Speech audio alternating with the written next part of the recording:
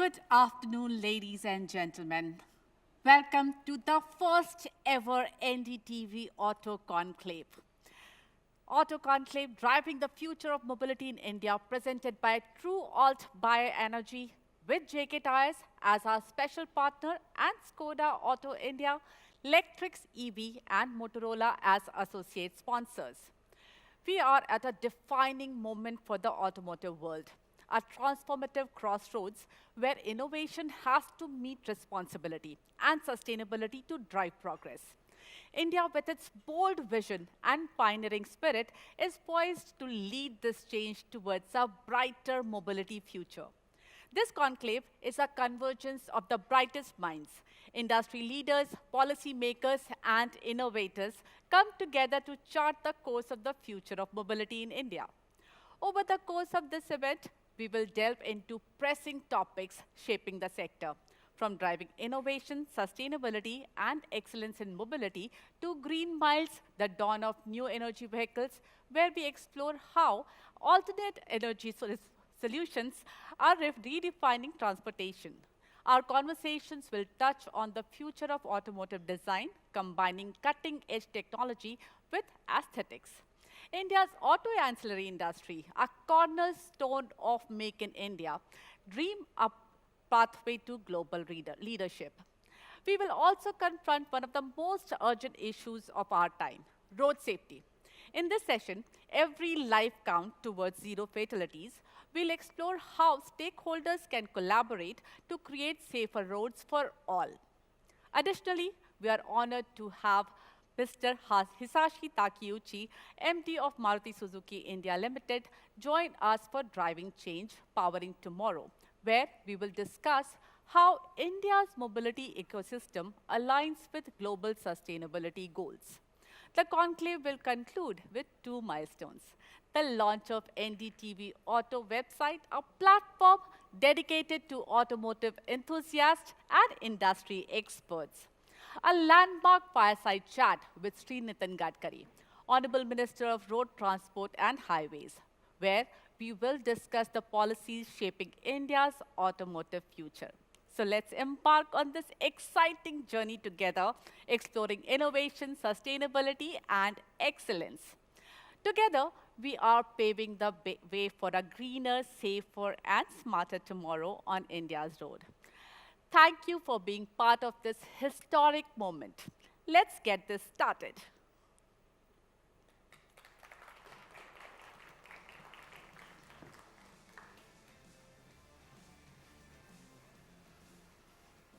Good afternoon, ladies and gentlemen, guests, and dignitaries. Did you know that on an average, a car has over 10,000 bolts, but it just takes one nut to scatter them all over the road?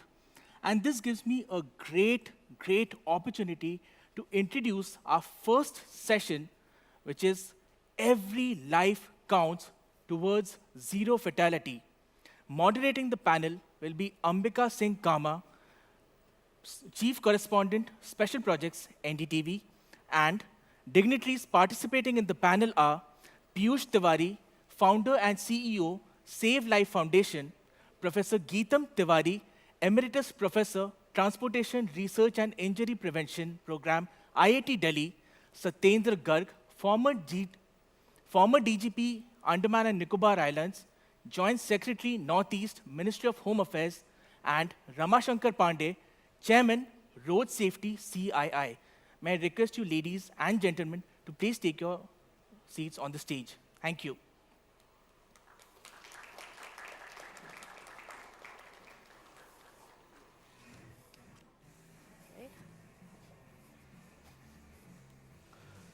Sorry, I missed a couple of lines.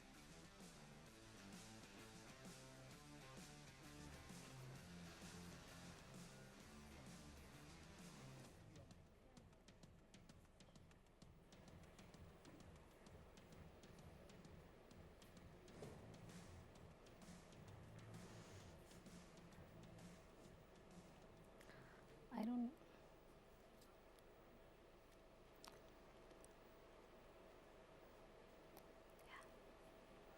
According to the Ministry of Road Transport and Highways, 168,491 people were killed and 443,366 injured in 461,312 road crashes in India in 2022. Now in 2023, unfortunately, India continues to top road accidents fatalities globally with over 1.72 lakh deaths in road crashes. There were 55 crashes and 20 fatalities every hour in 2023. Crashes up 4.2%, fatalities increased over 2.6% compared to 2022. Now, these figures make road safety a pressing concern. Today, we have a distinguished panel of experts who will share their insights and expertise on addressing this critical issue, wherein we will discuss the key challenges, innovative solutions, and strategies for improving road safety in India. From infrastructure design to enforcement and education, we will explore it all because every life counts towards zero fatalities. Let me introduce our panel. We have with us Mr. Piyush Tiwari, founder and CEO, Save Life Foundation. Geetam Tiwari, Professor, Transportation, Research and Injury Prevention Center, IIT Delhi. Satyendra Garg, former DGP, Andaman and Nicobar Islands, Joint Secretary, Northeast Ministry of Home Affairs, and Rama Shankar Pandey, Chairman, Road Safety CII. Thank you all so much for joining us today. Mr. Tiwari will just be joining us. Geetam, I would like to start with you first. I think about the, to begin with, let's know, we've spoken about the global, where we topped the list, unfortunately. You had come out with the India Status Report on Road Safety 2024 in respect with the international goals of reducing road accident fatalities. Where are we on that? Could you tell us and everybody here about it? Where are we on that? So we looked at our data and we looked at the disaggregate data by state-wise. And in last 5 years, we find there are 10 states where the number of deaths have come down. But unfortunately, in the remaining states, the number of deaths have increased. And overall, total number of deaths continue to increase. And as far as the rate is concerned, which is number of deaths per 100,000 population, that seems to be leveling, but not really showing a downward trend yet. And another very important thing that we noticed in that report was that the states where the investment in highway is high, that means there has been a lot of effort in upgrading the highways. Unfortunately, the number of deaths have continued to increase. And earlier we had states like Bihar, Orissa, number of deaths were very low, but of course the state of highway was also quite poor. Yeah. But now with upgradation, expansion of highways, some of these states are seeing exponential rise in deaths. So I think this is really a matter of concern that yes, we want to increase highways, we want to expand the system, but the definition of good and efficient highways should be also safe highways. Yeah, most important. So we really have to look into that very carefully, that what needs to be done. Very carefully, and the loopholes there. Yeah. Mr. Garg, that's where I would like to come to you. When you were here in Delhi during your tenure, there was a significant dip in the number of deaths, when we talk about road accidents, also drunken driving. If you could tell us, what did you do right during that time, and what is the learning experience that other people could learn from this? See, you rightly said, when we were there, managing traffic of Delhi for 3 years, we saw within 3 years deaths coming down from 2,325 to 1,866 within 3 years, which is about 20% reduction. So as you mentioned, we did a lot of things differently from what was being done earlier. You mentioned about drunken driving, so surprisingly, there is a Motor Vehicle Act provision which punishes drunken driving with imprisonment also. But from 1947 onward till 2010, in Delhi at least, and maybe all over India, not even one imprisonment had been awarded for drunken driving. And when we took up with judiciary, and this one, initially, of course, we came to know that even they were not aware that for drunken driving, people can be sent to jail and all this thing. But the remarkable change which came was, in next 2 years, 2,960 people got imprisonments for drunken driving. So, That made a huge difference in Delhi because people became very careful. And I think it became a phenomena in Delhi that not many people were driving on Delhi roads after drinking. So like our approach in Delhi used to be, like whatever was causing accidents and deaths, like we intervened and we succeeded. And that's why within 3 years, we could reduce deaths on roads. As if we could do it in Delhi, I'm sure, we can look about doing it across the nation. Rama, if I could come to you here with your expertise, talking about the industry, what solutions, innovations, or even how can technology come in here when we're looking at addressing, these pressing issues, whether it's, driver behavior, vehicle safety, and a lot more which has to do with road safety. Yeah, thanks a lot. I think what we just heard about enforcement, that it does matter. Now today, in our country, the road crash is a problem of scale, like what ma'am was telling, that we have, it's a vast country and the roads are only increasing, states where you have more investment. So scale is a big issue and the technology is the only way which can catch up with this. Yeah. Enforcement without technology, you just can't think about. Today, how many traffic cops we have? Maybe 85,000 for the whole of India, which is violating India. So if you have the violation, which is more than 10, 20, 30%, and in our case, it may be 70, 80%, it's difficult. So as corporate, if you look at, we have another problem to solve, which is our in-house accidents. Now, you will hear that the data will tell you that the in-house accidents have come down dramatically. We have big success there, and what we have found out is all this Poka, Yoka, and technology, and that's why it's pained us that if we can do it in our factories, why can't we do it on the road? Now, given a choice that we can have this control situation like a factory, we can manage because there's a cause and effect relationship. But this whole belief of science, road crash as a science, does not exist in masses, in general public. Because if you look at general public, they consider this as a bad luck. Yeah. So when there's a bad luck element, the usage of science and whatever we say does not get attention. Okay. And that is where as corporate, what we do is our safety culture within the company. So within our boundary, even our employees, we consider as a boundary, or our suppliers and our customers. This ecosystem is large ecosystem. Within this large ecosystem, we are deploying technology, but a major part of that is awareness or the education. Because let's say, for example, in my last company, we were doing these headlamps. There's something called, you always see this high beam coming up to you and it's glaring, right? Yes. And the other person is not on high beam. Actually, this is on low beam, but just because the loading pattern is different and there is an equipment given, but hardly anybody here will know that you have an equipment 0, 1, 2, 3, which you have to adjust when you have a boot load or a front.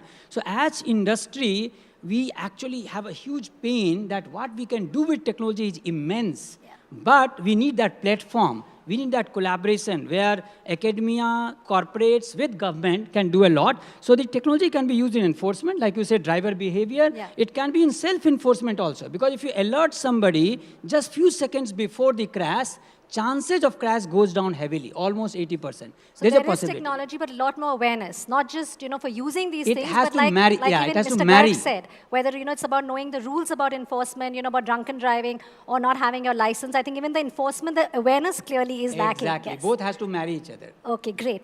Geetam, just want to talk to you about the designing of infrastructure here, that prioritizes safety as well as accessibility. Can you just tell us, when it comes to the urban planners, the policy makers, how can there be safer designs and more inclusive road infrastructure, especially in a densely, populated or city like Delhi, Mumbai? So, the concept these days is the most important principle about making safe roads is about making forgiving roads. And what that means is that what has been understood, people, after a lot of training, knowing all the knowledge, etc., are still liable to make mistakes. But for that mistake, the person should not die. This is the fundamental principle. And how we can achieve it in urban infrastructure and then on highways separately is, so let's say urban infrastructure, we find a lot of crashes because people are going at high speed, not following speed compliance, not really strictly adhering to suggested speed limits, and many times jumping red lights. What can be done? Enforcement is number one, extremely important. However, enforcement becomes easier when we have designed the correct infrastructure. Yeah. Correct here means that we are designing roads for 50 kilometers per hour in our urban road areas. It cannot be for higher speeds. For 50 kilometer, what should be the lane width? What should be the design of the intersection? If we are having a lot of red light jumping, it is better to convert to roundabouts, change the texture of the road. So we have a lot of these elements which we can use. Bring in, yeah. There are Indian Roads Congress guidelines. The guidelines have been updated, and we have to follow that. I think the biggest gap that I see these days is the people executing it and the institutions responsible for it not really prioritizing pedestrian safety and vulnerable road user safety. Yes. I think the main concern there seems to be speeding up cars. And that is why we are seeing this epidemic. rates, It's yeah. an epidemic on our roads. And on highways also we have two issues. Again, the lot of engineering measures are known. And IRC guidelines have been revised Yeah. to, so that engineers can follow that. But you go on the road and you actually see what is the condition on the road. That is where there is a big gap. We know what kind of crash barriers should be there on the road, but the way it has been implemented, it is not a safety barrier. It has become a hazard on its own. Yeah. It is helping vehicles to overturn easily. So it has just the opposite effect. Yeah, it's done the So there are many such things, known measures, which we have not done correctly. The second complication comes that the kind of the highways which are passing through small towns and villages, this is a new situation which has not been experienced by Western countries. So for some of these situations, actually, we also don't know what the correct measure is. How to do very effective speed control? You will find that in our limited access highways, expressways, why are people standing near exit and entry ramps? That's where the Because accidents buses are happen. stopping there, and it has become a de facto bus stop.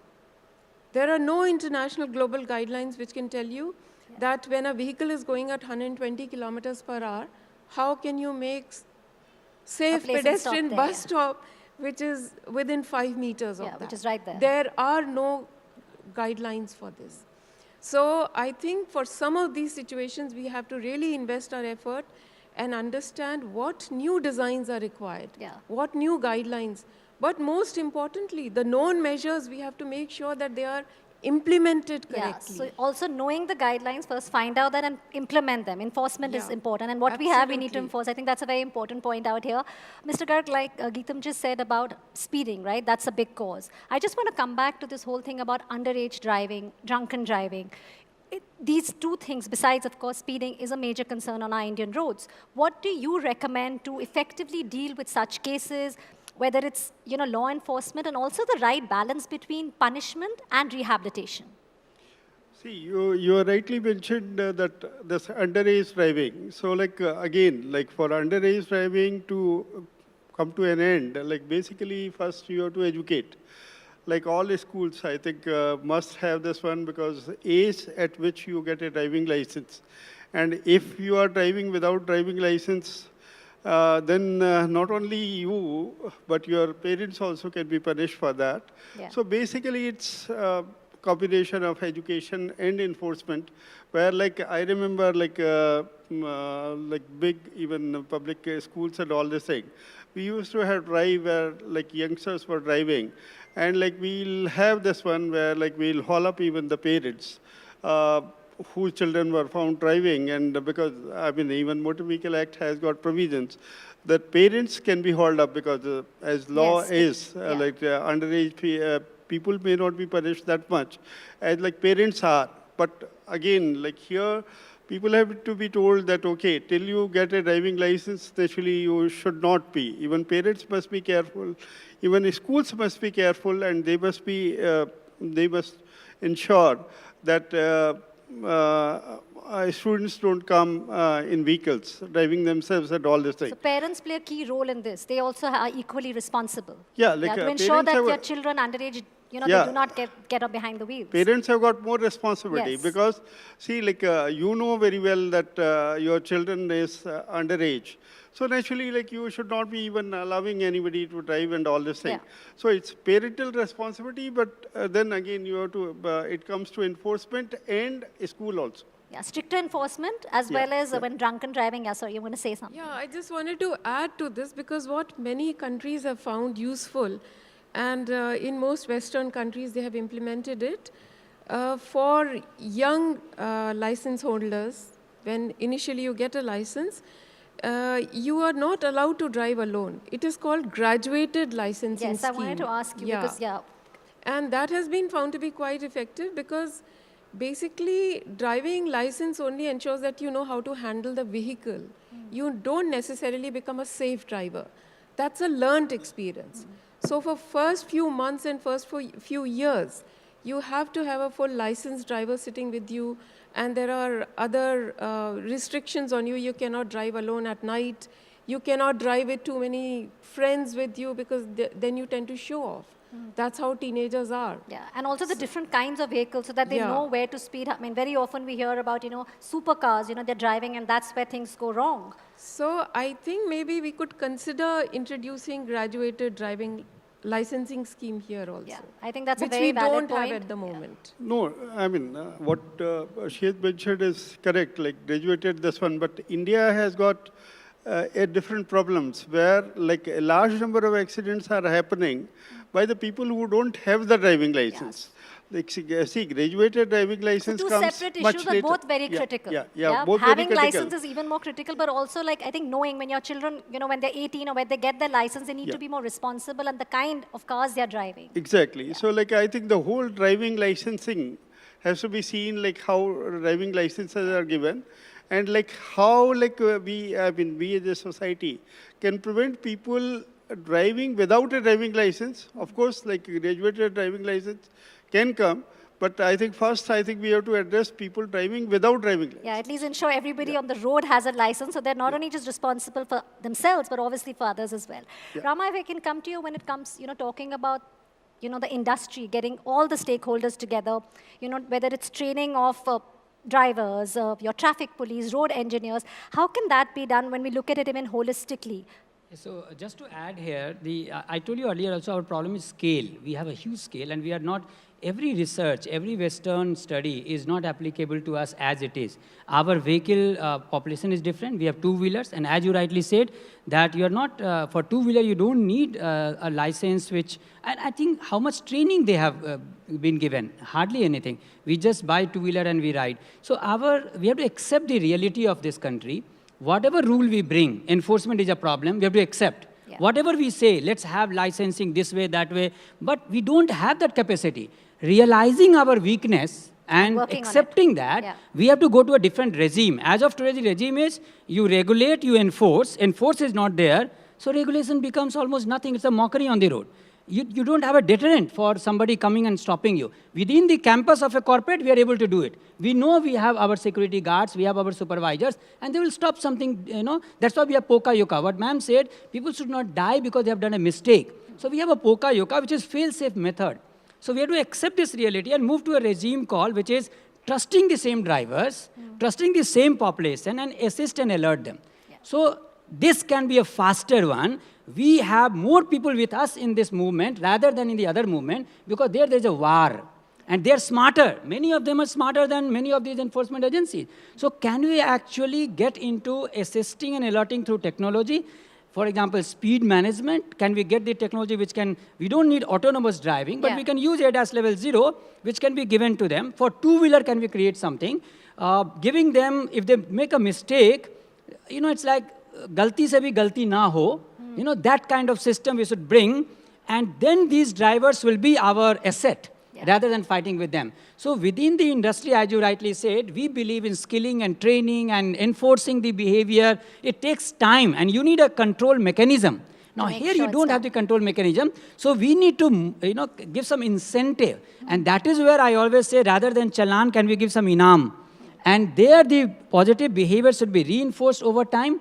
And this can be done, charity begins at home, at least within our own corporates. Our HR policy says that, and we use technology for that, give them that assistance and the alertness. So a lot on behavior change, Geetam, yeah. Yeah, I wanted to add here because we have a very interesting case study which was actually done during Mr. Satyen Garg's time in Delhi. And you are right, enforcement regulation is an issue. So we were so happy to see, and the numbers that he talked about from 2009 to 2012, there was a drastic reduction. And by the way, that trend has continued in Delhi because now we have only 1,400 deaths. So what was very interesting experiment that Mr. Garg's time was done was that 10 major black spots were identified. And I remember very clearly Mukarba Chowk, where there were 24 deaths per year. In front of AIMS, there used to be 10 deaths per year, and so on. So very simple thing that was enforced without technology, which was controlling speeds by introducing rumble strips near pedestrian crossing. And additional pedestrian crossing lights were created, I think, at the foot of the flyovers, because that's where the buses were stopping and people start crossing. And in next 2 years, you saw that drastic reduction. And So which is still continuing, it which is amazing. continuing. So here we have a very good case study, what has worked very well. This is something that can immediately be done in most cities in India. So you spoke about the black spots. You know, there are even the engineering, issues. Helmets is a separate thing, but again, people don't wear helmets. Seat belts. Yeah, I think we will be having Piyush. Yeah, he'll be joining us in a bit, so we'll go back to that on the engine. But you know, what are your thoughts on something like that? On black No, not just black spots, whether it's the engineering issues, whether even people not being, wearing helmets, seat belts, a lot of deaths happen because of that. I think helmet is one of the biggest challenge we are facing, and globally, people are struggling with it, that what to do with powered two-wheeler, motorized two-wheelers. Because wherever the numbers of two-wheelers are increasing, the risk is increasing. And helmet wearing, again in Delhi, places like Delhi, we find that the rider helmet wearing is quite good. It works out, it shows about 90%. However, a recent survey showed in Delhi also, wearing helmet correctly is only 63%. So like a big loophole here. So if you don't wear helmet correctly, it is as good as not wearing it. But wherever now with technology, I know 2 recent examples in Chennai and in Kerala. With camera, they are able to detect whether you're wearing helmet or not correctly or not. It seems that the compliance has improved. Though we have not seen a proper detailed study done, but in both cases, the police officers say that the compliance is improved. Is being done. So that's So good. these are the places where we can take help of technology. You wanted to say something, Mr. Garg? I just want to add to what Professor Tiwari has said. See, as I said, we go from effect to cause. So if you see that who is dying on the roads, 44% deaths are happening of two-wheelers. And I'm sure that a large number of deaths of two-wheeler victims are happening because people are not wearing helmets. I've seen even on national highways, people are driving without helmets and all this thing. And sometimes you feel sad when political statements are given that, okay, police should not challan if people are not wearing helmets and all this thing. So, this goes against the basics of your safety. Two-wheeler without a helmet, your safety is totally compromised. You have seen how seatbelt can help. Even the people in the best of the vehicle, this one, the person who is driving, wearing seatbelt survive. And the person sitting in the rear seat, not wearing seatbelt, dies. So these basic precautions, technology of course can help. But even we are having this phenomena where basics of not wearing helmet or not wearing seatbelt and all this thing also is compromised, and that is reflected. And then of course we have to do a lot about pedestrian safety, because 20% of the people who are dying are still pedestrians. Okay, so before we wrap this, every life counts towards zero fatalities. I would like to ask your closing remarks. what do you think? I mean, or you could also share, anything we could pick up as best practices to really improve this situation, which is need of the hour. See, basically, like if we have to take one or two things, because you have to again go from effect to cause. See, speed is killer in 70% of this one. So maybe like if enforcement agency and the awareness or education, if people can be told to drive not in a very high speed and all this thing, maybe I think our accidents can come down a lot. So enforcement awareness. Rama, what would your closing remark be? Yeah, Most so for, critical thing. For me, millions of us use road every day, and roughly 461 plus family does not get back their people home. It's like the speed by which we have to sort it out is, the need is pretty high. So my request will be, can we quickly get the drivers being trusted, and we start, today they consider this not as a science. The cause and effect, we all talk about it, right? And we talk, since last one and a half decade I'm working in this field, we talk about it, but it's not going into the dil or dimag mein aa nahi raha hai. So what can we do by which they start believing it is a science? Today, Kali Billi chali gayi, aap ruk jaoge. You have Nibu Mirchi will save you. All of that is happening, but not that science will help them. Why helmet they will not? If they know the chance of dying. So somewhere we have to, and taking action. I exactly, think being more and that is what you can do a citizens, lot. yes. You can let them, you can get science versus all this stuff, superstition versus science. And if you win that, then they will come to us and we will give technology, no problem. Great. So using it, Geetam, the last word, I think, to you for this. I think most important thing is, our driving behavior is because of the kind of physical infrastructure we are driving in and the kind of enforcement structure is around us. If the enforcement of helmets, seatbelts, speed is very high, then people will abide by it. Okay. Whichever city has better helmet enforcement, you end up seeing that they are better helmet compliance. That's number one. And number two, that most effective thing is to control speeds by engineering design. Okay. And which is simple. I mean, we have all the guidelines. Change the width of the road, texture of the road, intersection design to control speed. Yeah. That automatically has an implication on drivers' behavior and on pedestrians' behavior. Yeah. So we really have to focus on that. Yeah, because you hear speed is thrilling, but it's killing. So that's what we need to Absolutely. control, whether it's Yes. through engineering, you're looking at those issues, or, enforcement, what you rightly said, and most importantly, awareness and really doing it. Thank you all so much for joining us today. It was really a pleasure to have you today with us at NDTV. Thank you all so much for you. Thank you so much.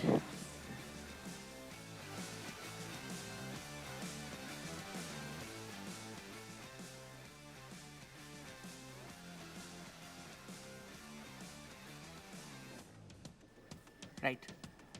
Thank you so much to all our panelists for that enlightening discussion on road safety and zero fatalities. And some of the potential solutions have a lot of potential in preventing fatalities on Indian roads. Our next fireside chat focuses on the Indian automotive industry and what makes it one of the most challenging markets globally, but with near infinite potential too. What drives the India story and makes it so complex yet fulfilling?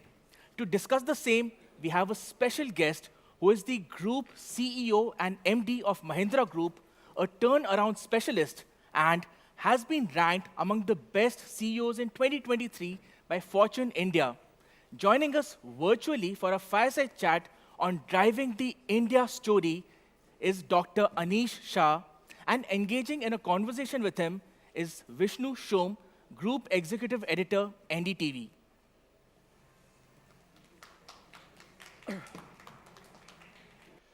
Ladies and gentlemen, thank you very much for being with us.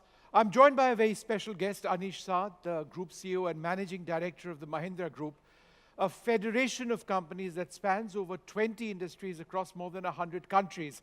Under Dr. Shah's leadership, Mahindra is not only driving innovation in traditional sectors, but is also making bold strides in the electric vehicle market. With models like the BE6 and the XEV9e, Mahindra is redefining mobility and cutting-edge technology. Let's delve into how Mahindra is steering towards a sustainable future, the challenges of the EV industry, and the group's expansive vision for global growth. Thank you very much, Dr. Anish Shah, for being with us. It's wonderful to speak to you once again. I suppose the first question I would have to ask you... Thank you. I suppose the first question that I must ask you is on your new electric vehicles. They are fantastic to look at. They've sort of stolen my heart. You're forcing me to put some money away for them. But the designs are radical. And some would suggest that that would have been a real leap of faith. How radical do you go with your car designs? What is Mahindra's philosophy? Vishnu, our philosophy is to create the best products that we can for customers. We want them to be compared with products in multiple segments above where we are. And we're redefining quality for the Indian customer. Because what we have created in our ICE vehicles over the past few years, as well as in our EV vehicles today, is a very, very different level of quality. And that encompasses design, right? Handling, interiors, safety, performance, all factors. But tell me, now that we've actually got you, was it a huge debate within Mahindra? Were there discussions, disagreements on the designs? Were there those who felt that, no, we need to be more conservative in how we do this? Was there a healthy debate, or did you finally just say, no, let's just take the plunge? Vishnu, we operate with a few set of principles. One is empowerment for our teams. Second is leadership behaviors that we want to drive, which is agility, boldness, and collaboration.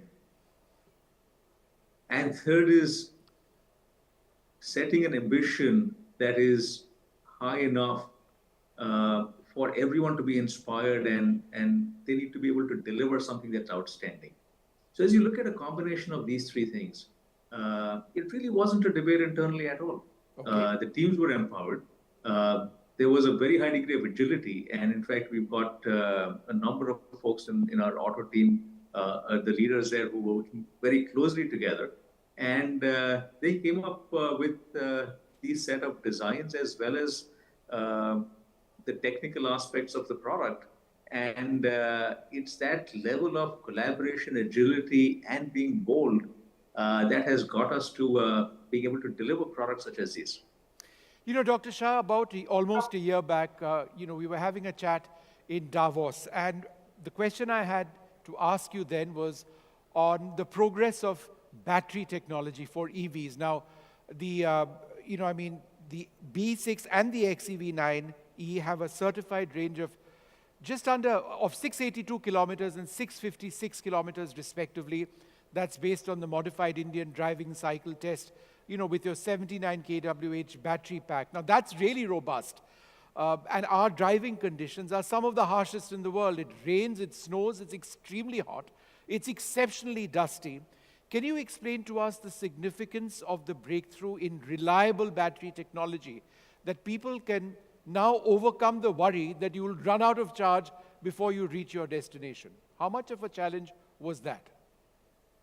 That was a huge challenge, and that was a very important factor for us, because if someone has a car, they want to make sure that it's going to work at all times, and that they have enough buffer to take care of any exigencies.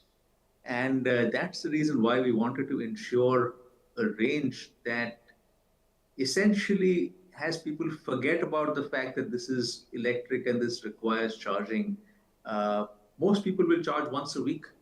And in addition to the numbers you mentioned of 682 and 656 kilometers from a rating standpoint, we've taken these vehicles to multiple parts of India over the last 6 to 8 months and done very extensive testing.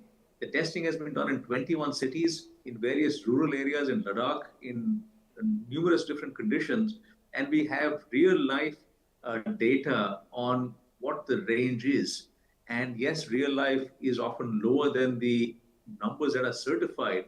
And we've got over 500 kilometers in every one of the 21 cities that we've operated in. And we have data specifically on based on the driving conditions of each city, what is a potential range that you have there. But anything over 500 kilometers is huge. And that really means that consumers don't need to worry about range at all. The other aspect is around safety. And you mentioned rain, wind, snow, sand. And all of those factors have been taken into account as we look at the battery. In fact, at our launch, we had the battery in fire, we had the battery in water, we had nail that penetrates the battery, and the safety mechanism stood up extremely well. So what we're doing is basically taking some of the past concerns that existed with electric vehicles and ensuring that they're addressed in such a strong manner that the consumer doesn't have to worry about it at all.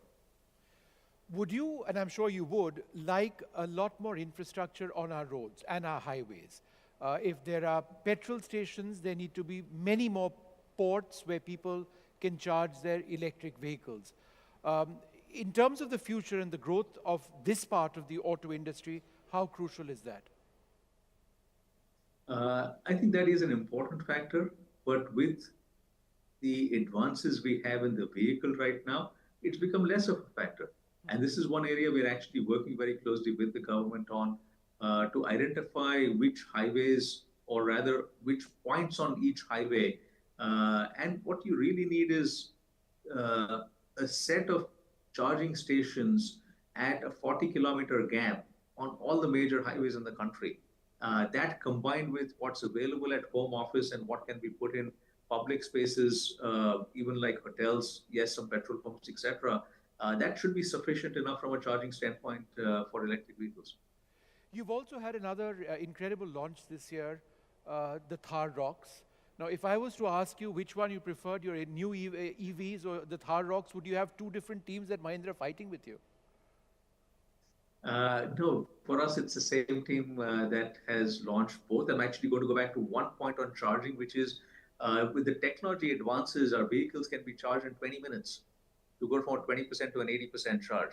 And that really takes away a lot of the concerns that consumers have. And coming back to Thar Rocks versus EVs, it's the same team. Both are fantastic products. Both have seen tremendous demand from consumers. And they are for both rough terrains as well as a sophisticated and sparse setting in a city.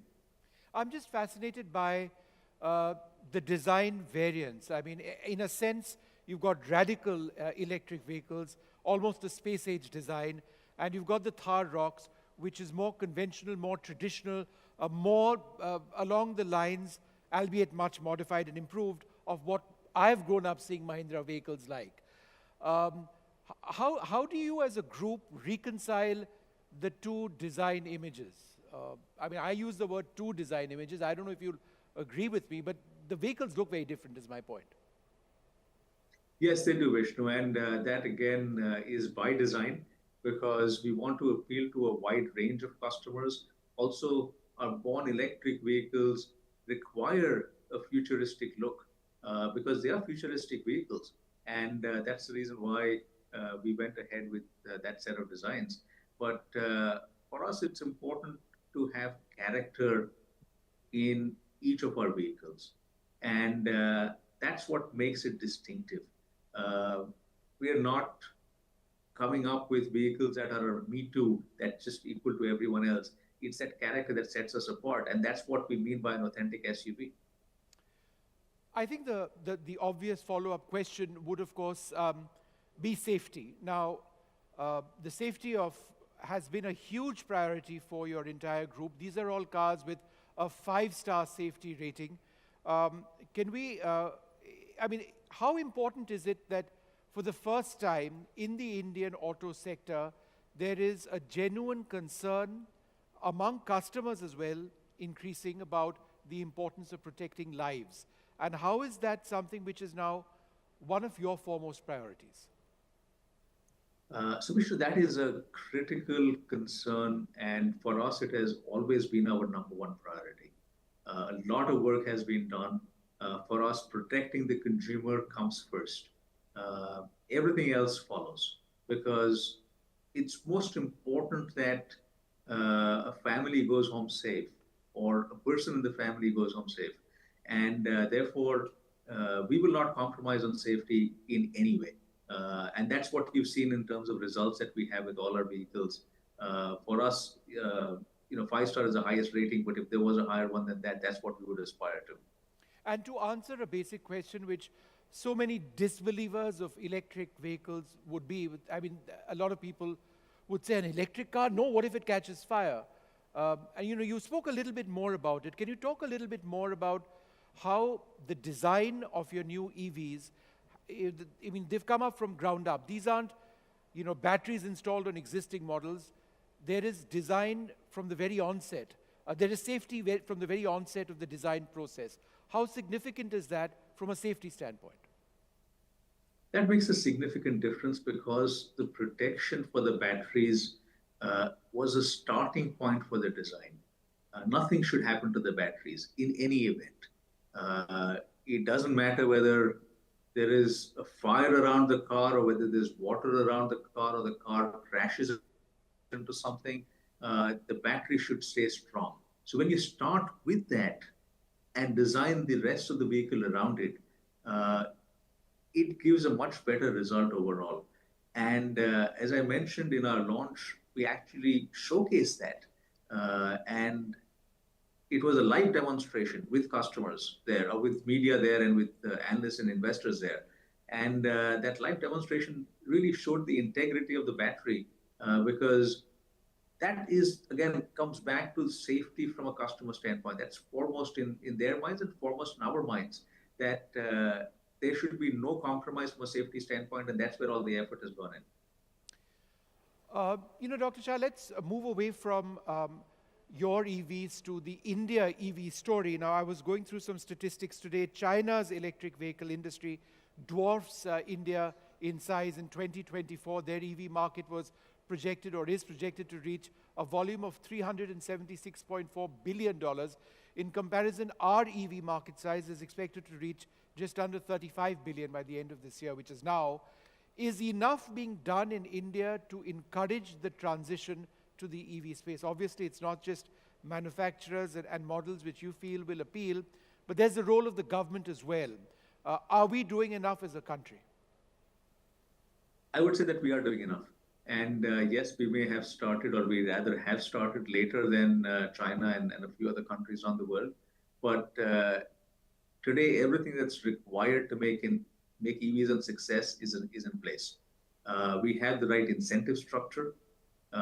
We have the focus that's required from our regulation and getting EVs on the road standpoint, which includes incentives to not have road taxes and so on. We have the charging mechanisms coming up, and charging comes up only after there's a strong demand from good products.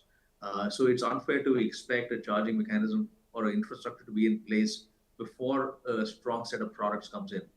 With our born electric vehicles, we're going to see a number of very good electric vehicle products come into place that will bring charging in. So I think we have everything we need. India has the ability to leapfrog. We've done that in the past in different product sets. And I have a feeling we will do that here as well. Dr. Shah, I could get carried away and talk cars with you all day because that's something which fascinates me. But in fact, you're a custodian of a huge group. I mean, you lead a huge group with very diverse interests. And you're also custodian of Mahindra's RISE philosophy. How do you, for our audience, could you tell us what that means, and how is that something which permeates through your entire group? I mean, you are the custodian of Mahindra RISE. So Vishnu, let me start with the ideals that were laid down by our founders. In 1945, our founders put an ad in the Times of India that talked about the principles under which Mahindra and Mahindra was being set up. And those principles outlined dignity of labor. It outlined the fact that neither caste, nor creed, nor color shall come in the way of meritocracy. It talked about a number of things that today would read like an ESG manifesto. And that is the root of our RISE philosophy. The philosophy really comes from enabling others to succeed. And for us, rises drive positive change in the lives of our communities to enable them to rise. Because only when they rise will we rise. So together we rise. And that is a philosophy that puts purpose ahead of profits. Yeah. And that's how we operate. You talked about safety in vehicles. For us, that comes first. Profits will come after. Uh, and it has enabled us to get profits. But for us, the RISE philosophy is what we embed in each of our associates to say that that's the value system that we will live. And you're right to use the word custodian, because as leaders, we are custodians of the RISE philosophy. But as custodians, our responsibility is to make sure that we are actively living that philosophy every day in everything we do. We've spoken about new car models. We've spoken about your philosophy. There is also the question of sustainability, and sustainability is such a huge word. But let's talk a little bit about recycling. The recycling of old vehicles, which helps reduce air pollution. It makes our environment more sustainable. It does, in one sense, open up our residential spaces. For example, it creates safer roads. Now, Zero is a part of the Mahindra Group. It also helps to reduce India's dependence on the import of steel scrap, which is approximately 8 million tons every year. How is this an area which is set to grow? And secondly, why is it important for us in India beyond just the Mahindra Group? If you look at vehicles on the road, the maximum pollution is from vehicles that are older. From a Pareto basis, 15 years plus, 10 years plus, and then even some of the more recent ones, because BS6 for diesel was a norm that was introduced only about 3 to 4 years ago. And that has made a huge difference in terms of the current set of vehicles. And therefore, as a country, it is very important to get some of the old vehicles off the road because that has a disproportionate impact on pollution in our cities. And that's where Zero comes in. We've set up 24 plants around the country. Today, our capacity utilization is 10%, but we believe that this is a space that requires that investment, and therefore we put in investment well ahead of the demand. And it's something that we feel will help significantly in terms of a better environment. When we talk about sustainability, you're also co-chairperson of the India Alliance of CEOs for Climate Change. And Mahindra has huge ideals in terms of sustainability. Could you define, your own role in taking this forward, not just for your company or your group, but also as part of a larger vision which we have in this country? On this, Vishnu, we've done a lot of work. And in addition to the Alliance of CEOs in India, I'm also on multiple forums with the World Economic Forum in terms of helping drive sustainability, being a leader in that. Because for us, this is consistent with the RISE philosophy. And the Mahindra Group actually began its efforts in sustainability in 2008, well before this became a burning platform. And we've done over 2,000 projects. We made some very significant and meaningful advances in terms of sustainability. And let me just give you one example. We signed up for what's called EP 100 or Energy Productivity 100. What this means is that if you can reach 100% efficiency and productivity, you can manufacture the same number of products with half the energy that was used. And we used 2009 as a baseline. Our target was EP 100 by 2030. We reached that target last year. And today, our auto business is at 120, our farm business is at 95. What this means is that we can produce the same number of SUVs and tractors as we did in 2009 with half the amount of energy. We often talk about movement from fossil energy to renewable energy. In this case, you don't need half the energy. And then that's a big step forward. The other example I will give is moving to renewable energy. And that's a target around RE100, which again, we had committed to getting to 100% by 2030, which we will get there by end of next year.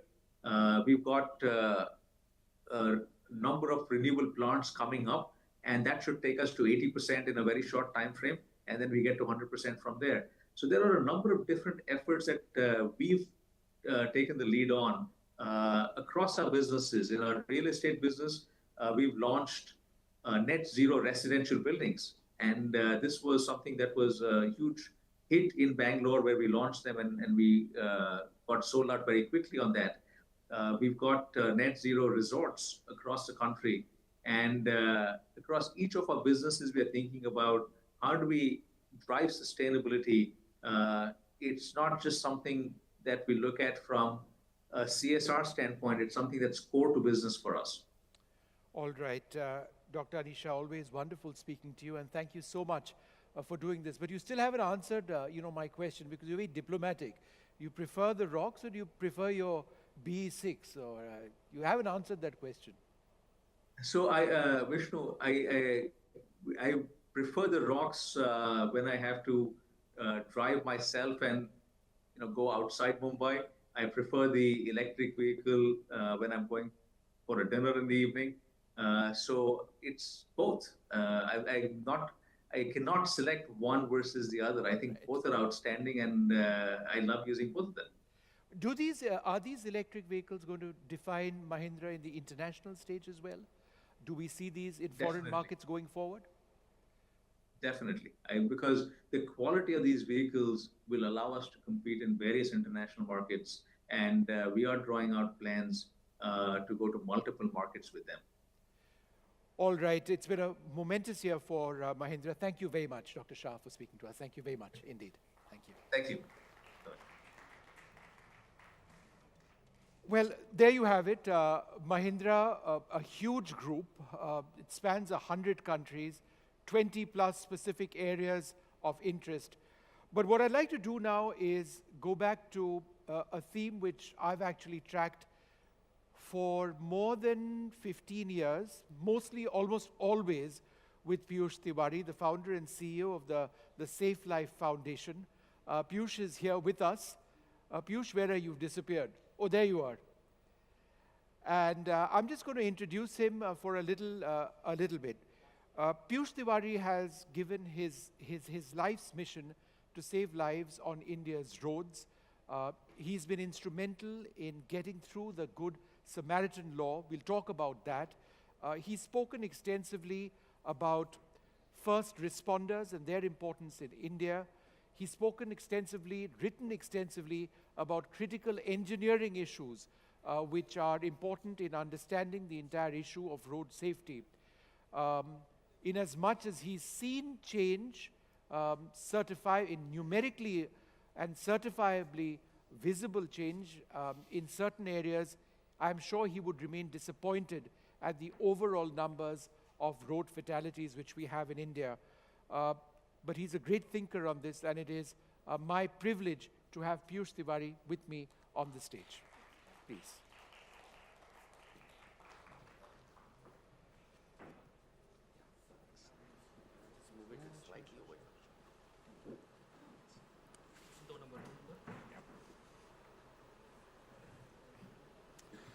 So Piyush, it's been what, about 15 years since we've been talking about this?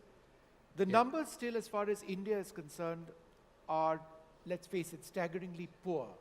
We lose, what, 450 lives every single day on an average. We were talking about safer cars now, and that'll bring down fatalities. But that's just not enough, is it? Why do we continue to have this glaring statistic year after year? Sure. Firstly, Vishnu, thank you so much for that generous introduction.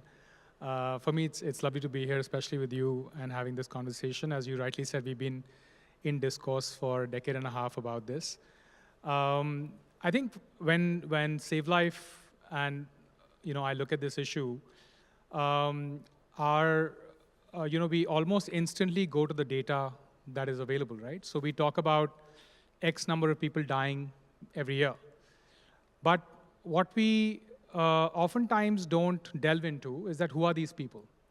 So 65% of people who are getting killed on roads in our country come from extremely vulnerable economic backgrounds. They are not the people who are going to be driving in those safe cars. They are people who are outside of cars. They are pedestrians, they are cyclists, they are two-wheeler riders, they are the people who ride rickety buses in hilly areas that go down the gorges. And it's them who are getting the most drastically affected on the roads. When we look at the policy framework and the efforts being carried out to save lives on our roads, we see a monumental effort happening on the car safety side, which is incredible. I think India has come a long way since we started this work. 5 stars for all cars in the Really Mahindra incredible, range. right? Maruti now coming out with cars, 5 star. That's Absolutely. incredible. How It's many just such a 5-star difference. buses exist in India? That's true. Right? Don't. So I think the challenge is how many 5-star buses, how many 5-star roads exist in India, how many 5-star trucks exist in the country. So I think the challenge that we are really grappling with is that this is really an equity issue and a moral issue as opposed to just being a scientific or a safety issue, right? And I think unless we start looking at this from a rights perspective, we will not be able to completely resolve and completely solve this challenge. Sure.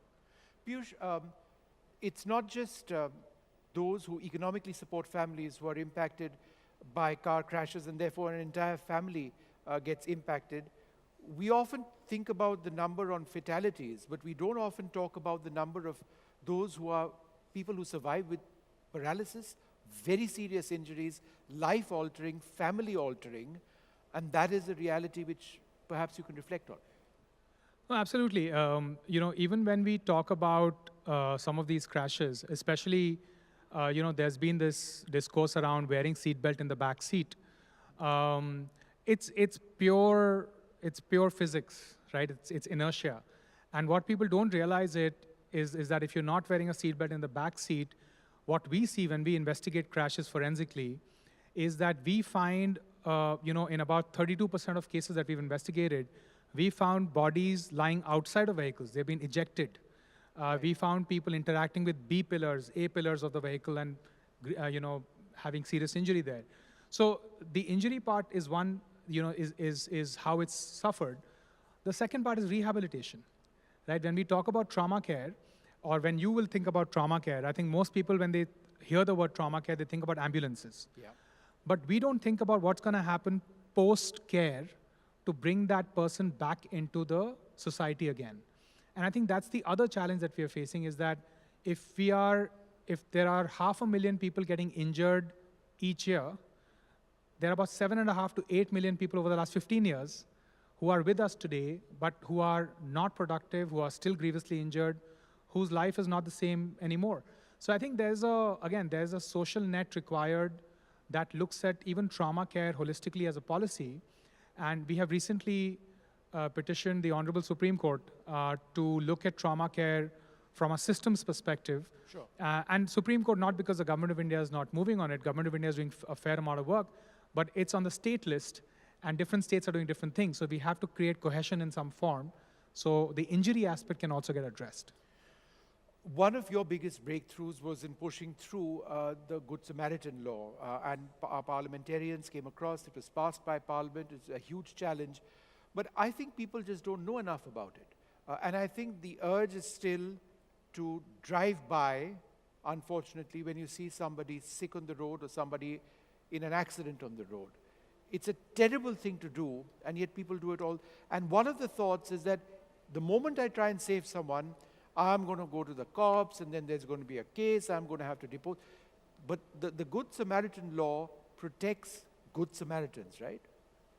Absolutely, and I would love to use this channel to convey to everyone that as on date, if you step forward to help an injured person on the road, you can't be detained at a hospital, you can't be compelled to share your personal contact information, and if in case you choose to be a witness in the case, your examination will be wrapped up on an expeditious basis by the courts as per law. So that law exists today, and as you rightly said, not many people know about it. But interestingly, what gives me a sort of a bit of hope is that in 2013, we had done a national survey to see how many people would come forward to help the injured. And at that time, 3 out of 4 people said no. Yeah. We did another survey earlier this year, doing the cities we had covered and slightly more number of cities. And interestingly, today, 3 out of 4 people are willing to come forward to help the injured. So there has been a bit of a switch in terms of willingness. I'm not saying that it's converting into action, but there's definitely more willingness to come forward and help the injured. So there is some progress, but I think we have to, again, look at it from a systems perspective and get the state governments to start implementing it in a manner that reaches the last mile. It has to become part of the school curriculums. It has to become part of the first aid training setups. So I think there is some effort underway, but we are a large country, and I think it will take a little bit of time to get there. And linked to the Good Samaritan is obviously the first responder. The first responder is usually the Good Samaritan. And then we need to talk a little bit about the golden hour. That's when a person lives or dies. How important is that? So I want to ask a question here. How many people know what number to call if you see an injured person on the road? Anyone? What number do you call? What number will you call? When you see somebody injured on the road? Raise your hand, anybody? What emergency number will you call for help? Yeah. 108, okay. Okay. 112. Is it 112? 112. Anybody else? Talk loudly. Is it 112? What else? Any other numbers that come to your mind? He's already spoken. Anybody else? Okay, Piyush, go ahead with your point. The point is that India, at this point of time, does not have a universal access number. We don't have a 911, right? And that's the starting point of care. Yeah. Who do you call for help? Yeah. There are people who said 108. 108 doesn't exist in Delhi. It exists in Noida. It exists in Gurgaon, but not in Delhi. Right. So who do you call for help? You call 112, police will come. You need to call 102 to get an ambulance in Delhi, right? So the challenge starts from there. When the help is arriving, you need to have a Good Samaritan that will look after the injured person. Not many people, as you said, are aware about the Good Samaritan law. When the ambulance arrives, is it competent enough to actually provide care, or is it simply taxiing the person to the hospital? That requires standards for ambulances, standards for paramedics, and so on and so forth. When the ambulance is on its way to the hospital, are they informing the hospital? Do they know which hospital to take the victim to? When a prominent billionaire met with a road crash in Maharashtra, he was first taken to a primary health center with a brain injury. Right. Right? So the ambulances themselves don't know where to take the victims, right? When they arrive at the hospital, does the hospital have the facilities to take care of that entire piece? Now, the reason I'm sort of giving you this sense is because all of this together is what we call the chain of survival. You need to have each of these systems in place to be able to ensure that the victim survives. Yeah. And then there are some more, right?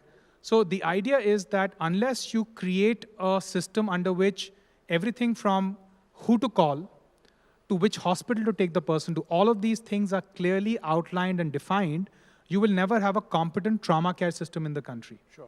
Even today, 54% of people who are dying despite having treatable injuries. They can potentially be saved. But we're losing them because this chain is disconnected at some form.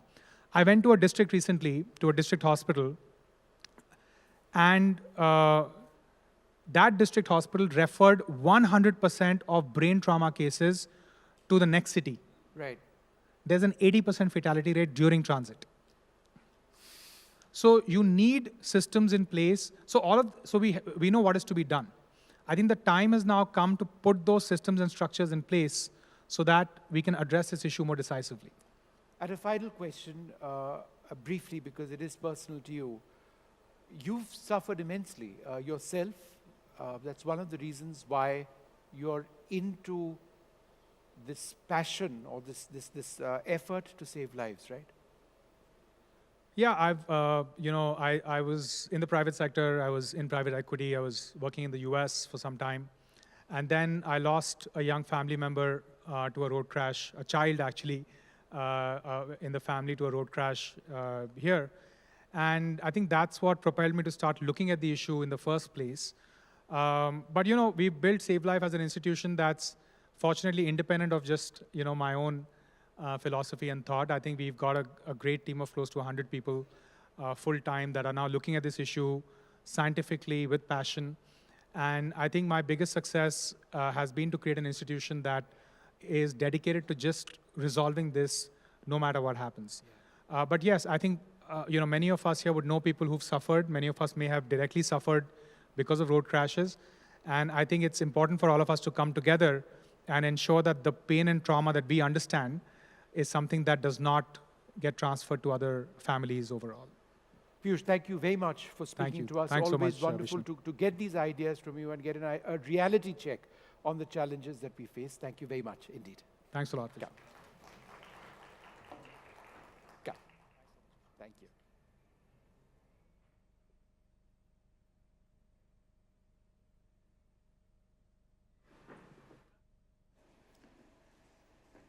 Thank you, Mr. Tiwari. Thank you, Vishnu. Now, for our next session, along with the adoption of electric vehicles, there is an increased focus on NEVs or new energy vehicles. The idea is to move towards sustainability, green technology, and better energy efficiency. And this presents a great opportunity for me to introduce our next session on green miles. The panel discussion will be moderated by Ambika Singh Kama, and the participants on the panels are Jyoti Malhotra, Managing Director, Volvo Cars India, and Satinder Singh Bajwa, Chief Commercial Officer, JSW MG Motor India. Gentlemen, if you could please. Thank you. Come, please come. Thank you. Please come.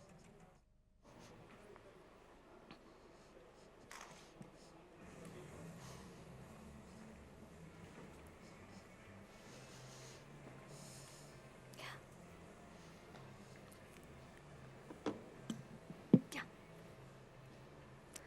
This is my camera.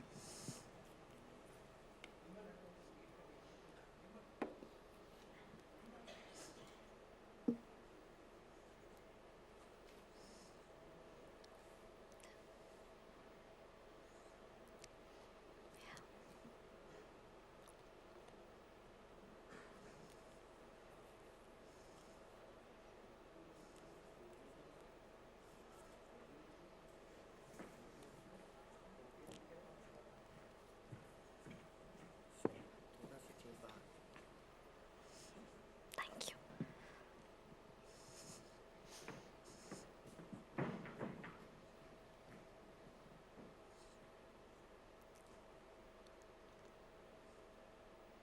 Welcome to the next session today at the NDTV Auto Conclave.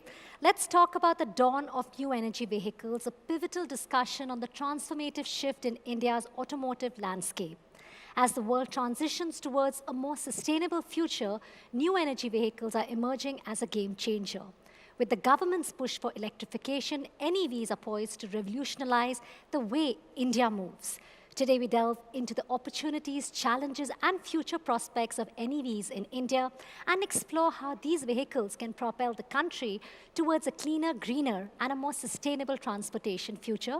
And of course, joining us today, we have Mr. Jyoti Malhotra, MD, Volvo Cars India, and we have with us Mr. Satinder Singh Bajwa, Chief Commercial Officer, JSW MG Motors. It's really a pleasure to have you both with us. I think to begin with, I would want to know about what both the companies are doing. Let's begin with you, Jyoti. Let's talk about Volvo. What really are they doing when it comes to a more sustainable future? First of all, thank you to have me here in this conclave. And I think it's very apt that we're talking about new energy vehicles. Yes. Because at Volvo, we are pushing towards a future which is more sustainable and with electrification in the center.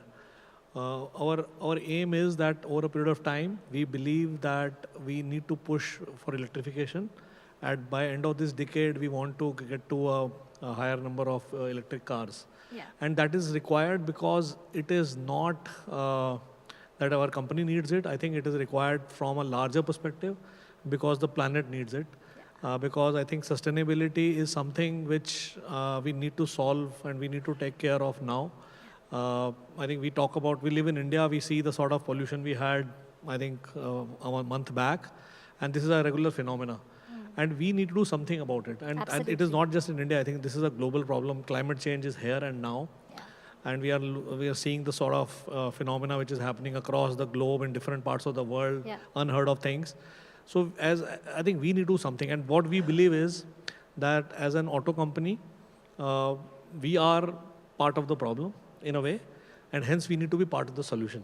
Absolutely. And hence we believe that new energy vehicles are important, and within that our focus is on electrified cars, what we call as car with a cord. So this could be pure electric cars, or they could be hybrid, or they could be plug-in hybrids. But I think we need to move towards more greener energy, and that's what we are working towards. And as I said, it is not just about making cars or making electric cars.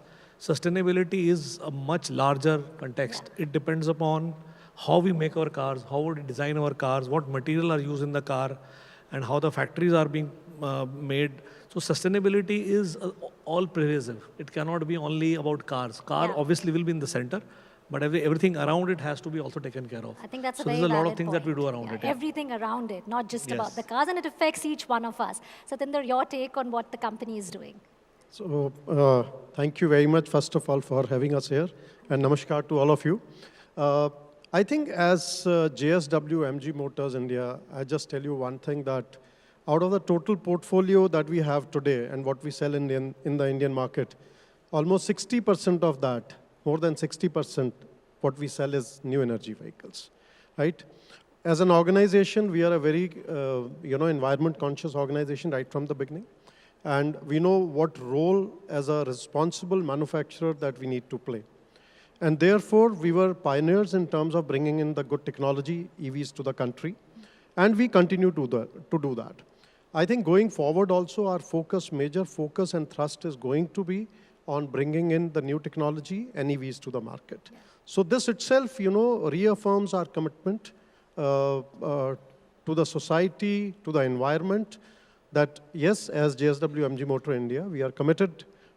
And I always keep saying one thing, that it's our responsibility as this generation, we have to take care of our next generation, which we have produced ourselves. It's so nice, absolutely. It is. Right? I think we need to take that on us, for our Yes. children, for the future. Yes. So now that we know about the commitment, Jyoti, if I can ask you, now we know sustainable mobility isn't really an option, right? We need to look, when you've spoken about the commitment, Jyoti, if I can ask you, what are the initiatives or the strategies that are necessary to position our country, India, as the hub for green mobility solutions?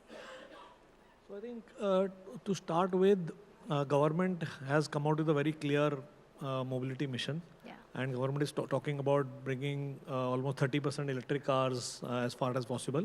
But I think in India, as we keep hearing, India is a land of 1,000 problems, and we need 1,000 solutions. So I believe in India, we need to move towards new energy in different formats. So I think we talk about electric being in the center. We are talking about hybrids nowadays. There is a talk about biofuels. I think we need everything. That is for sure. And I think government is clear in long run. I think electric will play a very, very critical role. And specifically, if I talk from an Indian perspective again, why electric makes all the sense. I think there are many reasons, but I would say three. One, which I just spoke about, I think with regard to pollution, we need to ensure that we make our cities more livable. And I think electric offers the best solution there. That's, I think, comes to the core. But we also know that when it comes to IC engines, we are dependent on oil imports. And we need to cut it down.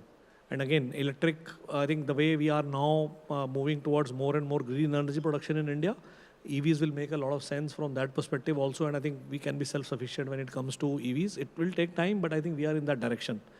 And third, I believe that India, in a way, we are now third biggest car market in the globe in terms of pure numbers, but not value, but yes, numbers. But I think we missed the bus earlier when I think auto industry was taking over. Now is India's time. We are already number 3, and we are number 3 with a car per capita car of around 24, 25 per thousand.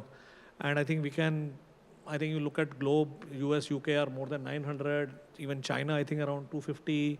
So there is a mile we have to go. So if we can now move towards more greener energy, more electric cars, and I think not only in terms of pollution and oil import, but also in terms of creating a very sustainable auto industry in India. Oh, yeah. I think we can be the leaders in EVs. We keep hearing about what is happening in other countries, but I think let's look at what we can do here. Yeah. And I believe here's our chance. And it makes all the sense that we, I think as a country, each company is focusing. I think we heard from Satyendra about JSW, MG. I think at Volvo, we are driving electric in a very big way. I think that's the future. And we should all strive towards that. Obviously, government is doing also a lot. I think if you look at whether it is from a PLI perspective or from a Policy GST making as perspective or from a FAME perspective, there's a lot of support. All we need now, in my view, is continuity. I think what we don't like is things changing overnight. So I think if we have these things continue and with a very clear guideline if you're talking about, because this change and adoption will not happen overnight. We need to be patient and ensure that we keep pushing ourselves in the right direction, the sustainable direction. Okay. And for that, continuity is very important. What we have is really good. And persistence, Please continue. I think. Yeah, absolutely. Satyendra, what do you think when we talk about green mobility as a solution, whether it's the government initiatives or whether it's the strategies? What are your thoughts on that? No, I think government has been quite supportive. Let me admit that. The only issue where I see is in terms of consistency, right? If we are really serious about EV adoption in the country, and frankly speaking, consumers need some support for EV adoption. If we really need to speed it up, I think what we are looking at is, especially from the state governments, we want consistency in the policies, right? There are a lot of state governments who have come forward and who are now supporting EV adoption. But sometimes what happens is there's some relief given for a period of 2 months, 3 months, it's again taken off. So I think we need a little longer roadmap and more consistent policies. Okay. So you asked about adoption. Yeah. See, there are 4 or 5 major reservations which a consumer has today towards a green mobility or NEV or a EV adoption. I think one is, as an industry, we all have to play a very responsible role in terms of getting the consumer over these, helping him come out of these anxieties, what you may call it. Once those are taken care of, I'm sure EV adoption will take pace. And I believe there is no substitute to it. All of us have seen what has happened in Delhi in the last 15, 20 days. All of us know what kind of air we have been intaking. So I think that's the way going forward. Yeah, I think everybody needs to come together for adoption, and consumers definitely play a very critical role. If I can ask you about working together, like Satyendra just said, everybody needs to come together. Just talking about collaborations, what do you think, whether it's the industry players, whether you think, again, just government agencies, to bring about an impactful change, what should be done? I think if you really ask me, one key area where I think all of us can come together in our own ways, it is about setting up the infrastructure, charging infrastructure at a very high pace. I think it's happening, but it's happening which is probably not yet visible. I think it will start becoming visible very soon, I believe. But this is one area where we need to look at from whether it's manufacturers or whether there are now CPOs, whether there is government.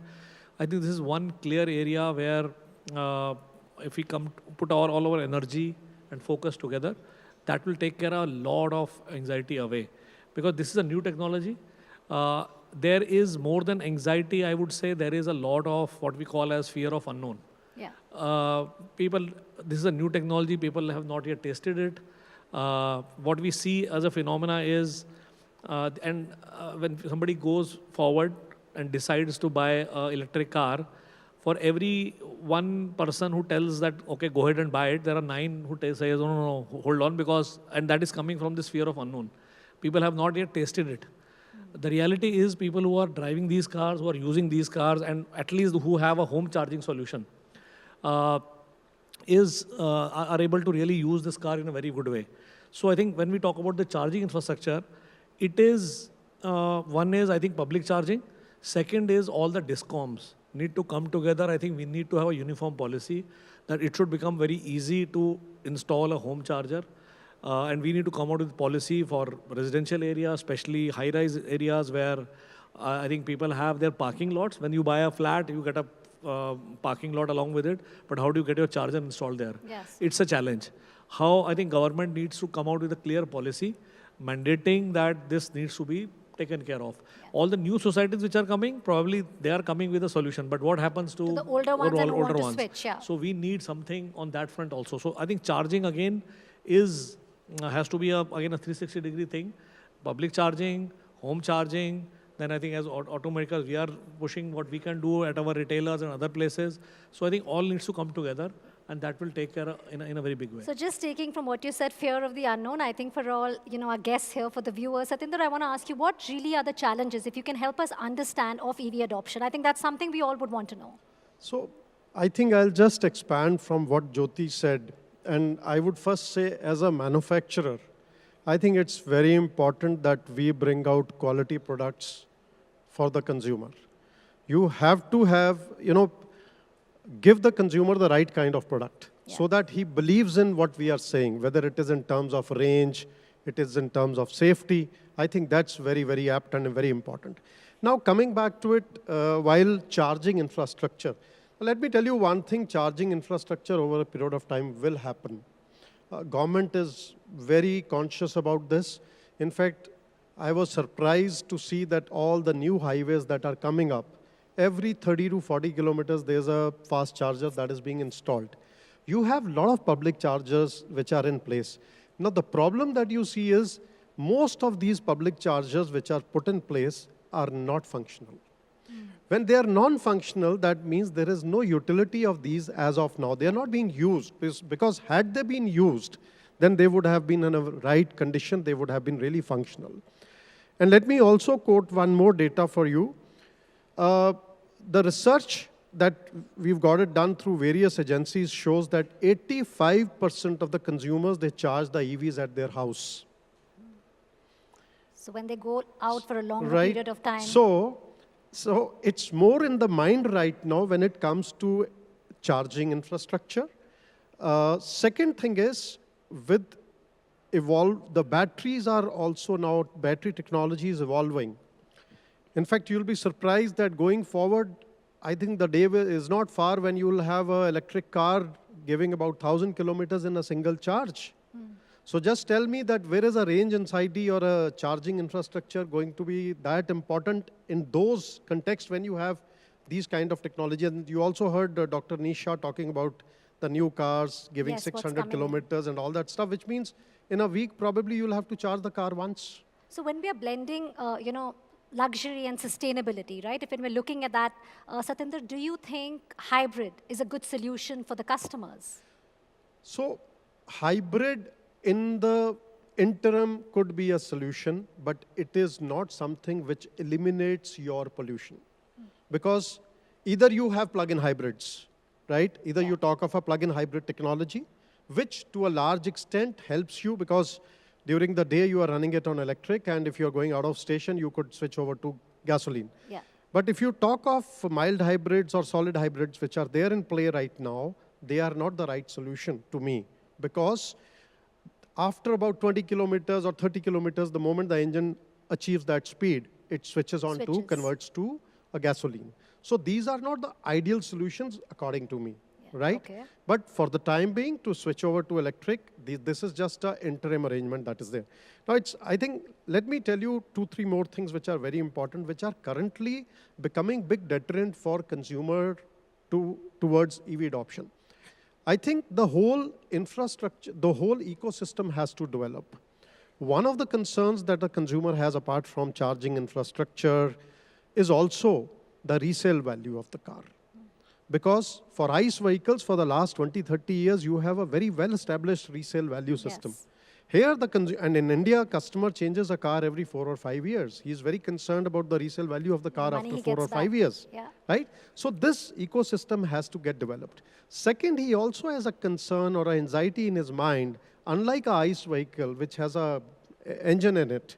If something goes wrong, it gets repaired. So what will happen to a battery life? While we talk about 8 years, 6 years, is the battery going to retain a similar kind of life for 6 years or 8 years or 10 years? So I think these are some of the anxieties which a consumer carries in his mind, which over a period of time have to come over. Today, EV is largely a city phenomena. Unless until it becomes a intercity phenomena, this, it won't catch that kind of speed. So it will only happen if there is a charging infrastructure, as Jyoti mentioned, and you have the right kind of technology, good technology vehicles available, which have good range without getting, that anxiety of getting stuck on the way. I think very often as a customer, are kind of confused about disposal. So any of you could take that because you think, is it sustainable when we need to dispose of a battery? Because one reads a lot about that, that is a challenge.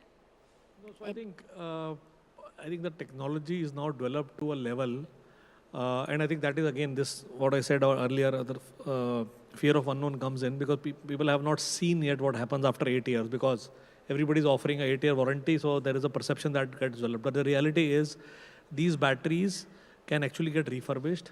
Okay. Their health after end of 8 years are going to be really, really still very good. And if you see globally, I think there are countries like Norway and many other countries where EVs have been selling for quite a long time. And over a period of time, when you overcome this fear, everything is taken care of. So resale value is now not a problem because people have gone through the cycle. They have seen what happens to the battery, how the refurbishment is done. And I think now with the newer technologies, I think refurbishment could be done even at the cell level. So you don't need to really replace the whole battery. That's again a fear of unknown. Batteries can get very easily refurbished. Obviously, we need the right infrastructure, right technology to make it work. And I think people will see this when this actually happens. So we have been selling now EVs in India for the last 1 or 2 years and only handfuls have been sold. Unfortunately, maybe the first cars that we sold here probably were not of the best technology. Yeah. That has led to some perceptions which may not be correct. But the reality is today, if a car is offering you 400, 500 kilometer range and you get a home charging solution and you get a decent financing done and a OEM who stands by their technology, I think people who are crossing the line and buying EVs will actually cherish because the cost of ownership of these cars is really, really very, very low. Yeah. And I think it really makes sense from purely from a cost of ownership perspective alone. Okay, so I think even for the customers to know that. Jyoti, if I can just ask you about, when we look at the Indian auto sector, about the impact on our economy. When we look at the GDP, we look at contribution, or even when we're looking at job sector. See, I think auto industry is at the core of any economy. So is true for India also. I believe of the manufacturing sector, auto contributes 40-50% already.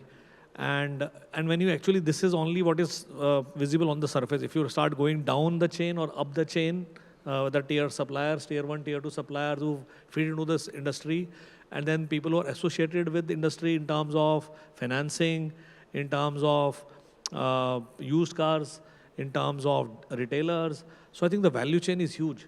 And it is already creating huge jobs. But as I said earlier, I think this is the time in India that if we change tracks and set up a strong focus on new energy vehicles, we can actually now take a leadership both in becoming a center of, I think, for India to manufacture EVs and other cars, which will lead to even higher generation of employment, not only what is visible as OEMs and retailers, but much more beyond that in terms of supply chain. Supply chain is where the real, I think, manufacturing depth will be tested, and we need to ensure that we take care of that. And I think it's the right time, and government knows this. Government is pushing hard, and we will see auto continue to play a very, very important role in the Indian GDP, and more so going forward. And we have a huge export potential also. Export potential, okay. Yeah. Satinder, I just want to, ask you, but we've spoken about, we know we don't really have a choice when we're talking about sustainability vehicles, how the sector, it plays an important role. If you can also just tell us, how can the NEVs be made more accessible and affordable? Because that's something very important for every customer to know, I think. So, I think I will add one more point to the earlier discussion that you had where we talked about the life of batteries. While Jyoti talked about, you could extend the life of these batteries, but I want to quote a very interesting example. Yeah. What we have started doing is that if there is an issue with a battery and because we want the customer to have that confidence, so normally we change the whole battery pack. So what we do is this battery pack is perfectly fine. we are utilizing these battery packs to power some of the schools in Uttarakhand. So, you know, in the rural India, there is a challenge as far as electricity is concerned in certain parts of the country. So we have taken up this thing, and as part of our corporate social responsibility, we are doing this kind of stuff with these batteries. So this is giving a second life to the batteries, right? So this is one. Now coming back to your point, how to improve accessibility. And affordability. And affordability. Yeah. See, this is one point which we missed out, that today there is a difference in, if you look at a car of a similar size in ICE and a similar size in EV, there is a price parity. Definitely, say about 20-30% is the difference between the two of them. So what you could do is, so what we did, in fact, we did a very innovative thing very recently, and this is probably for the first time in the world, globally. We introduced something called as a battery as a service. So we said that you buy this car at 9.99 lakhs, say example, and that's the cost of a ICE vehicle in that particular segment. I'm talking of a B segment SUV, which normally costs about in the similar range, right? So we said you buy the vehicle at 9.99, that's the cost of your any ICE vehicle, and you take the battery on rent. So you are actually renting out the battery. Now battery is not a separate unit, it is part of the car itself. But as you pay for the gasoline, because you buy a ICE vehicle, but you visit a fuel station and you pay for the gasoline, right? Yes. So here what we said, you buy this car. So we have two financing programs for you. So one is for the car, as you normally do it. And second is you get a battery finance from us. And you pay the rental for the battery per kilometer that you drive. So that was working out to about 3 rupees 50 paisa per kilometer. And even if I add 1 rupee charging cost to it, it works about 4 rupees 50 paisa per kilometer.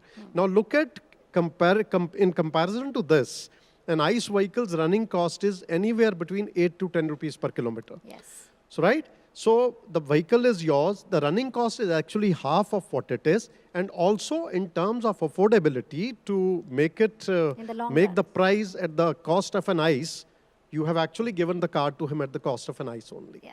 So I think that's really well put. Just closing remarks, we know mobility is an option. Again, blending sustainability as well as luxury. Why is it so important, NEVs? A quick closing remark. No, I think I had said it earlier as well. For India, it makes all the sense. We need to cut import of oil. We need to generate more employment.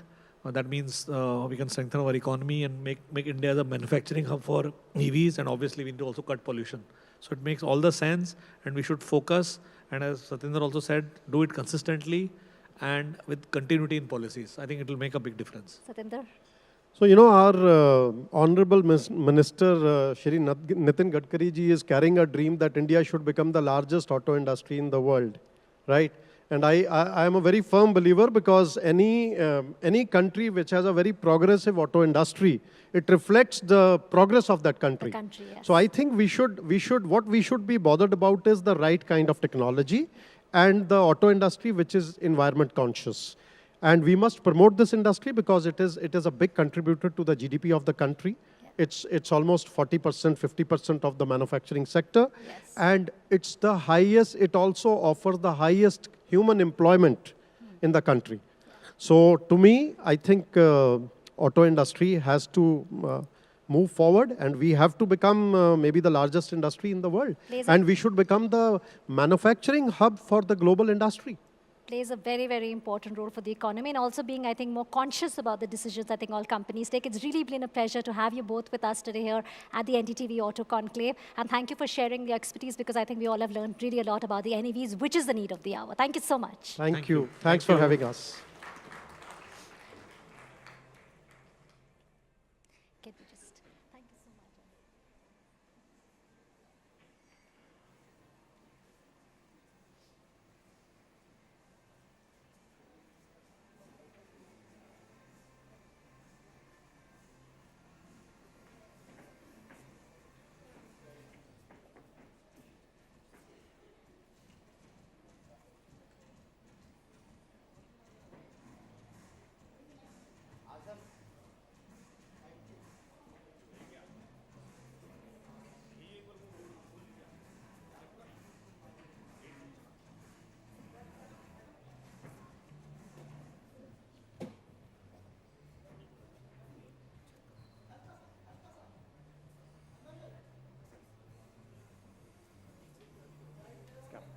It is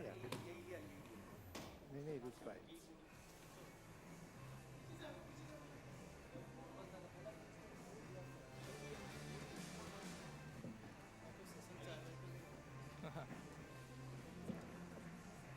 No, you're fine.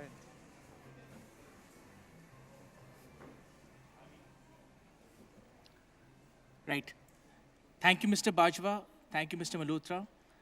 Quite an interesting, insightful session. Now, the first thing that you notice about any automobile is its design. An evocative design is worth its weight in gold.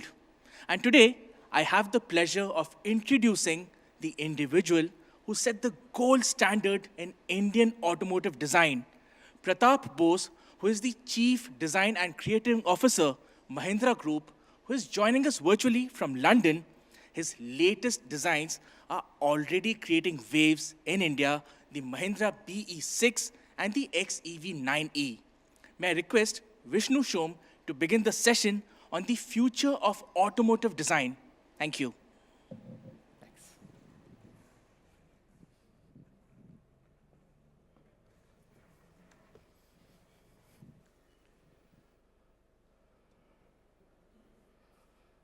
Well, I'm delighted to be here with Pratap Bose, the visionary chief designer behind Mahindra's striking vehicle lineup.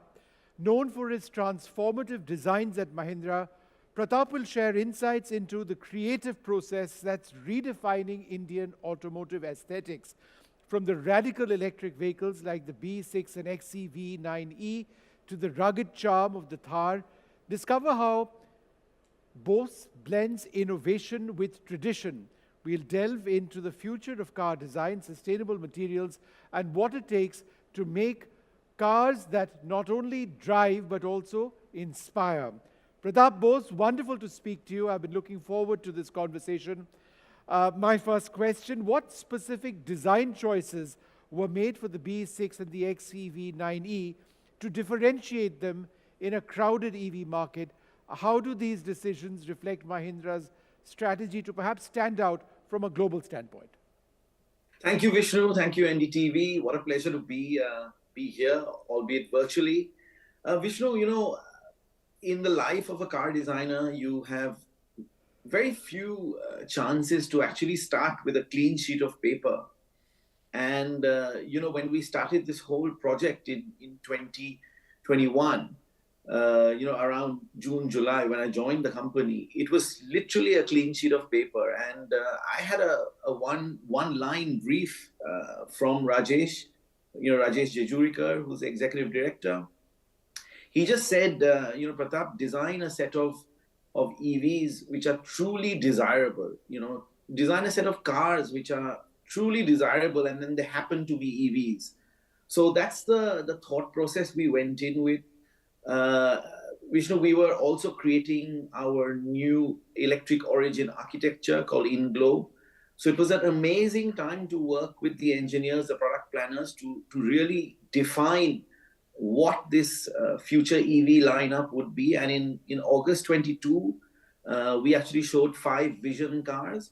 And, just earlier last month, or 26th of November, we brought 2 of those into the world. Pratap, I've always been fascinated, and do give me your sort of take on aesthetics and design versus engineering. You can draw up the Starship Enterprise, but then an engineer would tell you that, sorry, that ain't happening.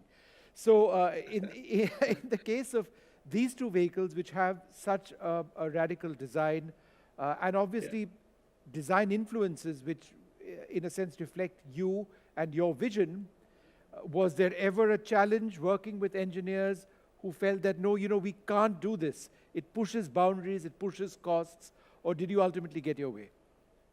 Vishnu, I have an amazing partner in engineering. He's the Chief Technical Officer, Veluswamy. And, all of us were very clear we're going to create a set of vehicles that not only India, but nobody has seen before. And, that was really the vision with which we went into the whole project. And, the engineers at MRV, and you're quite right, I mean, without the engineers and their passion, it's impossible to make these kind of shapes and these kind of SUVs come true, actually. So I must say, while design gets a lot of eyeballs and attention, the collaboration with the MRV team is spectacular. It's not something I've experienced before, I can tell you that. And of course, there are challenges. I mean, Vishnu, if I'm honest with you, we as a company have never actually designed a grounds-up electric origin vehicle, nor the architecture, nor the engineering, or the design of it. So we almost didn't know what we didn't know, and there was a certain level of naivety almost, and we said, look, this is the vision. We will do everything in our power, and Velu and his team, supported to get these visions literally into the showroom. So we went from a sheet of paper, like I say, sheet of paper to a sheet of steel in less than 3 years. And I think that just shows the commitment and drive of the teams across Mahindra.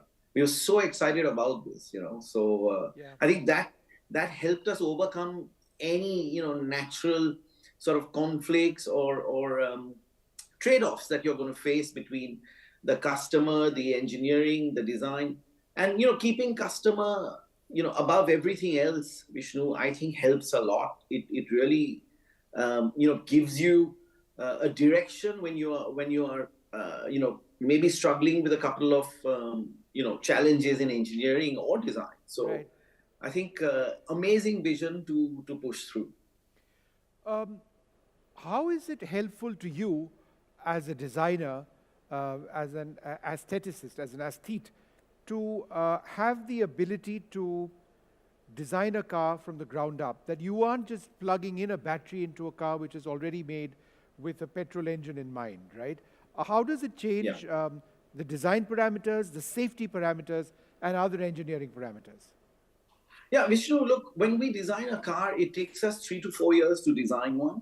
And then the car stays in the market for about 7 years. So when I'm sketching something today on paper, we have to think of a product life of 10 to 11 years. Now, if you look at the mobile phone world, Vishnu, there's probably 12 or 13 iterations of a product in those 10 to 12 years.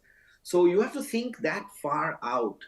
Now, coming to the difference between a ICE vehicle and an electric origin, it all starts with the battery pack. We wanted a certain range, we wanted a certain performance for the product, so we started with the 79 kilowatt hour battery pack, and then we built it from there. We have a very strong SUV DNA, and that's something we didn't want to lose. So if you look at the 210 millimeter ground clearance, the 20-inch wheels, the length of the hood, it all starts from that battery pack, and then you build out. And and that's what it was. It was right from the first sketch and the first almost thermocol model, 2.5 years ago. The management team really were excited by what we were doing in the studio and in Chennai.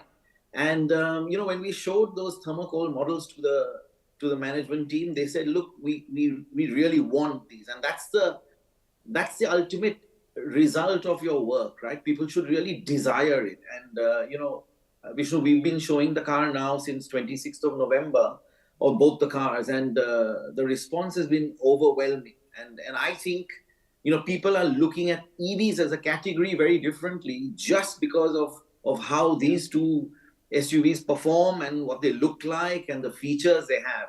So it's a real game-changing moment, I think, in the EV world in India, certainly. What about the interior, the layout and the ergonomics? That's something you worked on. The B6 and the XEV9e, quite radical in many ways. LED displays, glass panels, I should call them that. They seem to be stretching on forever now. And it's such an important design element. So between style and substance, because there are those, for example, who prefer a more tactile touch to, for example, air conditioning controls, etc., etc. It's a personal choice. How did you think of, as you went along with the design of these vehicles? Vishnu, the cockpit, as I like to call it, is really inspired by, the fighter jets and sort of private jets, So you have the glass cockpit in many, aeroplanes currently, and you have some overhead controls. So, the B6 has that influence. That the 9E gets this, edge-to-edge glass cockpit. Vishnu, it's a result of what customers want and what we can offer as an OEM. Using the fastest brain in the automotive industry, the Snapdragon chip, really allows us to deliver, information and entertainment of a level that's unseen today. And to really take advantage of that, therefore, we have these edge-to-edge displays. But you're quite right, Vishnu, it's always a balance. If you look at the safety point of view, it's always a balance between driver distraction and what you want to present to the driver or the occupants. So we have now, for example, voice control. So you can do most of the things with your voice, raising the temperature, increasing the speed.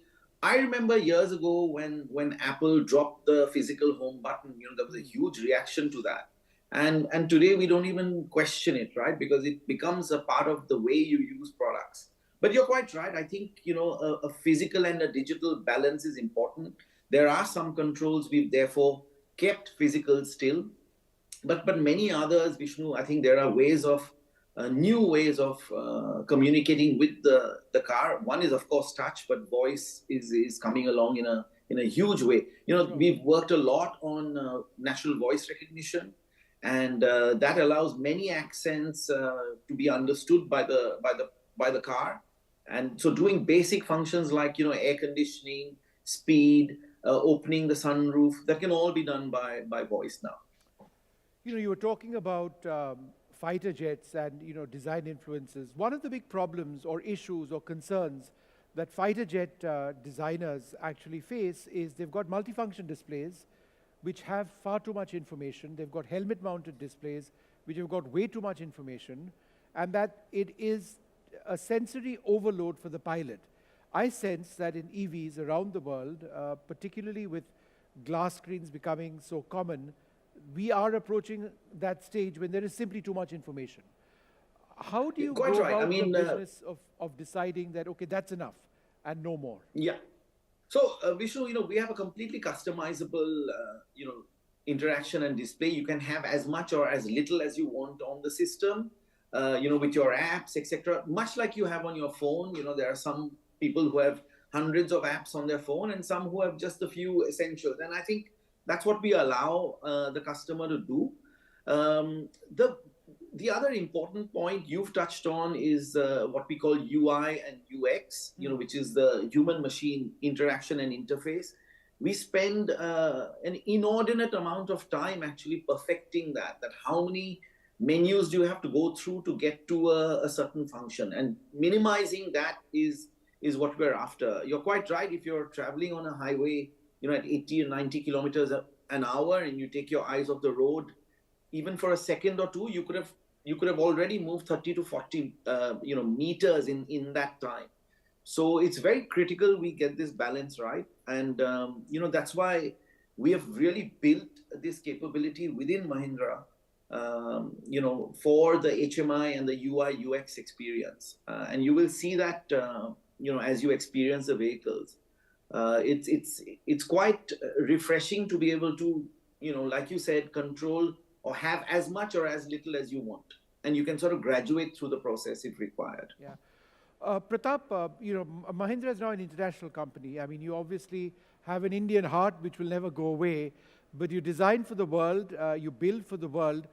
But how do you as a designer balance Indian design influences in the auto sector, your own past experiences with an international feel? Because, a car for, let's say, just hypothetically, the Japanese market feeds into different sensibilities. A car for the American market, European market, different sensibilities. And you can't be making different cars for every market. You can make very small changes, in fact, once a car is made. So how do you deal with that? That's absolutely right. Vishnu, I have never any product I've designed, I've never seen it only through a purely Indian sort of market lens. I always, challenge the design team to think global, because India itself is global. Vishnu, you are having this auto conclave here today. Probably every global manufacturer is represented, in your conclave itself. Yeah. And of course the market. I mean, we're a vibrant market. There are markets around the world where there are only 2 or 3 players actually, surprisingly, so but in India you have literally the globe is in India. Many global launches are actually India first as well, and we've seen that recently over the last few years. So for us to keep this global ambition and a global level of design quality is very, very important. Now, when it comes to sensibilities, there, Vishnu, things like colors, materials, finishes, there is where we make those tweaks. So for example, Europe and some of the overseas markets are dominated by dark black interiors, the use of leather, etc. We, for example, in India prefer slightly lighter interiors.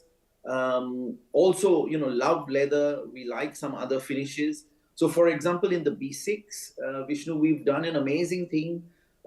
Anywhere we've used the fabric, it's actually 50% recycled PET bottles, PET bottles. That for the first time we've used PET in a fabric for an automotive application, and that's the first in India, and we're really proud of that. And so there are small things along the way, but of course things like the sari, Vishnu, we have a full 90-degree opening front and rear door.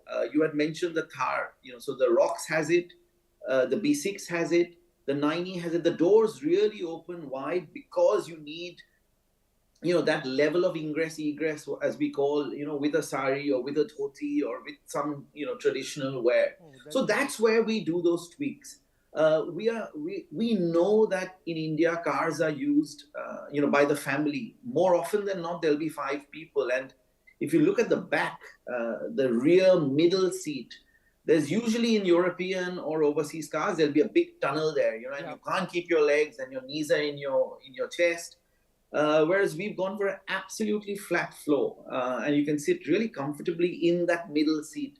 So there are few things, and they may not be very apparent, but as you use the vehicle in our context, it starts, over time, you start appreciating some of these things. So we do small things, but they're very, very important. And you've got the Thar ROX as well, which in many senses is not just a stretched Thar. It is fundamentally different in many ways. So when you designed the Thar ROX, when the team designed the Thar ROX, how important was it to perhaps explain that, it's not just stretching the chassis and putting in a larger set of wheels. There were many changes which affect obviously the dynamics of the vehicle, the capability of the car, safety concerns, etc., etc. So, Vishnu, we've got 2 kinds of customers, who look at a Thar. One is, the real die-hard, adventure seekers, and they've all gone and bought, the Thar 3-door. And, in a market where 3-door vehicles actually are not supposed to even be, in existence. And we know, since we launched the Thar, what sort of appeal and business it's done.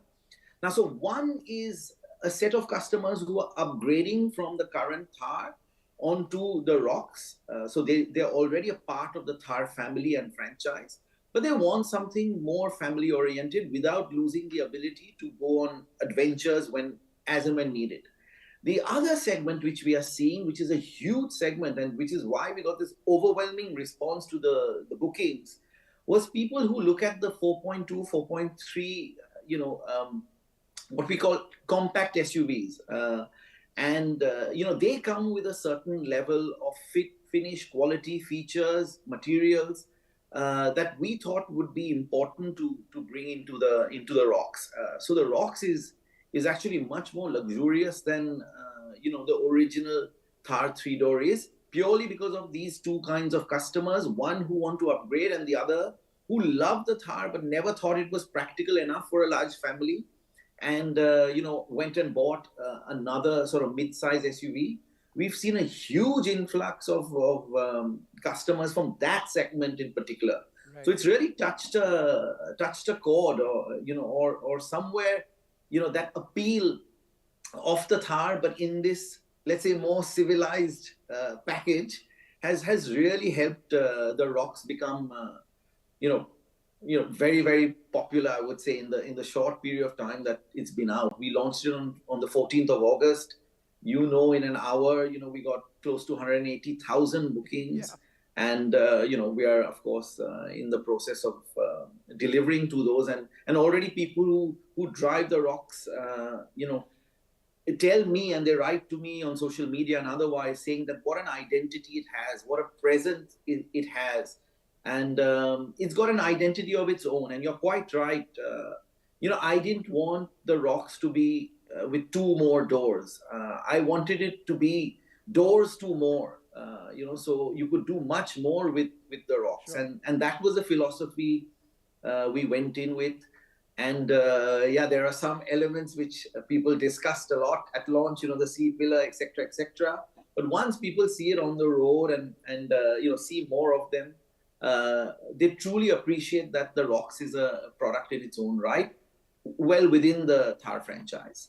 And a final question. When you wake up in the morning, do you have ideas in your head which you just pick up a sketch pen and start sketching? How do you think up a new car design? Because so Vishnu, I always have. Yeah, go ahead. So I always, have either a digital pen or a sketchbook with me. When I'm traveling, I draw on the. Well, there used to be boarding passes. There aren't anymore. But on napkins, on whatever piece of paper is available, on the menu, on a little sketchbook. You're constantly thinking, because like I said, Vishnu, you have to be 10 to 12 years ahead of the curve.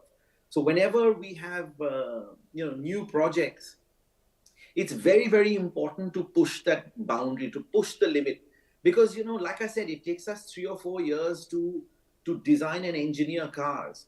And if on paper I have something I'm comfortable with and the management is comfortable with, then believe me, by the time you launch that product in 3 or 4 years, it would have already become dated. Sure. So I always aim for something that creates a little bit of discomfort in us in the design studio and in the management team. Right. But we know, and we've seen that, in those 3 years, people become used to it. And when you launch the car, you're absolutely smack bang on trend, if not ahead of it, Fantastic. As you can see in the two products.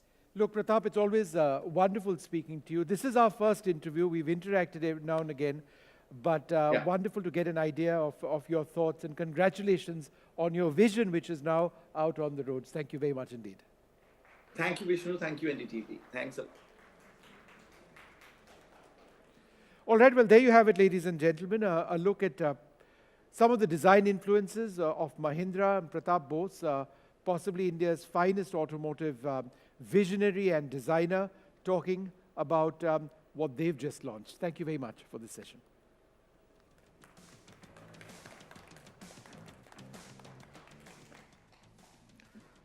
Thank you, Vishnu. The changes of today power the future that is tomorrow. And now we have a power-packed panel discussion which will be conducted in 2 parts.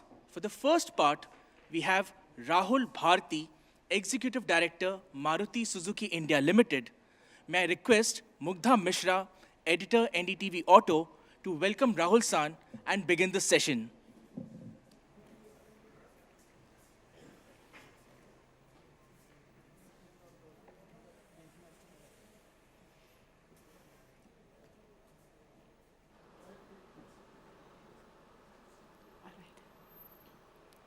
Can we sit now? All right. Thank you so much for coming today. Thanks, Mugdha. Is it audible? Yes. Okay. We are just setting up everything. Okay. Take a couple of minutes.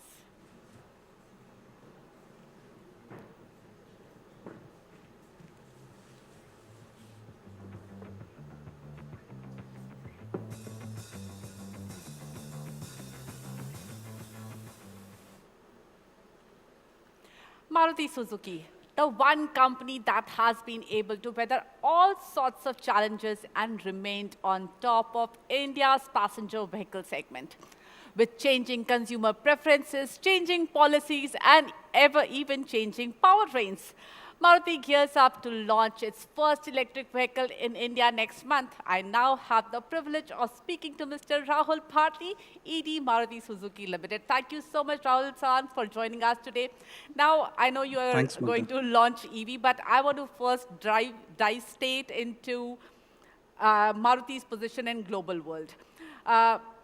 We have seen Maruti increase its export portfolio multifold over the last few years. That's true. So, what propelled you to do that, and how is the journey going, and how are you making sure that Maruti Suzuki becomes the global auto powerhouse? I think multiple reasons. The first is the domestic demand growth alone cannot satisfy our ambition for Viksit Bharat. Whether it is for the country or for our company, our growth ambitions need a complementarity which can come from global trade. And exports is an ocean, global trade. India still has not captured a large part of the world. When we talk about the domestic market size, we are third in the world of the car market. We are the third largest car market of the world.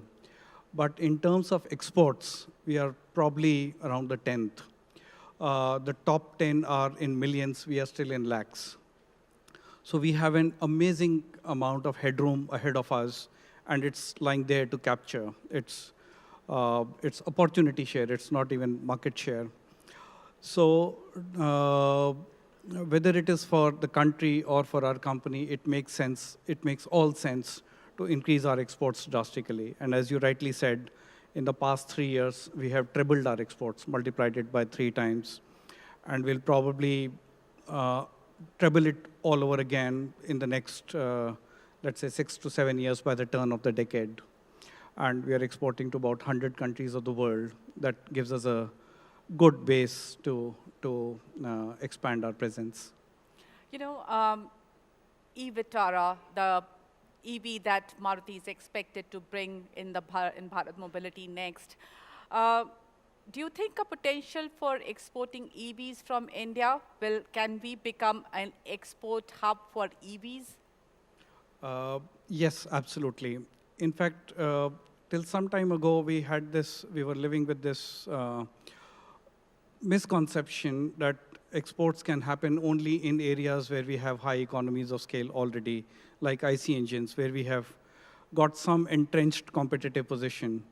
But then, our global parent, Suzuki, decided that the logic can be possibly turned on its head. We can use India to make it as our global manufacturing hub for exports.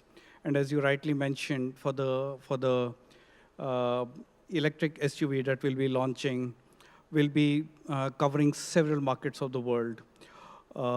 Europe, Japan, and technologically advanced markets like that, demanding markets, Asia, and many other countries, maybe about 100 countries.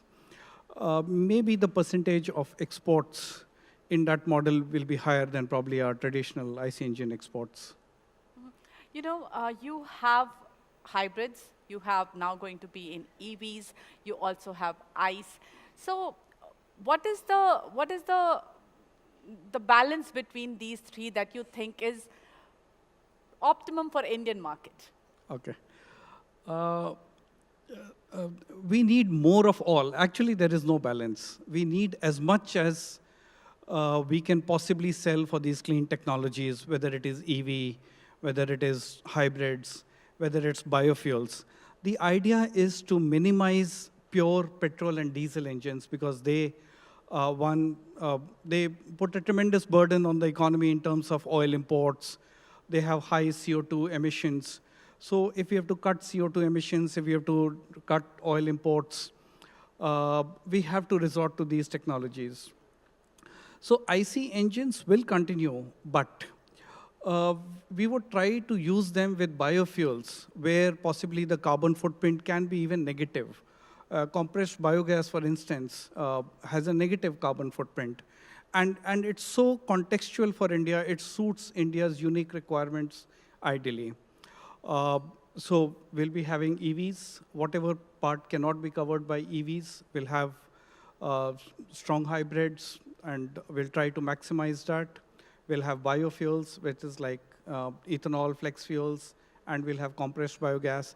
Our idea would be to minimize the pure petrol and diesel. And honestly, I think Well, no... you have eliminated diesel. Sorry? Well, you have eliminated diesel. Already, for several reasons. And at that point of time, many analysts mentioned that we are vacating a space. But we told our analysts that it will take possibly the market about 5 years to discover why Maruti took a right decision by vacating the diesel segment. Even if the emissions are lower in BS6 and progressively in BS7, there is always a doubt of them being carcinogenic, so we better avoid the decisions. Also, diesel as a fuel gets some kind of support from the government. The recovery is not much. So in a way, the focus of the policy is to support it for mass transport. Cars should not be the intended beneficiary of diesel. All right, yeah, definitely, because supposed to be for mass transport and maybe for agriculture as well. Maybe agriculture. Now, hybrids specifically, government is not that supportive of hybrids as of now, as it is for EVs. So how do you see hybrids' role playing out for India's electrification journey? I would not really go by that statement because there is a stated letter right from the top from the Honorable Prime Minister in our SIAM annual convention of the previous year, where he said that all technologies which are helping towards oil import and carbon emission reduction must be encouraged. And so there's a stated letter to that effect. And many departments or many policymakers that we speak to, including state governments, they are quite supportive. And it's just that the technology is slightly complex. There are some misconceptions about that technology, which whenever we get a chance to correct, people immediately come on board. And they said, oh, it's a wonderful technology. It can be an excellent complementarity to battery electric vehicle and an excellent de-risking mechanism. If, for example, EVs have some kind of headwinds, they can be compensated for by hybrids. You know, I'll play the devil's advocate here. One argument against hybrid, especially the plug-in hybrids, is that when they get the incentive, normal hybrids, the ones which are not plug-in, the car manages whether it's on battery or whether it's on petrol, depending on battery usage. It uses either the battery power or the petrol power. But when it's plug-in hybrid, which is the higher level of hybrid, what sometimes happens is that people get the benefit, but they don't actually charge their product, and they just use it on petrol, despite getting the benefit. So do you think government can, at some point, decide on how to go about incentivizing hybrid technology as well, so that people actually use the hybrid technology even when it is plug-in? Excellent, and I'm impressed with your knowledge of these technologies. A strong hybrid vehicle, a car, it is the computer that decides the switch between IC engine and the battery plus motor combination in a very, very intelligent algorithm.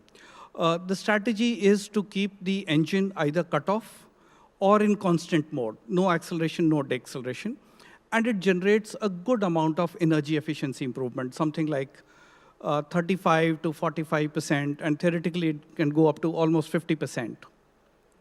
The user does not have a choice to run in pure petrol mode. In plug-in hybrids, it is ideally, it switches between and a pure EV, a battery EV, and a strong hybrid. So that way, it is the minimum that you are assured is a strong hybrid. I'm not aware if there are some models in the world which instead of using strong hybrid, use a petrol as a base.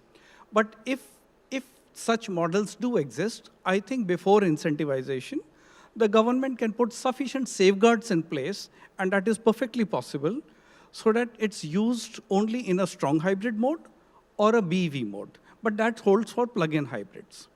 And as of now, we don't have many in India. Do you think an emission-based taxation structure is something that government should prioritize? I think it makes a lot of sense. It does. It does. The reason it does is, I think it's the outcome that matters. Technologies can change. For instance, I'll give you a name of a technology which was not anywhere on the horizon 5 years ago, the hydrogen ICE engine. But suddenly it evolved, and it seems to be very promising, and it seems to do many of the disadvantages that fuel cell electric vehicles have. So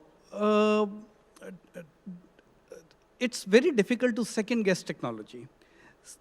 Next, if the government gets into incentivizing the path rather than the end, it is almost, holding back on R&D and innovation.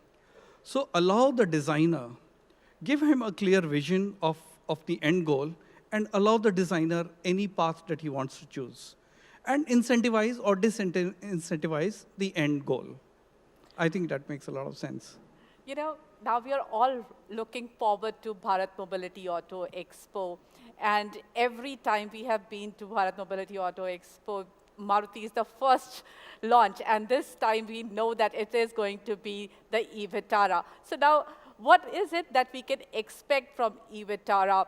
Maruti comes with this tag of being masses' favorite. So will e-Vitara also make a dent in masses' perception of EV, which is still very, they're still apprehensive about EVs. What can we expect from e-Vitara?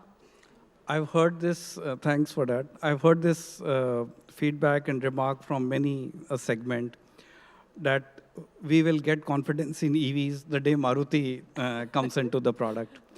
So yes, our focus for our first electric SUV would be only a single-minded focus on enhancing customer confidence.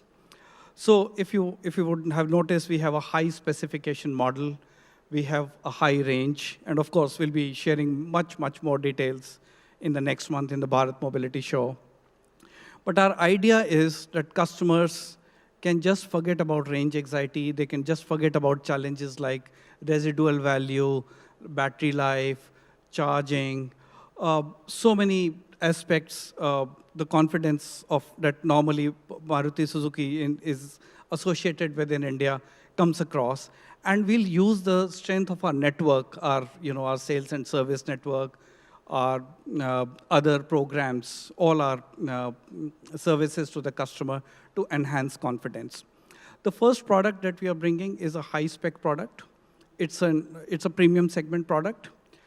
There will be a time when customers will themselves say that possibly I don't need, let's say, something like 500-kilometer range because I don't need to charge it every day. A 500-kilometer can do with alternate night charging also. So they may themselves say, is it possible to have a product with maybe a slightly lesser range and some lesser cost? And then we'll possibly say, yes, we are there. So we will start with customer confidence, and we'll start from the top rather than bottom up. What exercises have you had to take before the launch of e-Vitara? Because as you said, there are range anxiety. Are you planning to tie up with people for infrastructure development? What is your whole strategy before you launch the e-Vitara? I think the nature of EVs is something that it lends itself more to collaborations and partnerships.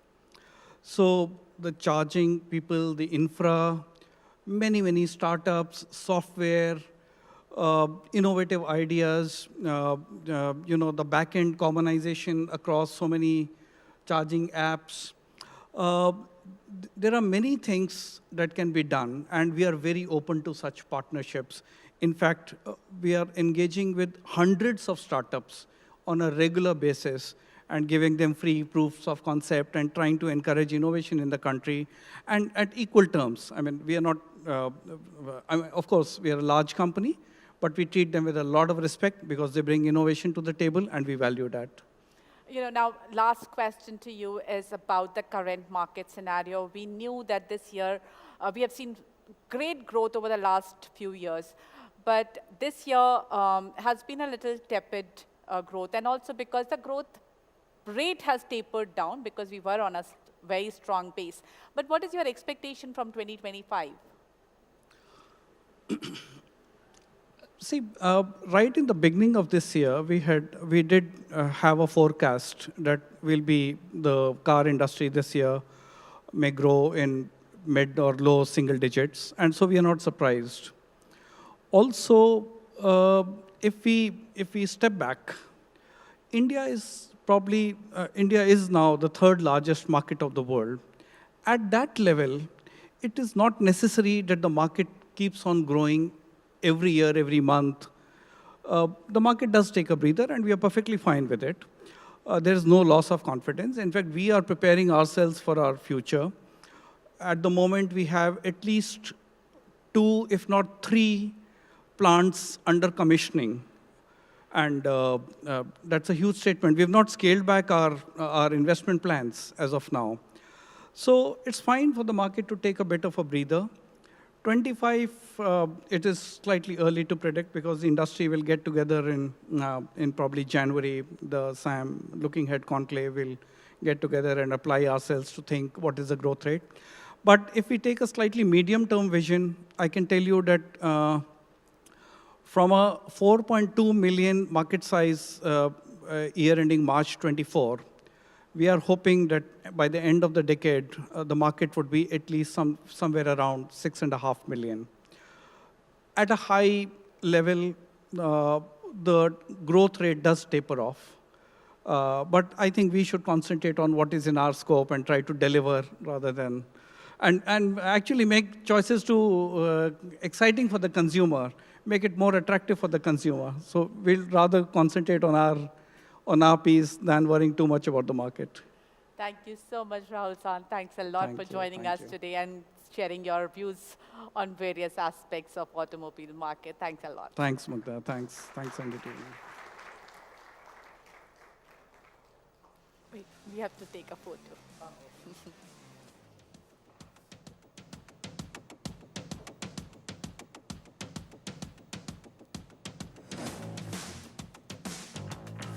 You should give me those high heels.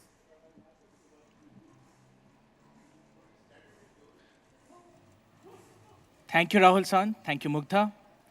Lots of insight to be gathered from the discussion.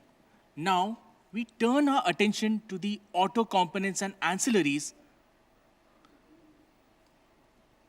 So we turn our attention to auto components and ancillaries, an industry which contributes 25% to India's manufacturing GDP and is projected to cross $80 billion in size by FY 2025.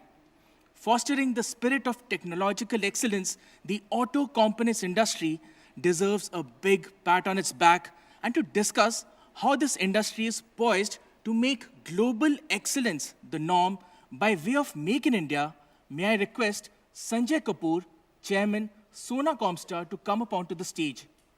Thank you, sir.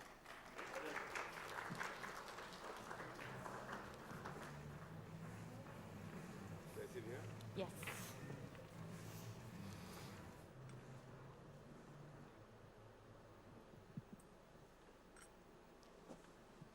Please welcome Mr. Sanjay Kapoor, the leader behind Sona Comstar, a global powerhouse in automotive ancillary. That's what we used to say earlier, but now is auto tech.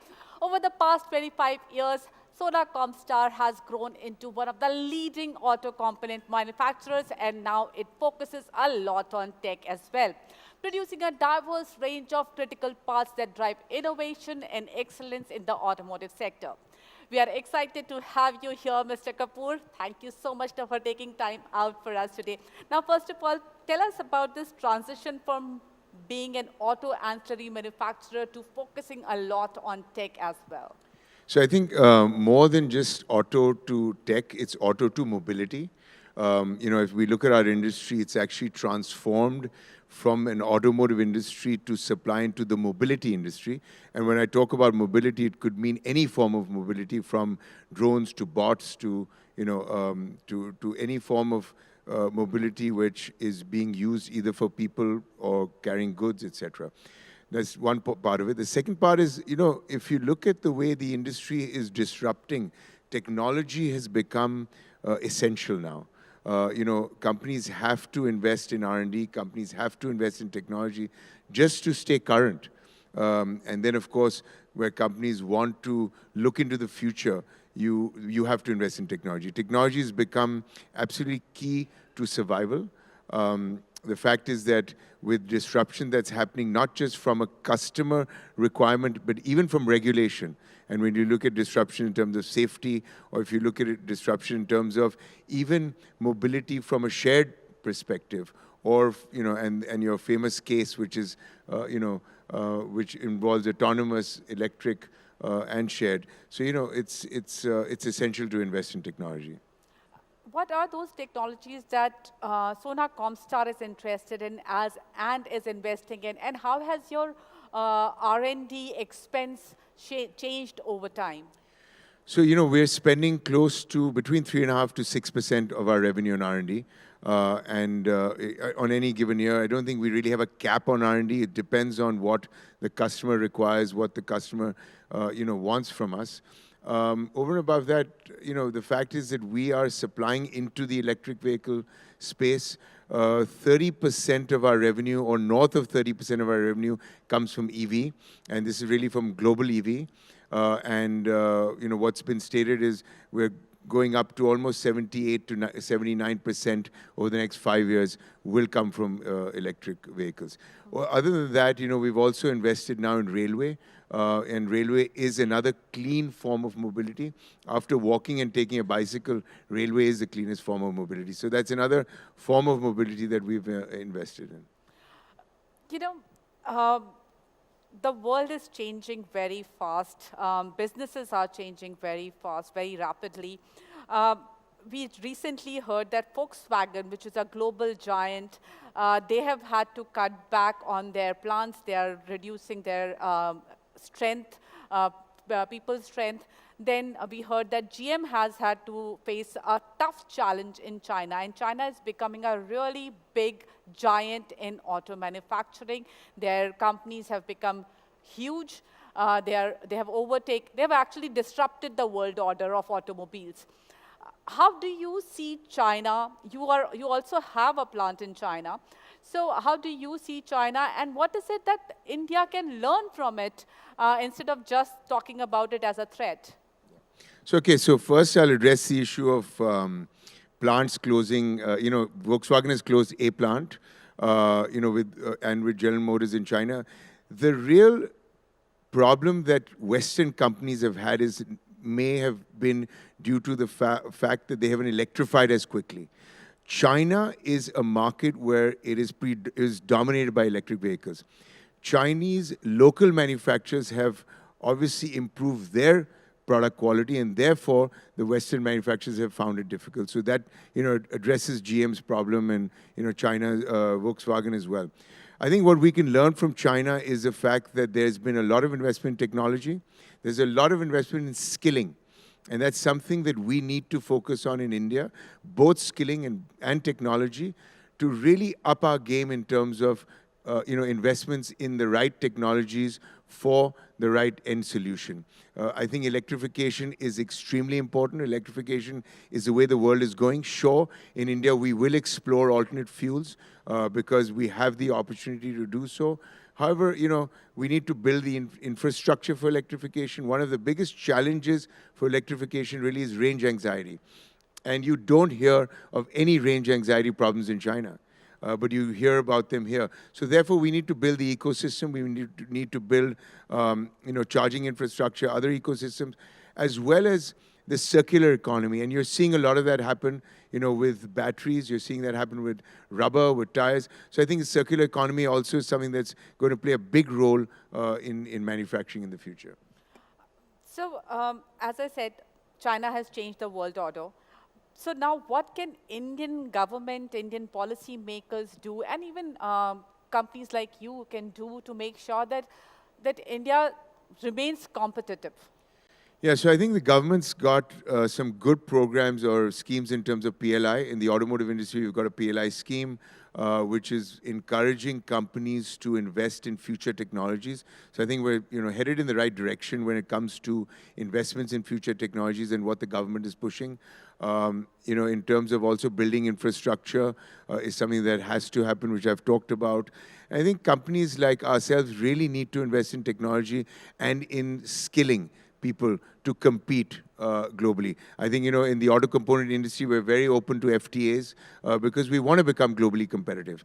And the only way we will survive is if we become globally competitive. There's a lot of efficiency that can be built in our manufacturing systems, whether it's Industry 4.0, going to almost to Industry 5.0. There's a lot of AI that's being utilized today, not just in products, but also in processes. So I think these are things we need to adopt within our manufacturing companies so that we can become globally competitive. Indian component industry contributes heavily towards manufacturing GDP. I was reading the data, it's almost 25% to manufacturing GDP and about 2 to 3% to the entire GDP. That's a big number. So this industry needs to be promoted, and as you said, skilled people are needed. But the question now is, when I see China, they have gone from top to bottom. They have the raw material, they have their component, they have the entire supply chain managed.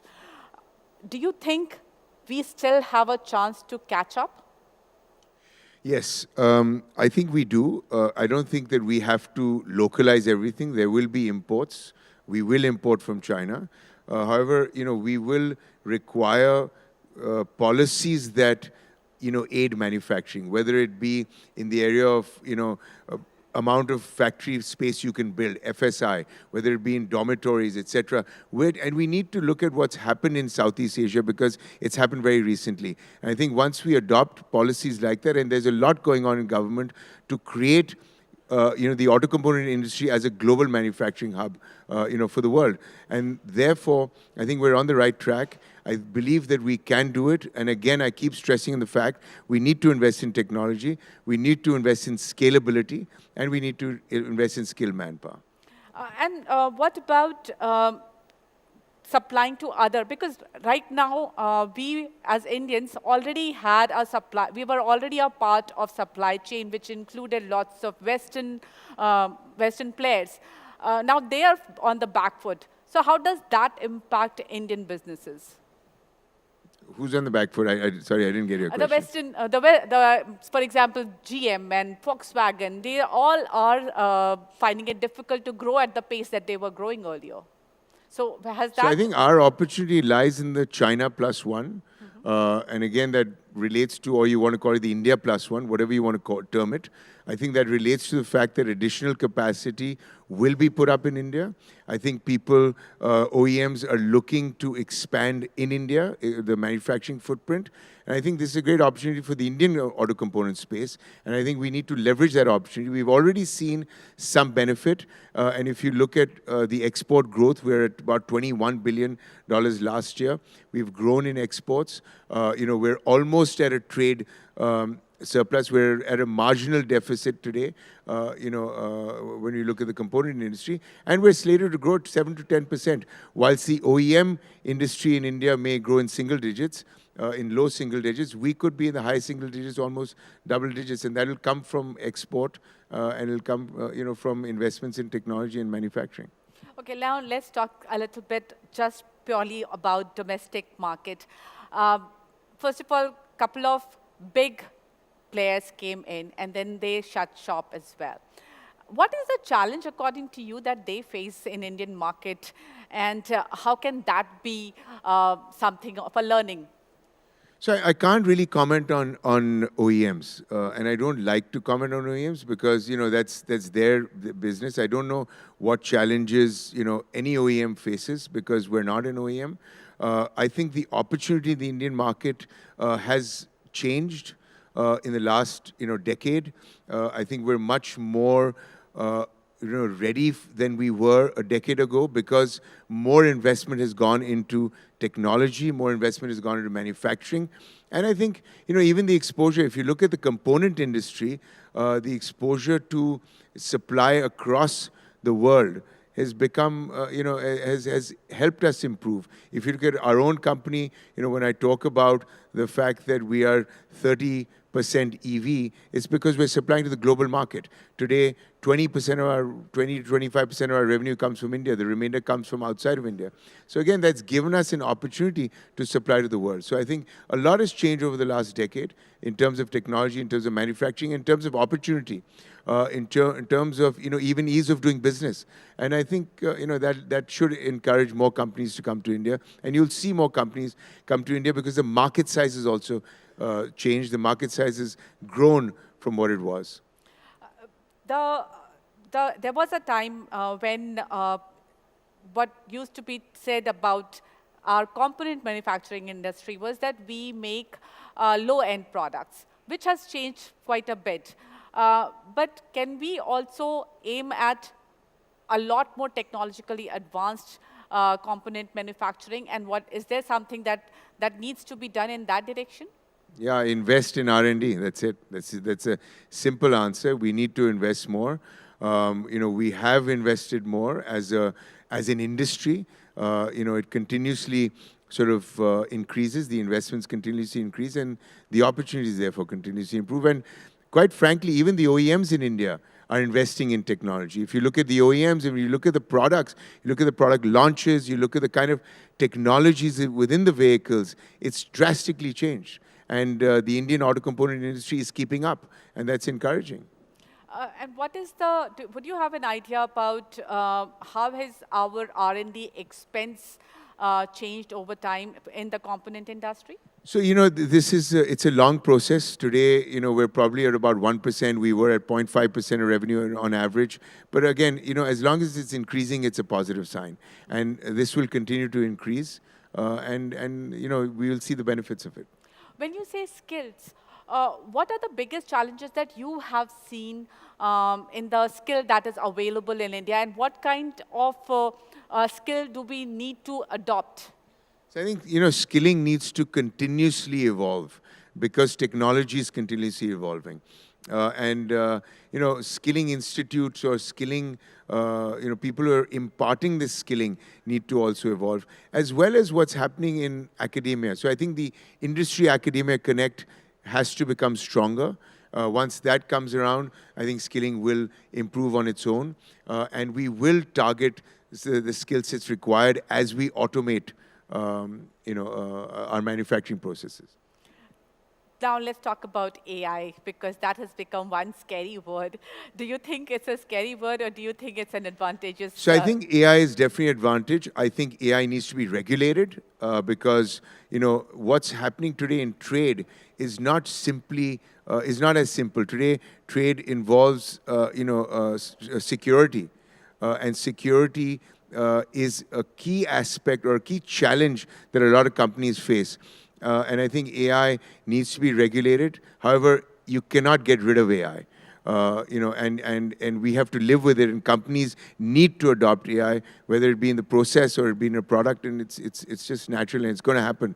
So we need to look at how we can regulate it, how we can apply it in a safe manner and use it to our advantage? You know, I was in Prague visiting one of the plants there. It was a multi-acre plant, and it had some 99 people working in it.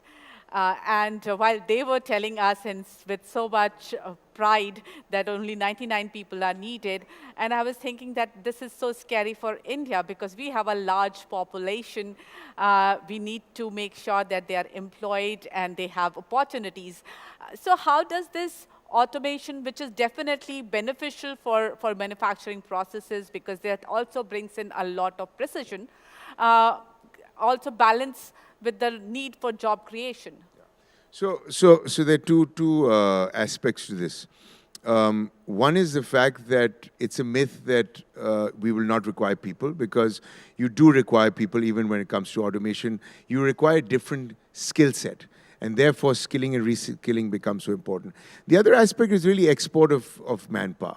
And that's something that a lot of countries do. A lot of countries have thrived on. I think that companies like Malaysia, 8% of their revenue comes from export of manpower. And I think that's something that we're going to have to look at in terms of policies, in terms of how we can export manpower, that eventually countries are also looking at, bringing in people and then they come back, because they don't really necessarily give citizenship. So if you look at what's happening even in Japan with the lack of manpower, they're now importing manpower, which they never did before. So I think those opportunities will continue, and therefore I do understand that our demographic dividend needs to be utilized, otherwise we will be sitting in a problem. And one of the big areas that we need to improve is manufacturing. So manufacturing does have to go from the 14-15% GDP to 25% GDP. There's no doubt about that. However, jobs need to be created, and jobs will get created. And I'm not certain that, automation will take jobs away in its entirety. But yes, there will be different kinds of jobs, and therefore skilling and reskilling becomes so important. In EV segment, what are these key areas that you think are important for ancillaries and auto component manufacturers that they can focus on? So, I mean, that's a very broad question, but like I said before, it's about investing in R&D. EV is a component of the vehicle where you say you're getting rid of the combustion engine. However, there's a big play in software. 40% of the vehicle will be software driven. So therefore, there's an opportunity in software, there's an opportunity in telematics, there's an opportunity in data, there's an opportunity in infrastructure, there's an opportunity in the battery space, there's an opportunity in recycling. So the opportunities are huge. So it's not that EV is going to come in and the component industry is going to get disrupted in a negative way. I think it's about investing in technology. It's about having the ability to invest with the mindset that it's okay if we fail. I think one of the biggest drawbacks in India has been that companies are not, allowed to fail. And I think to create an innovative culture, you need to allow companies to fail. And, we've had products where, we've invested a lot of money and they haven't come to realization, and that's fine. But it's a learning curve, and it's learning. So I think companies need to step up their investments. So you're not worried that EVs have a lot less component than compared to ICE, and that impacts business? You have to change the way you look at EVs and find new technologies to service. I think we'll have more opportunities in the future than we've ever had before. All right. Thank you so much, Sanjay. Thanks a lot for joining us today.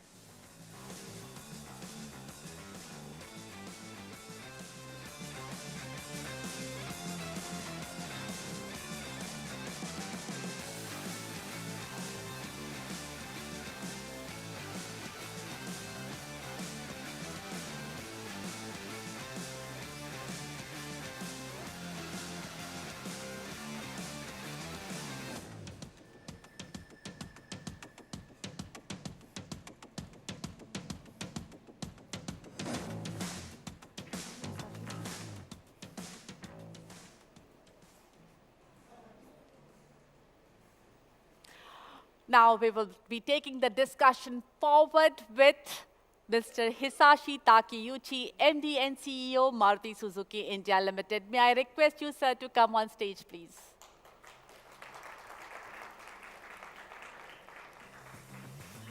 Thank you so much for taking time out, sir, please. It is my absolute honor to welcome Mr. Hisashi Takeuchi-san, who has been steering Maruti Suzuki with remarkable vision for almost 2 years. Under his leadership, the company has significantly expanded its portfolio, particularly in the SUV segment, aligning perfectly with the evolving consumer preferences. During this time, Maruti Suzuki has also witnessed impressive growth in exports, solidifying its presence on the global stage.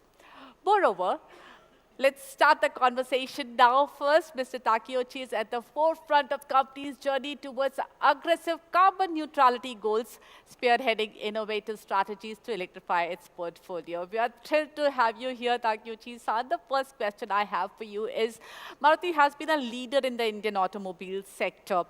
Now, what do you believe has been the key to its long-standing success, and how do you envision the company's future in India over the next decade? Okay, so first of all, thank you very much for inviting me for this very exciting event. And everybody understands that how we started our business in India. So our company is aiming to put India on wheel. That is the aim.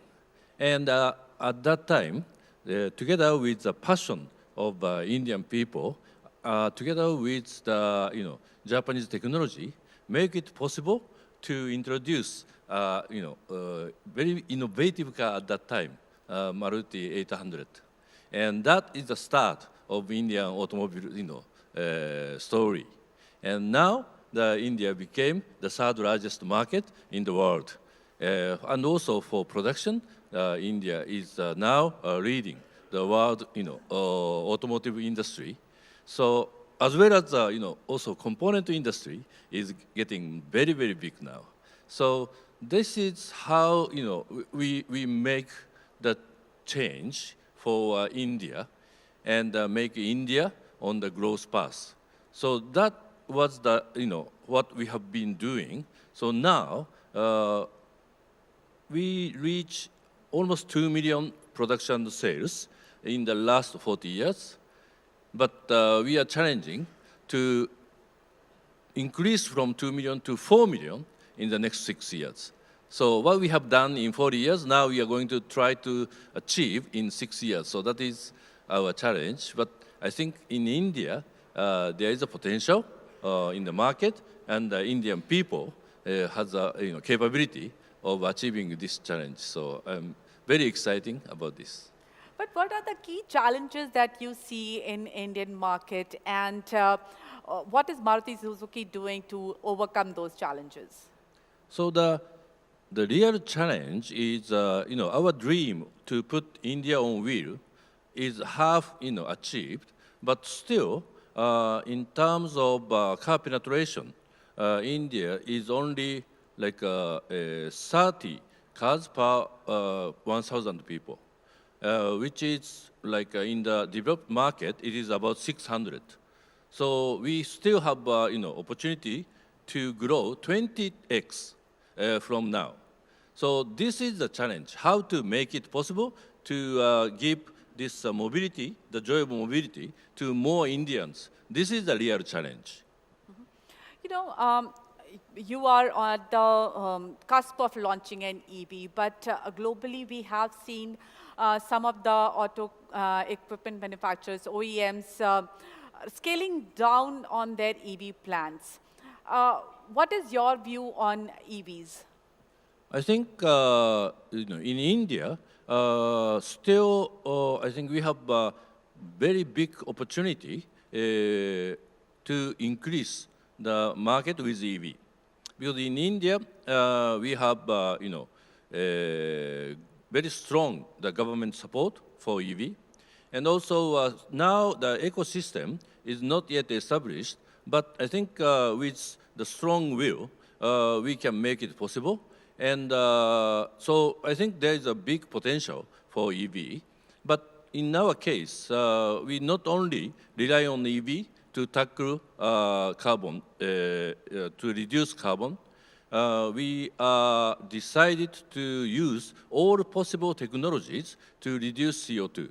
So together with EV, we will keep, introducing the hybrid vehicles or like and CNG vehicles with biogas, or the ICE vehicles using the ethanol. So all those technologies will help us to reduce CO2. So we are determined to utilize all possible technologies to combat with CO2. You know, you have spent some time in India now. You have been at the helm of Maruti, but earlier also you have spent some time with Maruti in India. What are your key learnings about Indian market? So I meet many, people like from Japan or from abroad coming to India because they think and I also believe that in India, there is a very big growth opportunity. So everybody is now looking Indian market as a very attractive market.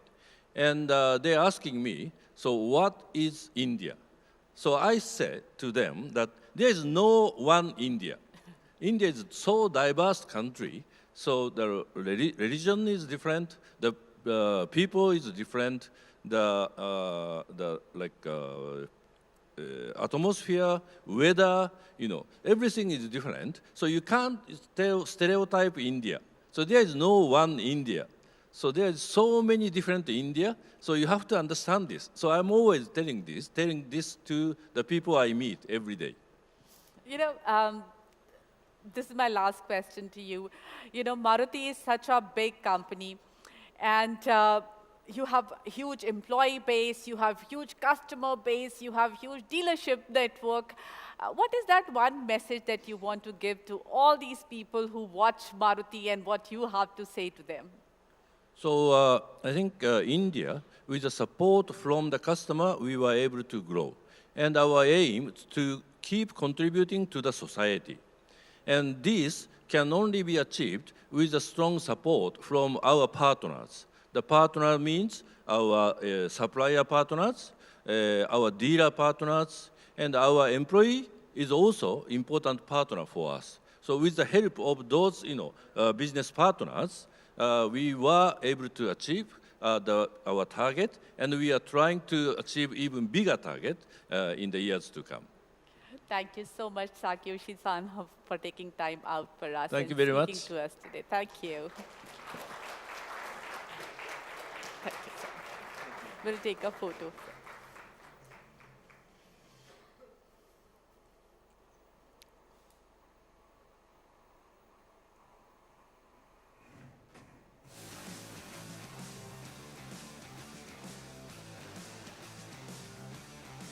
Thank you so much, sir. Thanks so much.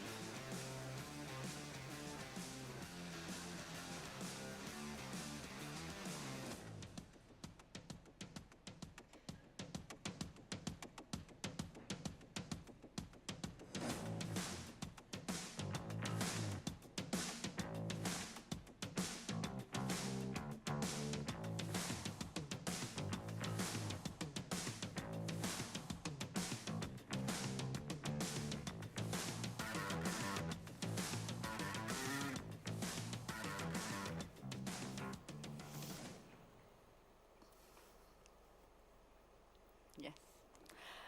Thank you, Mr. Deepak Jain, for joining us today. Mr. Jain is chairperson Lumax Group, a name synonymous with excellence and innovation in the automotive industry.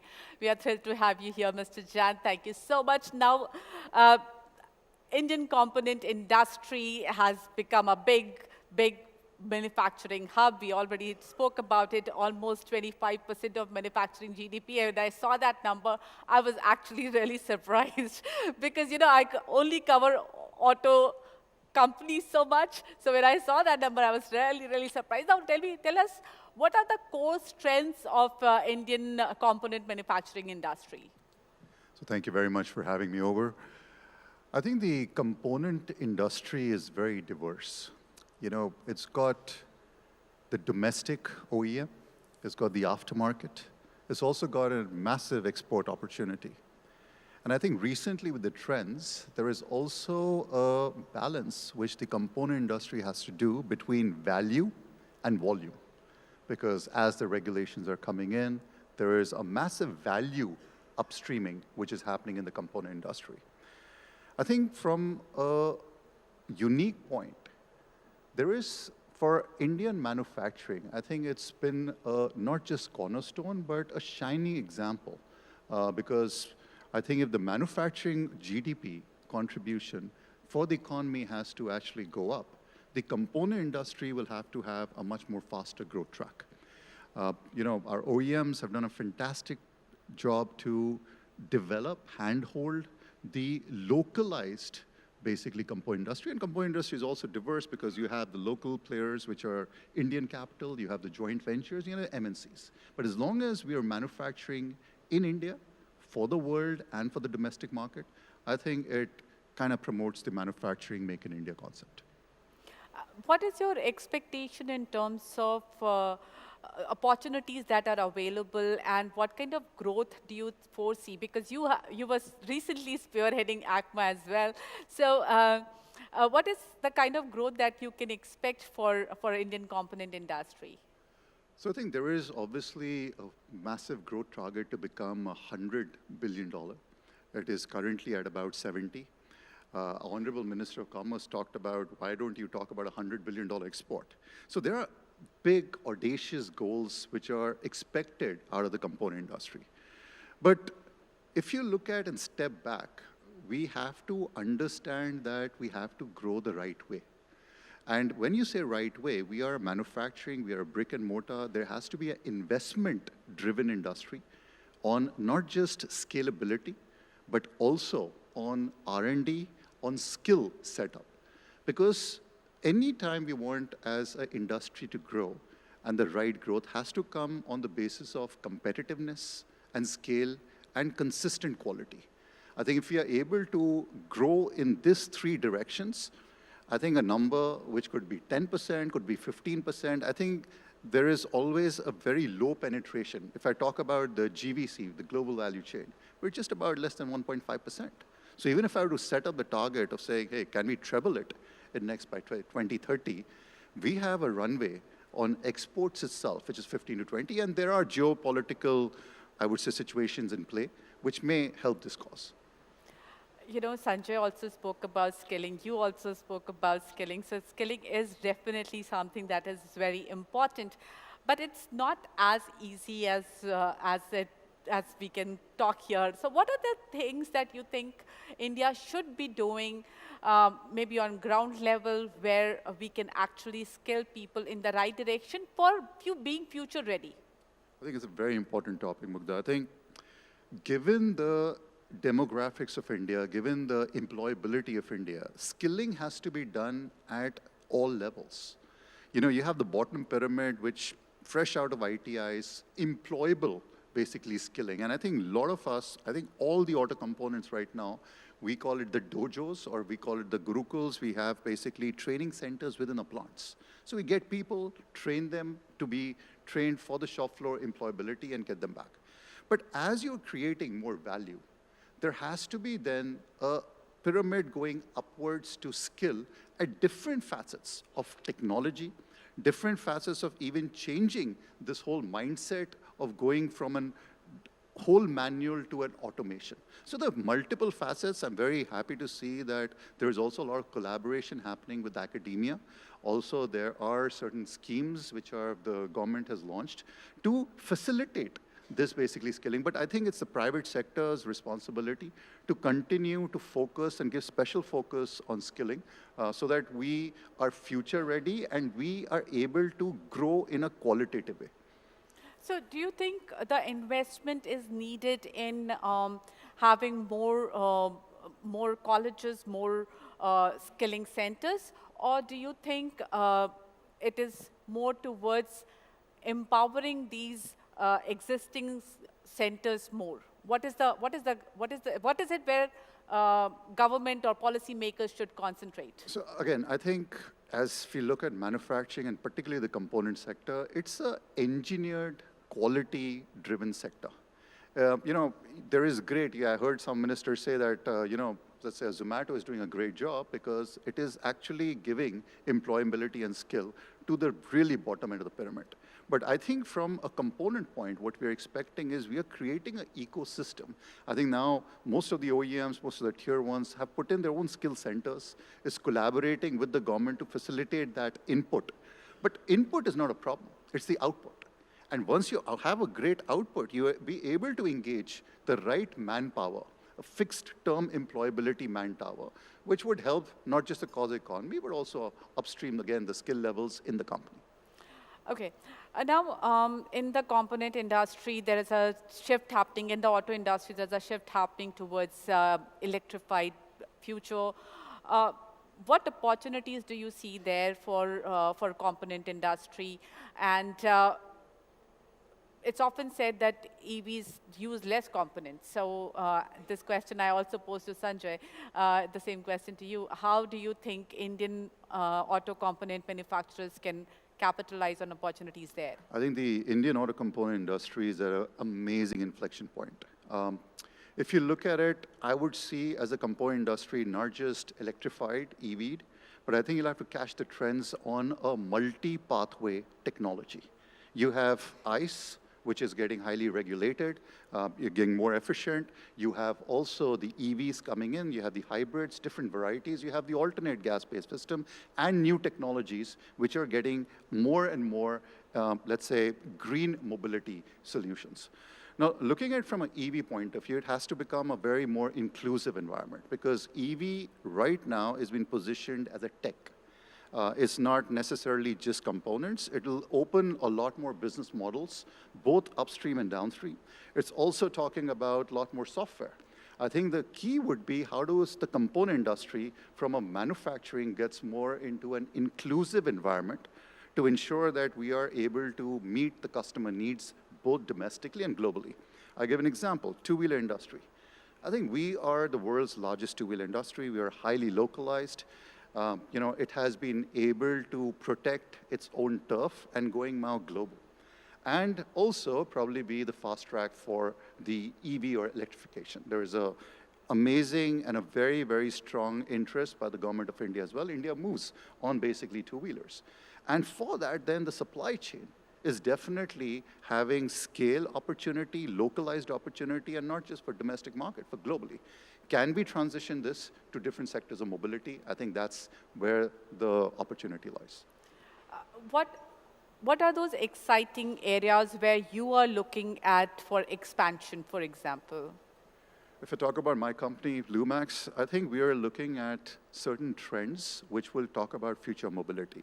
Lightweighting, connected, software. I think one of the very key thing which we are finding is the whole human-machine interface, where there is up on the perceived quality because there is a lot of comfort going on within the cabin itself.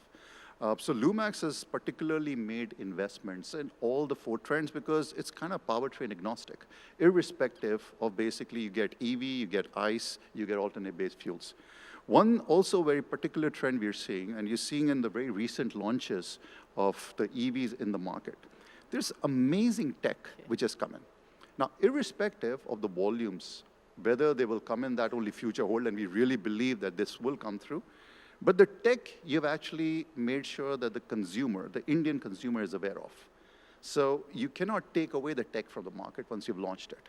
And hence, we feel that this is a massive opportunity for the component guys because that will create more value. ICE engine, probably, let's say, SUV, just typical ICE, would not have had that much of tech because now it's EV, you talk about SDVs, you talk about multiple things. So you want that tech in the market. Irrespective whether this model fails or succeeds, you have the tech out. And for component guys, it's an amazing opportunity. And this may be horizontally deployed on all platforms. Yeah, I was just one day thinking about how it used to be one halogen bulb for a light. Then it became LED. Then came the DRL. And now we have multi-million LEDs in a single light doing lots of tech stuff. They're being controlled to judge whether the there is a vehicle coming from the front or not. The amount of sensors that are being used in a car these days has gone up several folds. So yeah, definitely there's a lot of opportunity there. Not just the headlights, also the taillights, because they're dancing, they're singing, they're talking about completely ambient lighting. So I think, yeah, but lighting is definitely going to be better future for the auto component industry. Yeah, we were just speaking to Pratap Bose, and their lights actually dance with the music. And I think that's where you're talking about the human-machine interface, because it's no more now talking about just tech. It's talking about emotions. A car is a very emotional buy. And if you have technology which speaks to you, you have your phones all the time. I mean, you say everyone's just on it all the time. But when you have a vehicle which becomes your extension, I think that's where the future mobility is going through. Now let's focus on cost. One of the biggest advantage that China has is that their cost of manufacturing is really low. India is not bad. India also has lower cost of manufacturing, but can something be done to make it more competitive? So I think manufacturing, and let's talk about China, you said. I think people went to China not because they like China, it's just because they were extremely competitive. They were giving a solution for the customer. They had global economies of scale, which kind of leveraged the cost structure.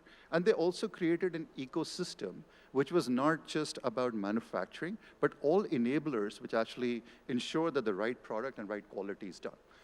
I think India has a lot to learn, and I must say that the government has been very proactive because we understand there are some disabilities when it comes to India's manufacturing. Can't go away tomorrow, day after. But you have to have a plan, how do you up the manufacturing sector and to make it more competitive. Quality and scale, these are the two anchor stones for competitiveness. If you don't have these two, I think we won't be able to compete. And again, I give examples. Maruti Suzuki is a fantastic example.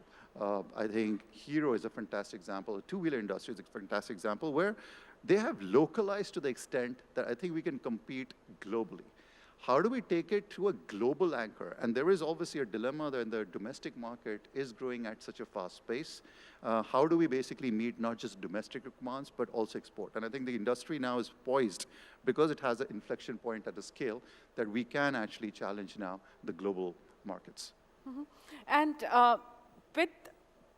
when you look at Chinese market, they have gone step by step into figuring out their manufacturing processes. Do you think, I think Make in India has been a very phenomenal exercise because after the Make in India and the emphasis on making in India, we have seen so many OEMs which were earlier not thinking. For example, Maybach gets assembled in India. It doesn't get made completely because they have their own structures, but they do assemble in India, and that's a big thing because, you know, as we all know, Maybach does not get assembled at too many places across the world.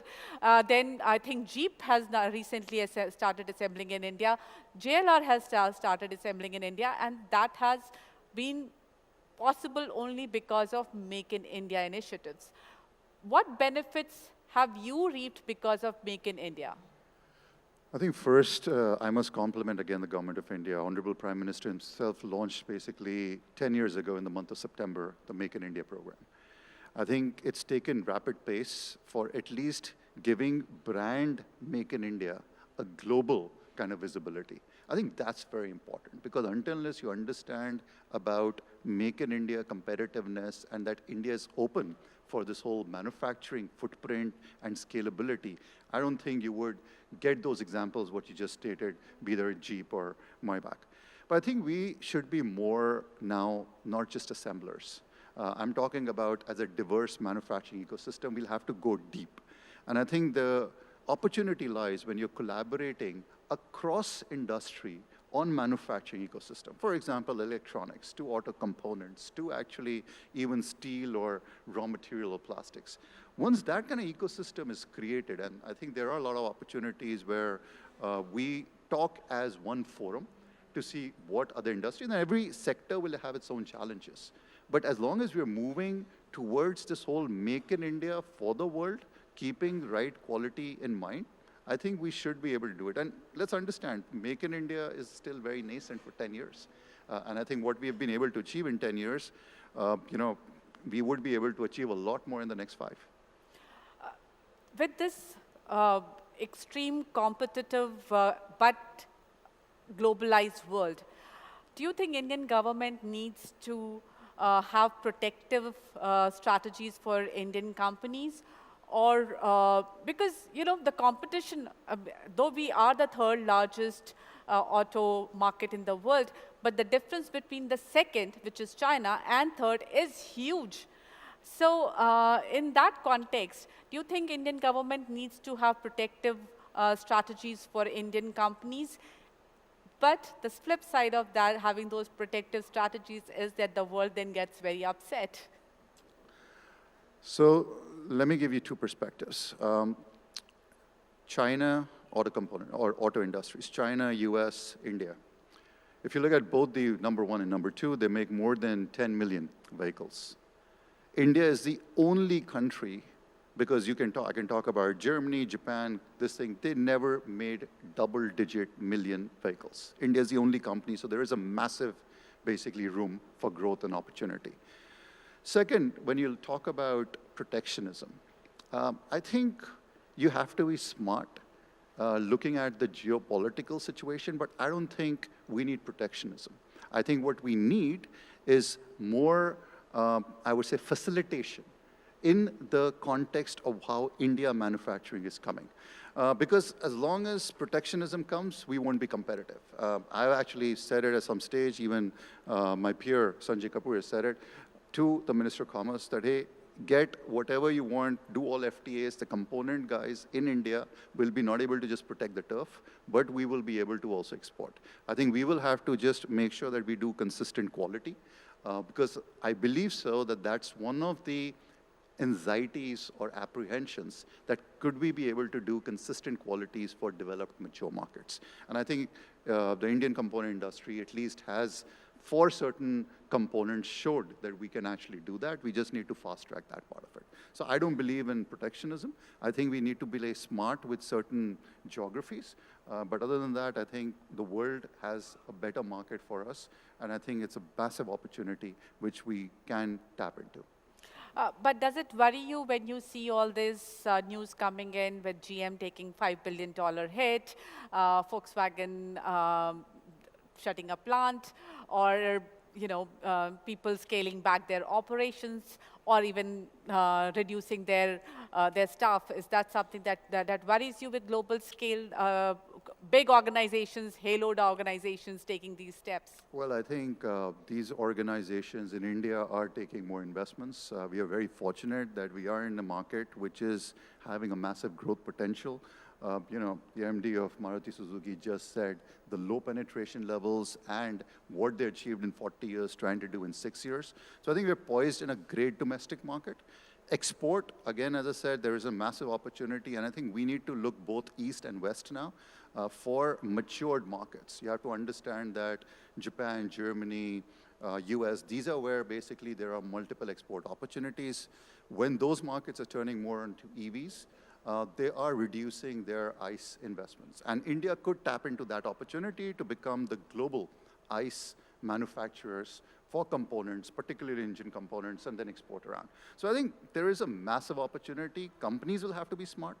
India will have to be smart when it's doing, at least for this rising or sunrise sector, out of components. And I think I've mentioned again, and I'm repeating that what we've been able to achieve in the last 10 years in manufacturing, I think we can fast track this further in the next 5 years. You have to watch the auto industry because that's your customer base. So in that situation, what are the technologies that you think are, there is EV, but there is a lot more that is happening, which is hydrogen we spoke about. There's silicon that's being talked about. What are the technologies that you find attractive and exciting and you think have the potential of being an answer to a pure EV? So I think we are powertrain agnostic. We say that irrespective of the pathway which any OEM would choose, and they can have multi-pathways, they would create value for the component industry. I think for me particularly, I'm very excited about these trendings of lightweighting, of connected, of software-defined vehicles, because that gives us an opportunity to further scale up than our regular business. And these are opening up immense opportunity, not just at the supply chain front, but also at the front end for basically engaging with our OEMs first time to say, can we become your partners? We've got a great history, 40, 50 years, 60 years. And I think that's a trust which the OEMs have. And I think OEMs, tier ones, have to work in a much more collaborative manner in the whole ecosystem to tap an opportunity. So I think it's irrespective of whatever powertrain the OEMs want, I think every tier ones will have multiple opportunities going forward. So it's skilling, and there are very many opportunities. Skilling, scale, quality, leading to great competitiveness, and hopefully then it will no more be China +1, but India ++. Thank you so much, Deepak, for taking time out and speaking to us. Thanks a lot. I'll take this from you.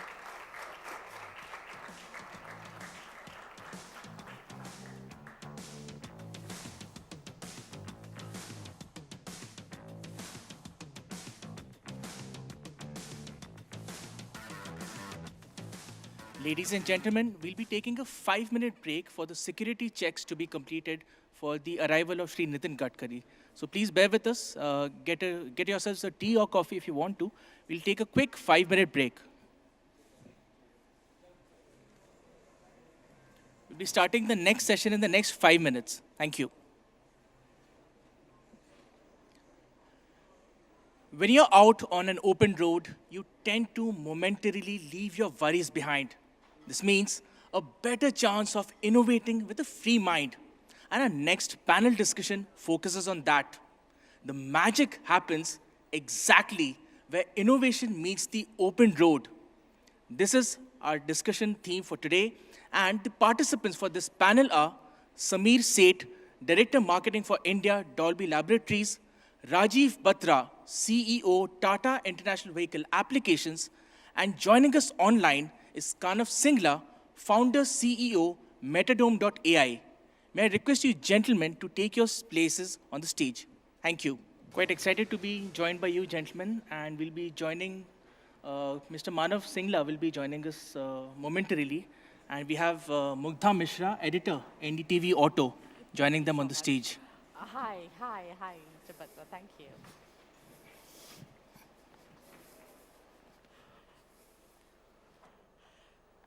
We have spoken to so many auto manufacturers and auto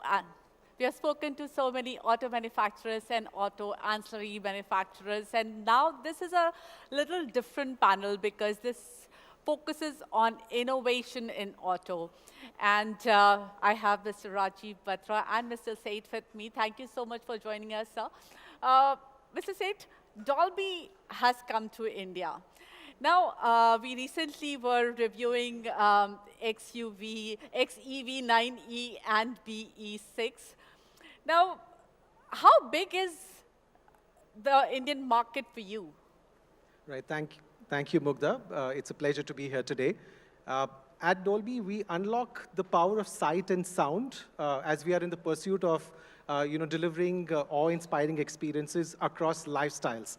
Now, when I say lifestyles, from cinemas to living room to experiences at work, on the go, and now in cars.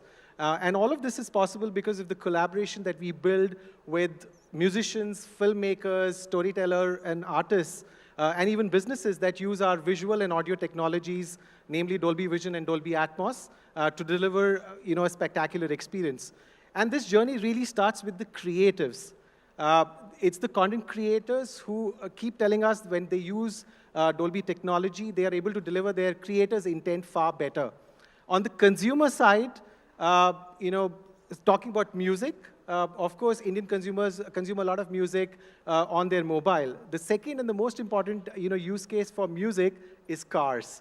And this is where we come in. This is where Dolby Atmos delivers an absolutely immersive audio experience with something that gives you clarity, depth, and detail in the music you love. You can hear different elements of the song, different instruments of the song, literally transporting you into the song and bringing you closer to the artists that you love.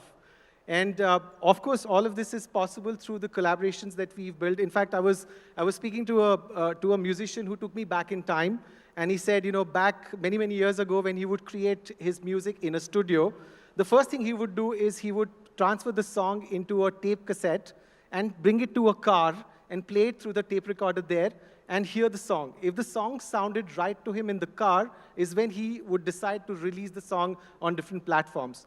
Fast forward to 2024. Now here, you know, you're talking about, cars which are connected with, state-of-the-art infotainment systems. Now you get what the artist creates in a studio with multiple speakers and different, techniques can deliver the same experience from the studio straight into the car. Now, to your question, sorry for the long answer to your question in terms of opportunity, Dolby Atmos on the music side and Dolby Vision on the visual side actually offers a lot of opportunity for us, especially in the automotive space. And you spoke about Mahindra's our recent partnership with Mahindra, where they've brought their electric origin SUVs with Dolby Atmos to Indian roads. So we look forward to having more and more consumers experience Dolby Atmos on the Indian roads in cars. Okay, I'll now introduce you to my next guest as well, who is the owner of Metrodome.n, Mr. OEMs take this very seriously, like, because for them it's art. That, hey, we've invested so much money in building this vehicle. Now we want to make sure that the experience around it justifies the vehicle itself. And I can have the best product, but if I don't market it well, or I don't market the features of the product well, or I don't show the features to all my potential consumers and don't distribute it well online, then I can definitely be defeated by somebody who has maybe not those many features, or maybe the design is not that great. So it definitely plays a big role.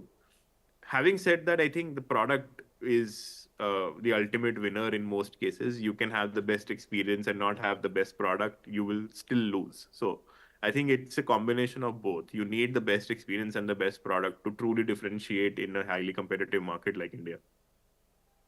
Okay, now when we talk about AI inside the car, in the car, car is a rather private space unless and until it's a shared mobility product. So in that case, all the data that you collect from the consumer, do you think there will be a concern about that? Do you think there will be a concern about privacy from consumers? Sure. So I think what happens inside the car is not very different from what happens in your phone, because the systems are similar. So the systems which are used for any AI interaction with the consumer are systems like Apple CarPlay or Android Auto. And that is where most of the AI applications reside today. And they follow the same compliance as your smartphone does. So from a data privacy or a security standpoint, it's not very different from what happens in your smartphone, because your car is always connected to your phone. And that is the infrastructure which AI leverages. It's not a separate infrastructure than that.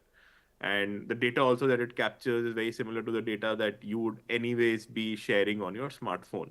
And these days the compliance on data security and privacy are very strong. So there are no two ways about it. So I don't see that as a challenge per se, because that is something which the smartphone industry or the OS manufacturer themselves have been very, very peculiar about.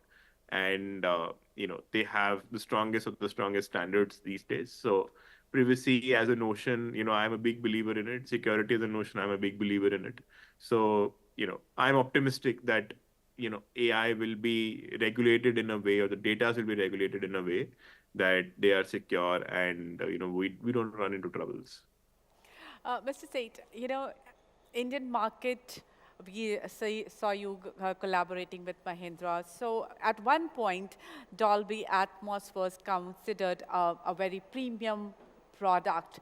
But does Indian market make sure that you keep your costs low and make sure that it reaches to Indian masses? Because we are here in numbers and we don't want to pay much for everything. No, I mean, see, Dolby, as a company, we believe in delivering an experience, as I said, which is uncompromised and the best possible experience that is possible in any device type. It's not about the money. It's not about premiumness. It's about premium experience, not in terms of the value, but in terms of the sheer experience that we deliver. The pricing is at the peril of the partners. I mean, we, as I said, we just enable the experience. We do not decide on the pricing, for example. Since you're talking about the end consumer pricing, that's a decision that's taken by the OEMs. Our aim is to bring a Dolby experience to as many consumers in India as possible. We've seen that success in cinemas. Any film that really matters to the box office today in different Indian languages releases in Dolby Atmos. I mean, on an average, we see about 3 to 4 films releasing every weekend in Dolby Atmos, from cinemas to living room. I mean, streaming content not only in English and Hindi, but in different Indian languages, is coming into the living rooms, even on the go devices, your mobile phones, your tablets. So there's a lot of work that we do with creators, with services that delivers the content, and then, of course, the playback. Now, the playback, of course, can be a mobile phone, can be your TV, can be, of course, your car. Our goal really is to deliver this experience in the best possible format, in the best possible manner that the device is capable of. And as I also spoke about the behavioral change that we are seeing in Indian consumers. So they, of course, are price conscious, but then they don't want to compromise on the quality and the experience. And that's what they're prioritizing on by upgrading their devices, by upgrading the subscription service to the services that they're doing. So I don't see that the price being a deterrent. We just want more and more consumers to experience Dolby in different lifestyles. Mr. Batra, you touched upon battery scrappage. Now, and also the fact that in India, scrapping has been happening for a long, long time, of course, because there were old vehicles and they were getting scrapped, but they were being done by unorganized sector. Now, with EV, there's a big challenge because unorganized sector is just not capable enough to handle the scrappage of battery. Do you think a strict policy needs to be made to make sure that the battery at its end life cycle is handled carefully? Yeah, as such, battery is one of the crucial element, not only for scrapping point of view, but for the new vehicle point of view also. So it also has both the aspects. One is that how safely you dismantle the battery from your place, and how effectively you utilize the extract of the battery to make the EV lighter, or EV, I mean, less expensive. So both the aspects are there in this case also. So we are working and we are exploring the possibilities and working with the battery companies, how we can extract the lithium, cobalt, and nickel from the battery in a much efficient and safer manner, because both are very important. And then we are supplying this to the battery manufacturer. They will recycle these elements after some purification, some treatment with these metals, and then they will use the same in the new vehicles. So you rightly mentioned, means today there is no structured processes available in the industry. Even companies like us also right now exploring the possibilities, to be very honest. We also don't have very written guidelines, 1, 2, 3, 4, 5 steps you have to do. So we are working with the battery companies and we are exploring the process, how safely we can explore, how safely we can extract the material from the battery. You are rightly mentioned, it's a big challenge for the industry, not only for the unorganized, even today for the organized companies also. All right. Thank you, Mr. Batra. Thank you, Mr. Seth. And thank you, Kana, for joining us for this session and taking time out to talk to us. Thanks a lot.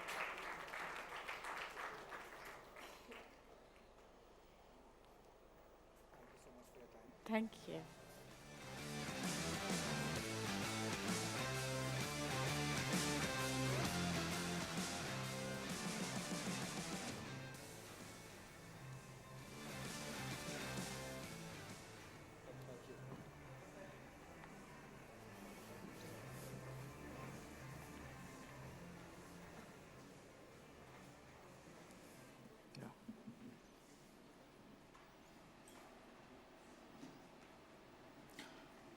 That was quite an insightful discussion.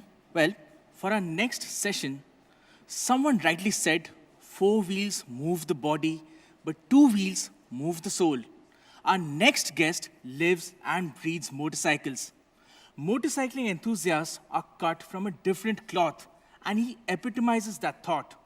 He loves to tour extensively on his motorcycle and also heads the Harley-Davidson business for Hero MotoCorp. Ladies and gentlemen, please join me in welcoming Ravi Avalur on the stage.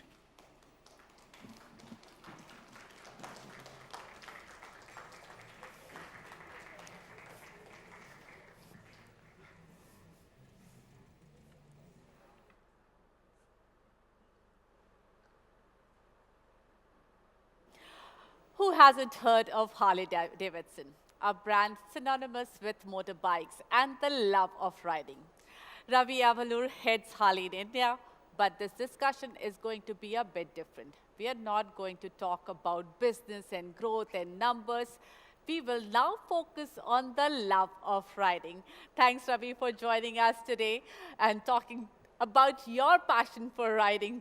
First question to you, how big is this leisure riding industry in India, and how has it grown over the last few years that you have seen it?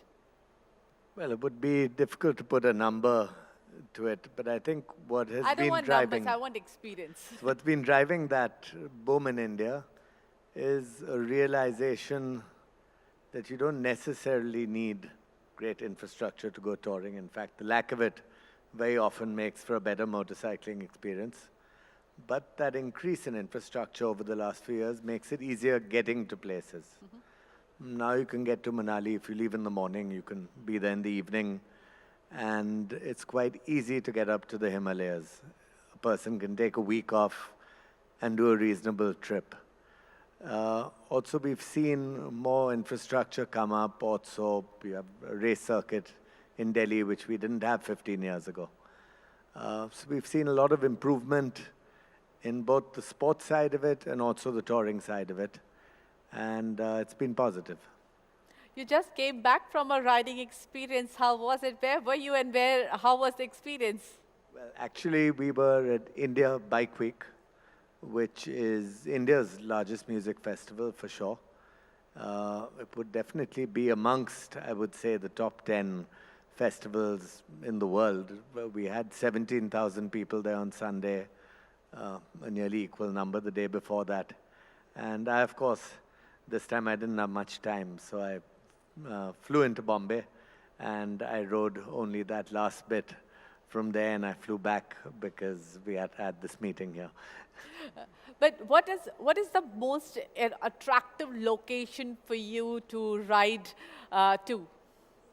I think the Himalayas by far. We're blessed in this country with the most beautiful mountains, some of the world's tallest mountains.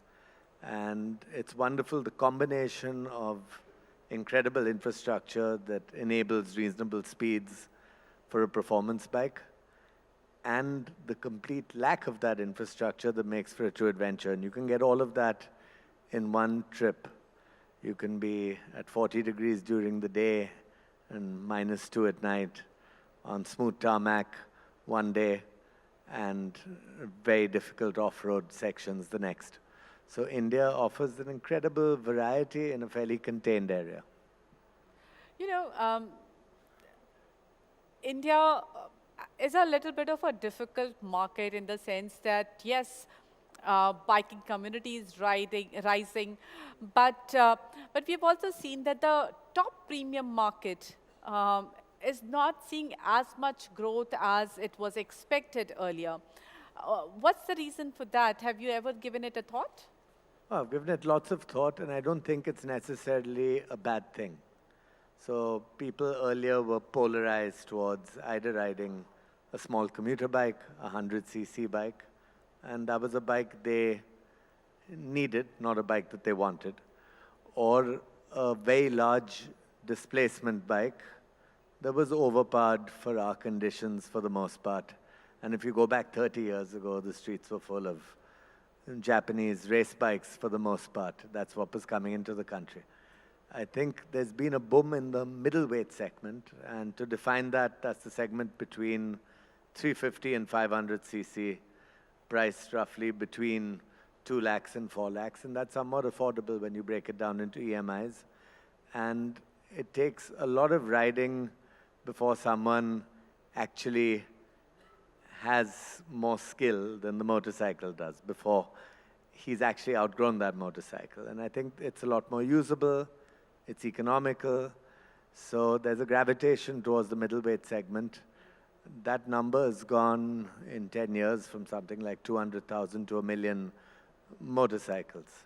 And the big bike segment stays as a niche.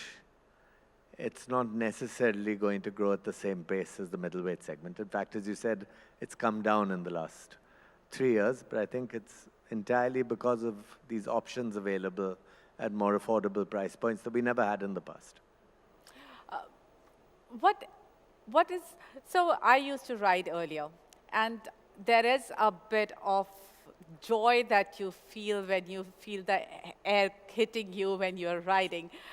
But what's propelling this? I see every time we travel on highways, we see groups, at least 2-3 groups you do encounter when you're going on a highway where people are riding. What is propelling this excitement for riding? Well, I think it's very different in a car. I mean, if you asked a bird whether he preferred the sky or a cage, I think there are very few birds who'd opt to be in the cage. And a car is a bit of a cage compared to a motorcycle. That's the problem. You're on a bike, you've got this 360 view around you. You don't have the wind in your hair anymore because you have to wear a helmet, but at least you have the wind on your face. And you bank into turns. It's a very relaxing feeling. The other beautiful thing about a motorcycle is you can't afford to think about anything else. You think about anything else and that's a very quick end. So you could have had this terrible day at work, you could have had this argument with your wife, you could have any number of depressing things on your mind, but the moment you're on a motorcycle, they all move to the fringe. So it becomes very meditational. You know, people say in meditation, try to think about nothing, and then you try to think about nothing, and then you start thinking more about something, and you can't think about nothing. And on a bike, it's very natural. So you get off after 5 or 6 hours for a break, and you're a lot happier than when you got on. And I think that's the beauty of a motorcycle, is the psychological aspect of it. You know, Harley has a group called Harley Ownership Groups. Now, how has that journey been over time? Do you see people more interested in joining that group? What's happening there? So definitely what the group gives is people safety in numbers when they ride, and also membership of a club that has like-minded people. And in the States, it had its origin after the Second World War, when you had a lot of American soldiers returning from the war, now without a job, many of them with varying degrees of post-traumatic stress disorder, and they wanted to be around people like them. Obviously, in today's world, and in India, that context isn't there for the groups, but the groups help each other, because there's always a novice who needs someone who has a little bit more experience than he does, so he can ask questions. And there's always an expert who's just dying to give people advice. So it's an ideal meeting ground for that, and it's a big part of why people buy a motorcycle. And it helps people come into it easily, and there's a sharper learning curve if they ride in groups. And have you seen women riders coming in big numbers? I think at least social media tells me that there are lots of women riders in India now. But what's your experience? So I think it's a very big absolute number, as anything in India is, because our numbers are so large. But as a percentage, it's still fairly niche. But when you have women riders, they tend to be very prolific riders. They ride very long distances. Some riders have also been riding in the National Race Championship in the rally championship, and they tend to be very visible because they then tend to be very good riders and they tend to be noticed. So I would say there's a good opportunity for India to catch up with the percentage of women that ride in the West. I understand in the States it's about 20%. For us, I would estimate it's still less than 2%. So there's huge scope for that to change. But I think for many women, it's also freedom. And a motorcycle is a way of expressing that freedom. India is a very big market for two-wheelers. If you talk about riding, there are so many people riding in India. But yes, leisure riding is a very small percentage of that. Now, mostly I've seen people who are leisure riders are very focused on their safety. But that's not the case across the country. Now, you are somebody who loves to ride. I want you to give an advice to people who ride on how to focus on their safety. Well, it's easy to focus on safety when it's cold, right? But that's, you wear your boots, you wear riding pants, you wear a jacket, you wear a helmet, you wear gloves, you protect your elbows, you protect your knees, and you go out like a knight onto your motorcycle. And in this weather, it's perfectly fine. In fact, I hate riding without gear. I feel odd. The problem is in summer, and you always have that accident when you least expect it. So it'll be on that day that you're wearing a t-shirt and a pair of jeans, just going to the market and not going to Ladakh, but the fact is the car hits you at the same speed when you're going to the market as it does when you're up in the hills. So it's better to wear all the gear, all the time. And I would say if one really finds it too difficult to wear gear, it's better not to ride that day. If it's too hot, don't ride that day. It really makes a difference. The other thing to invest in is more than investing in the motorcycle. The priority is to invest in yourself in terms of training and actually getting out there and riding. There's a paradox. If you ride too little, it's dangerous because you haven't had enough practice. If you ride too much, it becomes more statistically probable you'll have an accident. So the fact is, you need to stay on top of things, you need to be aware of your surroundings, and you need to ride well within your limits. Most accidents are because people are on the edge of their limits or beyond. And I think speed doesn't necessarily give the greatest thrills. It's getting to areas you could best reach on a motorcycle, and it's gradually maybe developing skills to go over a wide variety of terrain at a gradually increasing speed. So don't seek speed as the pure measure of happiness. It can be thrilling, but in the short term. And today's India is looking towards leisure riding. There are lots of youngsters who dream of taking their bikes up in the hills or to the beach. What do you think their journey should be in terms of taking the next step towards premium bikes or just going on these long rides? How do you think they should approach this? Well, I think definitely at the beginning there's safety in numbers, and I would not advise anyone to ride alone because anything could happen. It's always better to be 2 or 3 riders or a group. If one's in a group, it's always important to be mindful of the varying skill levels in the group. You can't keep up with the fastest rider. It's better to ride at your own pace with all the gear, as I said before. And many people can't find the week to get away to, say, Ladakh. But you can go into Gurgaon, into the Aravalis. You can leave at 6 in the morning and be back at 12. And they're incredible riding trails there. Incredibly easy places to develop one skill where if you have a minor drop or an accident, it's on soft ground. And any number of people willing to assist with training, both amongst friends and training schools. So I would say go slowly. because the important thing is to maintain your enthusiasm over the long run. Too often we see bikes that come into us for service because they haven't been used enough, not because they've been used too much. So a lot of problems related to non-use that we see, and that's always more heartbreaking. I think what people need to do is be consistent and constant and not over-enthusiastic at the beginning and then let go of it. Okay, Ravi, you have had a good success with X440. Do you think we will see more products at this more affordable end of the bike spectrum from Harley? Definitely, because I think what Harley showed Hero, first of all, the partnership between Harley-Davidson, it was a partnership. And it was the largest bike Hero had ever manufactured.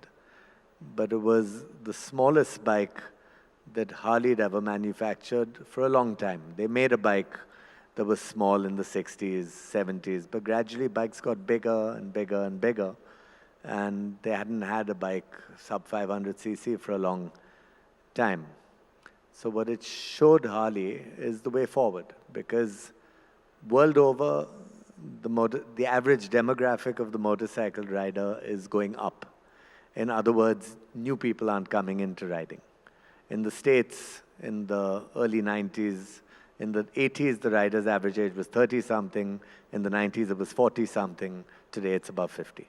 So it's basically more or less the same person and not enough new people coming into it. In India, we don't have that problem because we have a very young population. We have a thriving economy. We have rising disposable income.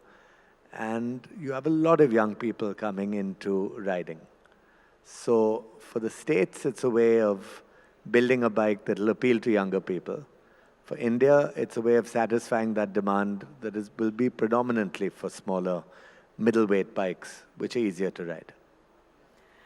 And about recreational riding, what is it that you are planning to do to increase it more, to encourage more people to join maybe Harley Bikers Group, HOG?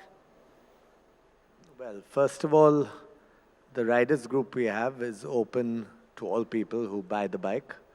We have a small fee, of course, for the rider to pay at the beginning. But the value that they get out of the club is immense. So we have a good percentage, I can't remember what it is, but of people who sign up for the club at the time of buying the bike. And then they're always welcome to join the club even later. We're investing a lot in giving rider training. And we're coming out with our own line of safety gear, which gives people the possibility of having Harley branded safety gear. And we also organize tours under the brand Destination X, specifically for our X440 customers. And for that, we partner with reliable off-road operators, tarmac operators. We do at least 5 tours like that every year. Last year, we did Kaziranga.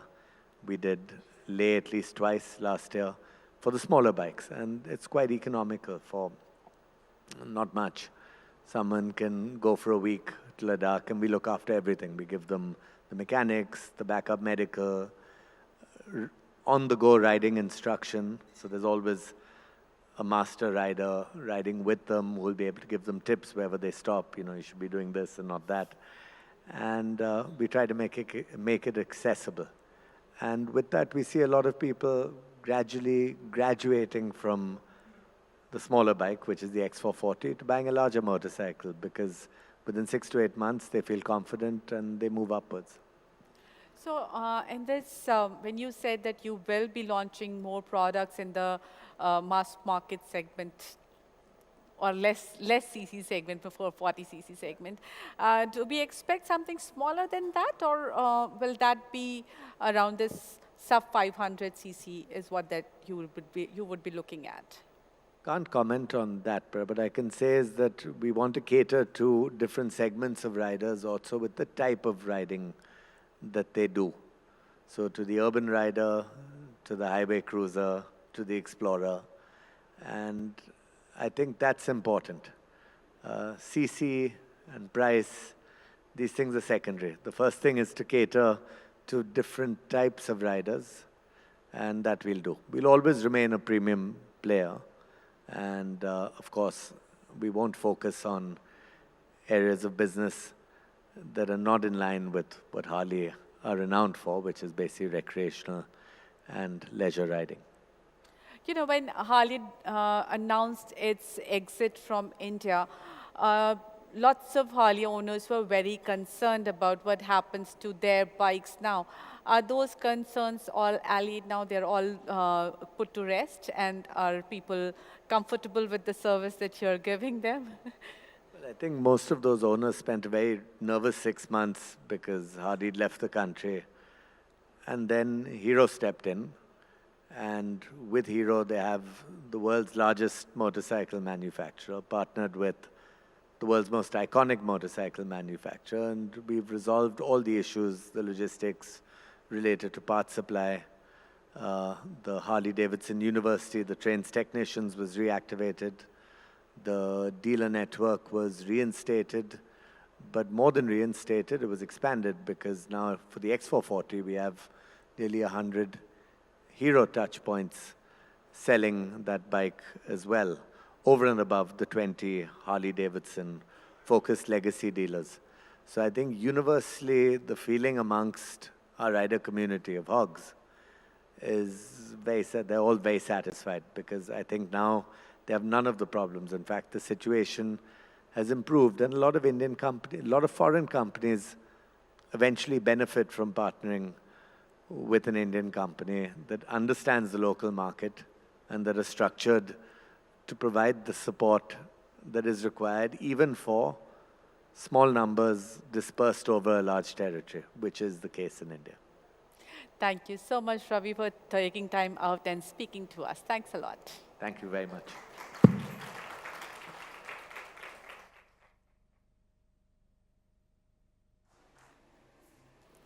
Today, we are graced by the presence of a visionary leader, a dedicated public servant, and a true champion of innovation and development. Under his remarkable leadership, India's infrastructure landscape has transformed significantly, setting benchmarks in road connectivity, sustainable development, and futuristic planning. We are truly privileged to have him here today to share his insights and inspire us with his wisdom. Ladies and gentlemen, please join me in welcoming our chief guest for the NDTV Auto Conclave, Shri Nitin Gadkari ji, Honorable Minister of Road, Transport and Highways, Government of India.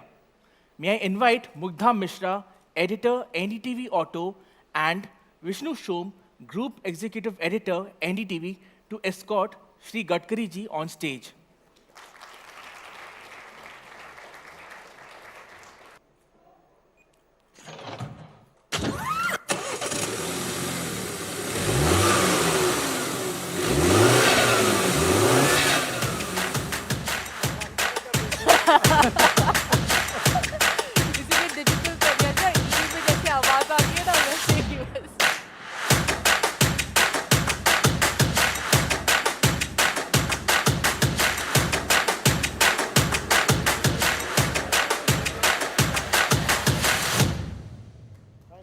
Sir 5 minute के लिए हम नीचे जाएंगे, 2 minute के लिए बस वो chairs लगा ले, फिर वापस बातचीत करें.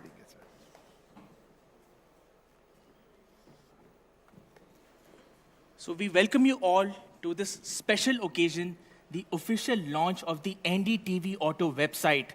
This platform is poised to become the ultimate destination for automotive enthusiasts, providing cutting-edge insights, the latest trends, and in-depth news and reviews from the evolving world of automobiles.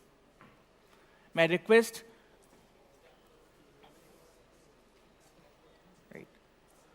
we already have Shri Nitin Gadkari ji, Honorable Minister, Road, Transport and Highways, Government of India, and may I request Vishnu Shom, Group Executive Editor, NDTV, and Mugdha Mishra, Editor, Auto, NDTV, to please come up on the stage. Well, gear up now for an electrifying conversation with the Union Minister Nitin Gadkari. He is the architect behind India's road revolution. We'll delve into the high-octane world of India's transport sector, from world-class highways, reshaping our landscapes, to the surge in electric vehicles sparking a green revolution. Discover the future of mobility, the push for sustainable fuels, and how Mr. Gadkari's vision is driving India towards becoming a global auto powerhouse. This is a conversation on how India's highwayman plans to accelerate India's journey into the future. Thank you very much, sir, for being with us. Throughout the day, we focused a lot on India's transition to electric vehicles, EVs. The numbers we have in India, while encouraging, still lag behind, for example, China. But it is your endeavor to actually make us a global leader. What are you doing to ensure that happens? Our automobile industry is very important as far as the economic growth of our country is concerned. When I taken charge as minister, the size of the industry was 7 lakh crore. And our number was something 7th in the world. But today we just surpassed Japan. And now our number is 3rd. And the volume of our industry is 22 lakh crore. Now the USA is number 1, having the size of 78 lakh crores. Then second number is China, it is 47 lakh crore. And India is 22 lakh crore. It is really a remarkable thing that this is the industry which is giving maximum GST to the state and central government as a part of the GST. This is the industry which is up till now create 4 crore 50 lakh jobs. And this is the industry which is contributes in our growth because our maximum export is from automobile industry.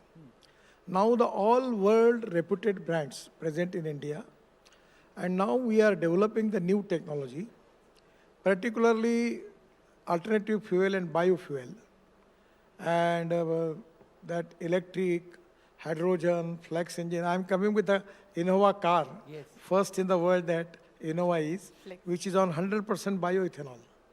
And that creates 60% power, electricity, and the cost as per comparison with the petrol, it comes to 25 rupees per liter. So before we talk about a full transition to EVs, which is already there, do you believe that we need to be ready for a transition to biofuels much more? That is going to be a middle ground until EVs become First, fully you need available? to understand, we have the 25 lakh crores import of the fossil fuel. So this is a big economic challenge. That's the first thing. Second thing, because of fossil fuel, what type of problem for air pollution we are facing, I don't need to explain the people of Delhi.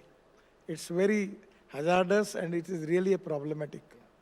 And the third is, the cost-effective point of view also, the cost is very high. So basic our object is import substitute, cost-effective, pollution-free, and indigenous. Now I'm just telling you, it's a really good example. Last year, the price of the corn in the market was 1,200 rupees per quintal. But when our government giving permission for making ethanol from the corn, now the corn price is 2,400 per quintal, twice.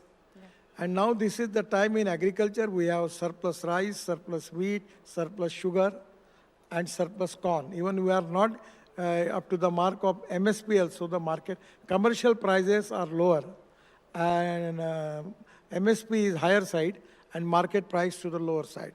So in a situation, it is going to helpful for the agriculture. And if 22 lakh crores of imports of this fossil fuel, if you can take it at least 5 to 7 lakh crore, it is going to increase the growth rate of agriculture. Right. So that is equally important. So you have implemented E20 already, and most likely the E20 petrol availability is going to be pan-India very soon. We are already seeing it's available at most of the places. But what's your next target? Because we have seen lots of countries adopting ethanol at a much higher level. What's your next target with ethanol? Actually, already the two-wheelers company, Bajaj, TVS, Hero, Honda, they have already, I have launched their two-wheelers on bioethanol. And auto rickshaw also, they have already technology available on bioethanol. The second important thing is now the Toyota has going to establish their plant in Aurangabad for making flex engine. Yes. So Toyota, Mahindra, Tata, Maruti Suzuki and Hyundai, they are planning now, they are also in the process of making flex engine car. So now Indian Oil has taken a decision to open 400 pumps of ethanol. In place of petrol, ethanol will be the fuel. And now it is to be really a great achievement that even 100% ethanol we can give to these two-wheelers, three-wheelers, and even for the cars. The other important thing is very important. Just 3 to 4 months before I got appointed to launch the motorcycle on CNG from Bajaj in Pune. The cost in CNG, the per kilometer cost for the motorcycle Bajaj per petrol coming to 2 rupees 25 paisa per kilometer. Yes. And for CNG it comes to 1 rupees per kilometer. Now already there is an increase in the marketing share of the car who are on CNG. Now there are two types of CNG. They are petroleum CNG and bio CNG. Now the parali, rice straw, which the Punjab and Haryana farmers, which they are burning, because of that in Delhi we are facing the air pollution problem. Now we are 400 projects we have in the process, out of which 60 already started. And they are making bio CNG from parali. And in Panipat, there is a project from Indian Oil where they are making 1 lakh liter of bioethanol from rice straw, parali, 150 ton of bio-bitumen, and 78,000 ton per year bio-aviation fuel, sustainable aviation fuel. So this is to be, we can make this waste to wealth. So I am confident that today the alternative fuel and biofuel is going to reduce our import bill. And at the same time, it is going to reduce the pollution and it is going to increase the agriculture growth rate.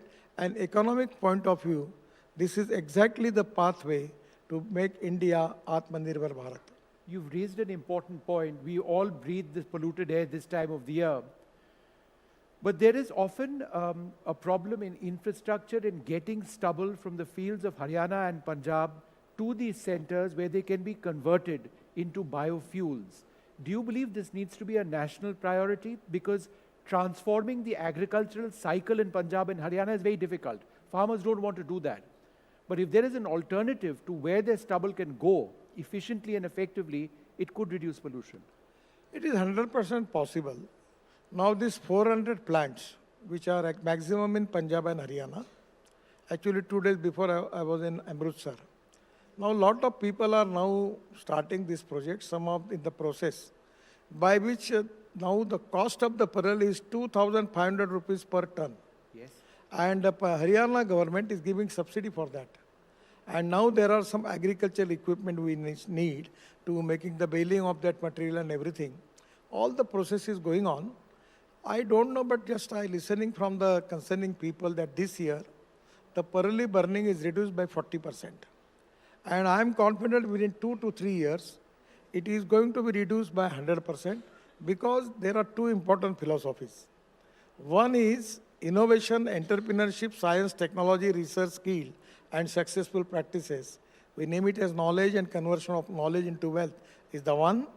And the second is conversion of waste into wealth. Right. So the parallel to bio-CNG is a conversion of waste to wealth. Now I'm just giving the example. Delhi have 4 mountains of this municipal garbage. Now we have just used 80 lakh ton of municipal garbage in the road construction in UR2 and Mumbai-Delhi Express Highway, yes. Then Ahmedabad-Vadodara, Ahmedabad-Dolero Highway, then in Chandigarh also. So now already we have in the finalization of the agreement that we can take this municipal waste up to 100 meters for using in road construction. So it is going to resolve the problem of waste problem in Delhi. At the same time, by segregating the waste, glass, metal, and plastic, there is a recycling of it possible. And from organic waste, it go to biodigester where we will get methane. And from methane, we can get hydrogen, green hydrogen, or ethanol, or CNG. So this is to be an alternative of waste to wealth. So no person, no material is waste. It is depending upon the appropriate technology. It is depending upon the vision of the leadership about the futuristic vision by which 100% we will convert the waste to wealth. That is to be great asset for the country. So in all this, there is a lot of research required and lot of investment required from OEMs to adopt these new technologies as well. What do you think can be done to encourage them to invest here and adopt these technologies? CNG became a reality. We have seen CNG consumption by people, by buying CNG cars has increased. But what can be done so that OEMs interact more and invest in technologies, for example, this biogas technology? Actually, frankly speaking, I am working on this from 2004. But anything when the idea is out of box, either it is media or bureaucracy or the system or the people, they don't want to believe it. But today the game is changed now. Now everyone is talking about the alternative fuel and biofuel. Now the Global Alliance G20 is there. Even automobile company was not ready to listen all these things. But today it has become a success story. And I feel that now there is no problem because there are important thing is there. Any project you need proven technology, economic viability, availability of raw material, and marketability of the finished product. The most important thing is, as comparison with the fossil fuel, the biofuel and alternative fuel is very cheap. Right. And we don't need to convince the people. Now I just have an electric tractor. So I am spending 3 lakhs rupees maximum in my electric tractor, in my diesel tractor. And for electric tractor, my cost is 25,000 rupees. If suppose you have a car, in petrol car, you are spending 30,000 rupees. For your electric car, the bill will be 3,000. If you have a CNG car, your bill will be 12,000. Right. So already the economic saving is there. You don't need to market. And if there is a market is there, you don't need to convince the automobile manufacturer. They are very intelligent people. They understand what is the choice of the people. Immediately they start the production. I wanted to ask you a little bit about road safety, because unfortunately we continue to have terrible deaths on our roads. 450 Indians die every year. But I think one good thing that is happening is that many car manufacturers are now rated 5-star in terms of safety. When I spoke to you, I think a little bit more than a year back, we'd spoken about seat belts in the back of cars. And there's always been a concern even now that airbags, the more you pay, the more airbags you get, which shouldn't be the case. There need to be basic safety standards across car manufacturers. What more needs to be done to bring down the fatality rate on India's roads? Because of Bharat NCAP, already airbag star rating is there. And now because of the star rating, every company it is now very important for them to make their car up to the mark, up to the standard. And if suppose anywhere it is published, this company car is not up to the mark, then they have to face the problem in the market. So now everyone is cautious. I don't need to make any circular for that. They are very cautious about, because consumer is very, very intelligent now. He understands which is the safe car or not. So that today there is no problem about it. But one thing which I will accept that, from last 10 years I am the minister for all this department. Everywhere there is a success story. But regarding road safety for this year, the accident, 5 lakhs accidents, and previously 1,50,000 deaths. Now more than 5 lakhs accidents and 1,68,000 deaths. And in the death, the 60% of the deaths are young people. Their age is 18 to 34. It's very unfortunate. But there are 4 things which are responsible: is road engineering and automobile engineering. We have already taken all preventive measures. Regarding road engineering, there was a lot of defects. We have given 40,000 crores for improving black spots. In the automobile engineering, now Bharat NCAP star rating is there. We are taking all preventive measures as far as automobile engineering is concerned. Third is enforcement. We have already passed the law, road safety law. And fourth is, that is exactly important, the behavior of the common people. If the red signal is there, you have to stop there. At a time when you are running car or the scooter, You should not talk on the mobile phone. These are the small things. The lane discipline is important, where we need your cooperation. Unfortunately, there is a feeling in the mind of the people, neither they have fear for the law and neither they have respect for the law. This type of situation is there, and we are really facing problem. Now we are concentrating on the students, making lot of program with the help of lot of automobile company and other, and from Amitabh Bachchan to all actor, actress, then cricketers, we are making the campaign, and media is also helping us. But the result is still, that is increasing of 18,000 accident in the country compared with the last year. I'm really very guilty conscious and sorry for that. So don't you think we need to maybe focus from where it all starts, that the driving license? In most of the cases in the country, driving licenses are given very easily. Don't you think we need to fix that problem first, where the driving license process becomes a little bit, it has become a lot because in Delhi NCR itself, there are lots of centers where you have to actually pass all the hurdles. But across the country, the situation is not the same. Don't you think we need to do something there so that driver education becomes better? I will tell you one of the incident in my life when I was leader of opposition in Maharashtra Assembly. The Vilasrao Deshmukh, who was the chief minister at that time. I know the RTO, he was very transparent. By weaving money, he immediately signed a driving license.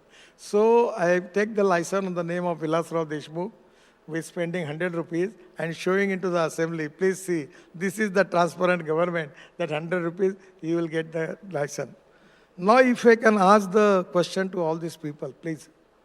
Who are the people who are going into the RTO office and giving trial, examination, and after that they get the license? Majority people, they manage, they get the license in their home. But today we have taken a lot of decisions. Now it's not so easy. We have taken all measures for that. Unfortunately, India is the country where you get the automobile license very easily. In the USA, it is so difficult task. Yeah. So now we are also starting one computerized examination also, and we are trying to make it little bit tough and making a procedure strong, procedure by using the technology. It will not be easy thing. No. But the problem is that this is not a big problem. Problem is rules of the road, whether the people by and large, they are ready to accept this as a responsibility or as a citizen, that we have to obey the law, that is to be a big problem. Sir, I think one of the biggest achievements under you and of this government has been highway construction. Who would have thought 14, 15 years back we would have the highways that we have now? It's there for all of us to see. But with the construction of highways, there is a certain cost. A part of that cost is borne by the driver who uses that road. Now, we've had a FASTag system. That's worked very well. It's cut down on corruption massively. But there are those who say that the cost of travel on highways is still too much. Is there a better technology or a better way of rationalizing costs on the basis of the distance covered? We are working on a lot of systems, satellite-based toll system and other thing also. Actually, tomorrow I have a big meeting. Now we have also appointed a committee under the big IT expert of the country. I want to take the opinion of them also. And after that, we will take the decision. And within 3 months, we will go for the tender. It will be transparent system, and it will give maximum relief to the people. We are also thinking on the line that suppose the car travel only for 10 kilometers, he has to pay the toll for 60 kilometers, because there is no toll between the other toll, between two tolls. So now we are making the system by which he has to pay only for 10 kilometers. So we are taking a lot of changes in it. So we are going to reduce the... In 3 months, there will be a tender. In 3 months, there will be a tender for what? A satellite-based system? Actually, in the world, Russia, the one different technology is there. Germany, their technology is different. USA, their technology is different. And we have already, our one team from NHI also visited in European countries and making the research. But still, there is no unanimity. Yesterday, I have a big meeting in my office also. we are also not coming to the conclusion. So finally, we decided that already we have taken the big expert people from the IT, from Indian level, and we are giving proposal to them. And after consulting them, we will take the final opinion from them, then we will decide what will be the line for that. Now there is a problem about the secrecy also. Somewhere the private people, how they can take that all data. Then again, lot of objections. So frankly speaking, I am also confused. So what exactly the appropriate line for that? So best ways to taking the opinion from the expert people. On that line, we will decide. They want data-based toll system, but they don't want to share the data. The satellite-based toll system, many experts is telling to me that anyone can take that data. Then there is no secrecy. Then there is a judgment of the Supreme Court about the secrecy also. So a lot of conflicts are there. So on the basis of that, whether you want to use satellite from our country or we will use higher satellite from abroad, lot of problems are there, lot of opinions are there. So finally, we need to have coming to one conclusion that is not still there.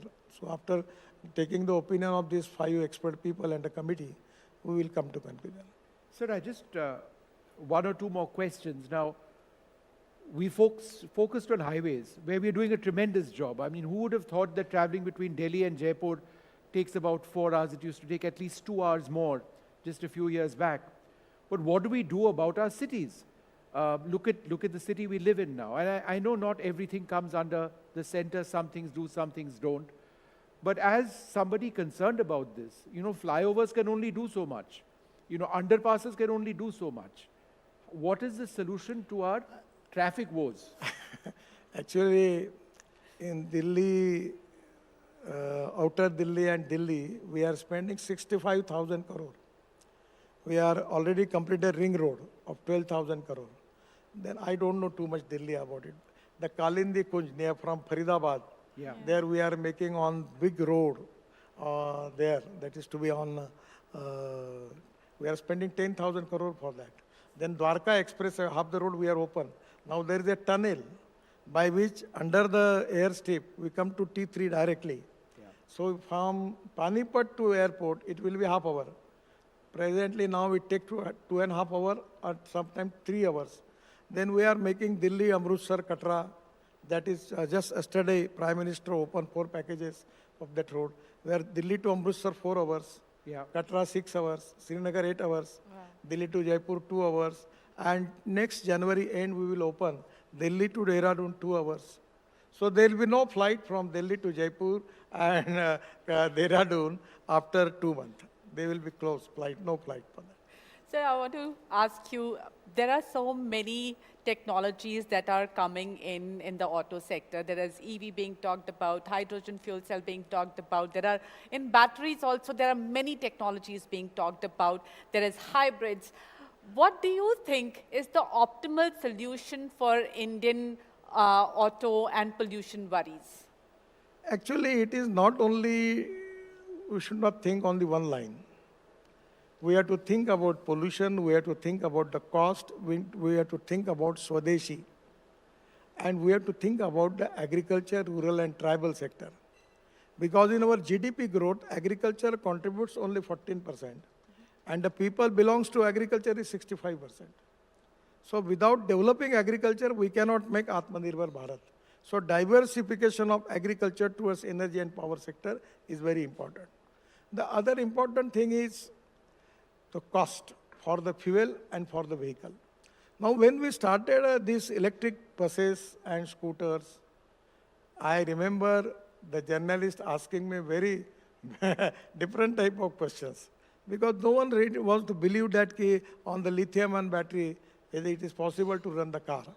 Now at that time, the cost of the lithium-ion battery was $150 per kilowatt per hour. Now it is 110 rupees per kilowatt per hour. $110. Yes. So I feel that within 2 years, it will be $100 per kilowatt per hour. Then the cost of the petrol vehicle, diesel vehicle and electric vehicle will be the same. And within 5 years, we will have the all electric buses. Now already electric trucks are now coming into the market. So it is so economically viable. Just I was giving the example that tractor, the diesel tractor, the cost for diesel is 3 lakhs rupees, and for electric is 25,000.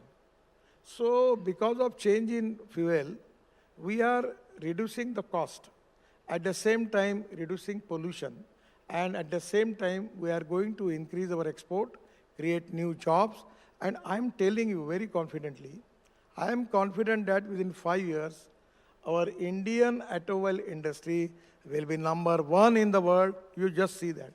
The way in which the industry is developing. And there are two important things. We are the country where the #1 country in the world where we have got all engineering, trained, skilled manpower, young manpower available in India. Then availability of raw material. Because of the scrapping policy, the aluminum, copper, rubber, steel, recycling, the cost of the components will be 30% less. Yes. And the second important thing is all these big brands, even Mercedes was telling me when I launched their electric Mercedes that we have decided we will go only for electric, and now they want to make India as their main manufacturing station. All the companies are doing. Now, the many companies are exporting their cars from India to the different part of the world. So this is to be a situation. So every time the rise in automobile industry is really very, very remarkable. You know that in the two-wheeler industry, the Bajaj, TVS, Honda, Hero, they are already, their 50% of the production is export. Yes. Our scooters are very popular in African countries, even in Sri Lanka, Bangladesh, everywhere. Our trucks are popular. And when we will become electric truck, hydrogen buses, I feel that we will be #1. And presently, I am always telling the people कि हम आज ऊर्जा को आयात करने वाला देश है. हाइड्रोजन शुरू होने के बाद ग्रीन हाइड्रोजन हम ऊर्जा को निर्यात करने वाला देश बनेंगे. हम ऊर्जा को निर्यात करेंगे. And I feel that it is in the reach. It is going to happen. So one final question. It's very important to have a scrappage policy that works. The number of cars that are being introduced daily is very important. We talk about sustainability, but we have to get rid of scrap metal efficiently. What is the solution? First of all, I will give the thanks to automobile industries. They are now the person who have their car scrapping certificate. They are getting 2 to 3% discount for purchasing new car or new vehicle. So that is to be first thing. Second thing, we have some 60, 70 plants already started, but the fitness center we don't have. Right. And today I'm giving you the news that after going to my house, I'm going to sign on the file for, there is a combination of driving training center and fitness center, and we are going to launch new scheme, and tomorrow I'm going to announce that. So that is going to be very helpful, that where every district will have 4 to 5 fitness centers and at least 10 to 20 driver training centers, where this combination will be economically viable and 100%. After this certificate of their fitness, then we can take the decision for scrapping of that car. Already there are a lot of cars, trucks, buses for the scrapping, they are ready. But we need to have more work on that. Still there are some teething troubles, starting troubles are there, but we will resolve the problem. And you're signing this evening about fitness centers across the country, right? Yes. And every district or more than, we will have a certain number of fitness centers where the fitness of a car can be judged. If it's not fit, it gets scrapped. That's what you're saying. Because without fitness center, now I'm in Nagpur and fitness center in Mumbai. So I have to take 1,000 kilometer car. How it is to be possible? Yes, sir. So we are giving incentives. The scheme is there. Parliament is going on. So it is difficult to tell you details about it. But it's so attractive scheme is that there are thousands of people will come and they will start this project, and which is win-win situation for all the stakeholders. A big round of applause for that. Where on this program, we've got the minister saying that within hours he's going to push to get this done by signing documentation. Thank you, sir. Sir, I have 2 questions for you. One question is, what's your view on hybrids? Because hybrids, though they do offer benefits of partial electrification, they get taxed heavily. So what's your view on hybrids? My view is against fossil fuel. petrol and diesel.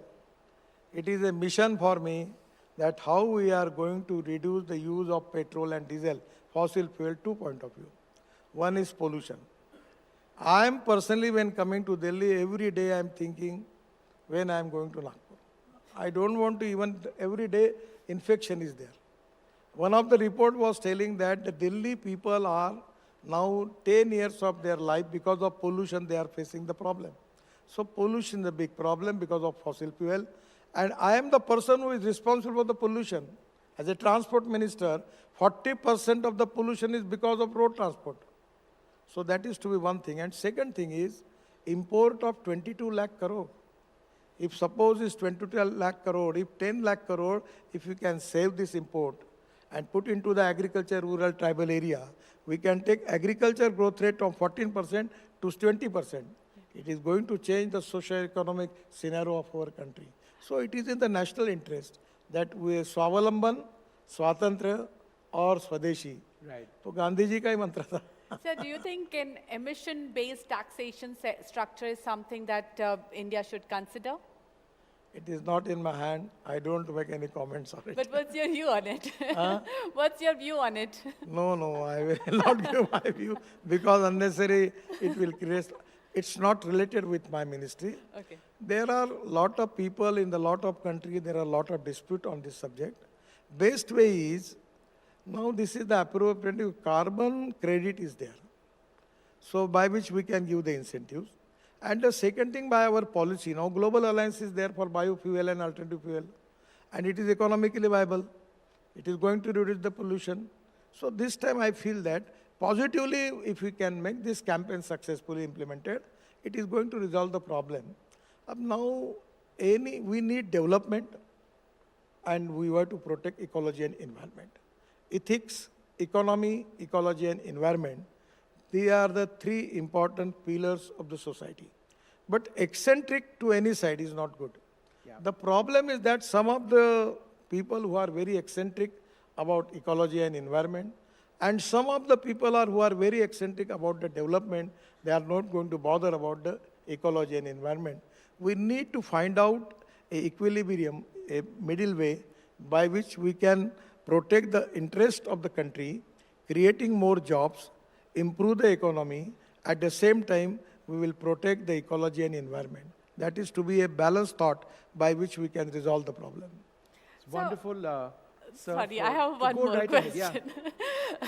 So, CAFE norms are one of the ways where electrification, where companies are being pushed towards electrification. Now, CAFE 3 is expected soon. When can we expect CAFE 3 norms to come in so that industry gets a clear picture and we move towards electrification faster? Already I have a meeting with the principal advisor of the Prime Minister. I have some reservation about it. So already discussion is going on. We need to have a balanced approach for everything. Now the problem is that we need to encourage electricity. We have to increase the fossil fuel, alternative fuel and biofuel. Even in the Northeast and Assam, the availability of methanol is there. Yeah. The methanol rate is 22 rupees per liter. We can make methanol from the coal and also as a petroleum byproduct.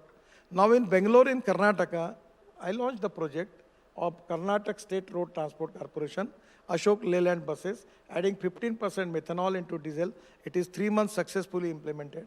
So a lot of new options. Now in shipping, we want to use methanol as a fuel. So ethanol, methanol, biodiesel, bio-LNG, electric and hydrogen. These are the futuristic fuel. Now people are asking me, you are talking about every fuel. Then what is going to happen? This type of question is there in the common man mind. तो मैं उनको जवाब देता हूँ, तुम सब लोगों में जितना दम होगा, तुम कितनी भी मेहनत कर लो, तो भी डीजल पेट्रोल जाने की कम होने की संभावना धीरे धीरे कम है. इसलिए इतना बड़ा वॉल्यूम है. इसलिए जिसमें जो लगता वो करो, डीजल पेट्रोल मत यूज करो, बाकी कुछ भी करो और go ahead. The day will come that वो 50% कम होगा, फिर और 60% कम होगा. धीरे धीरे लोगों का सपोर्ट मिलेगा तो जैसे इलेक्ट्रिक अभी ग्रो हो रही है वैसे सब बढ़ जाएगा.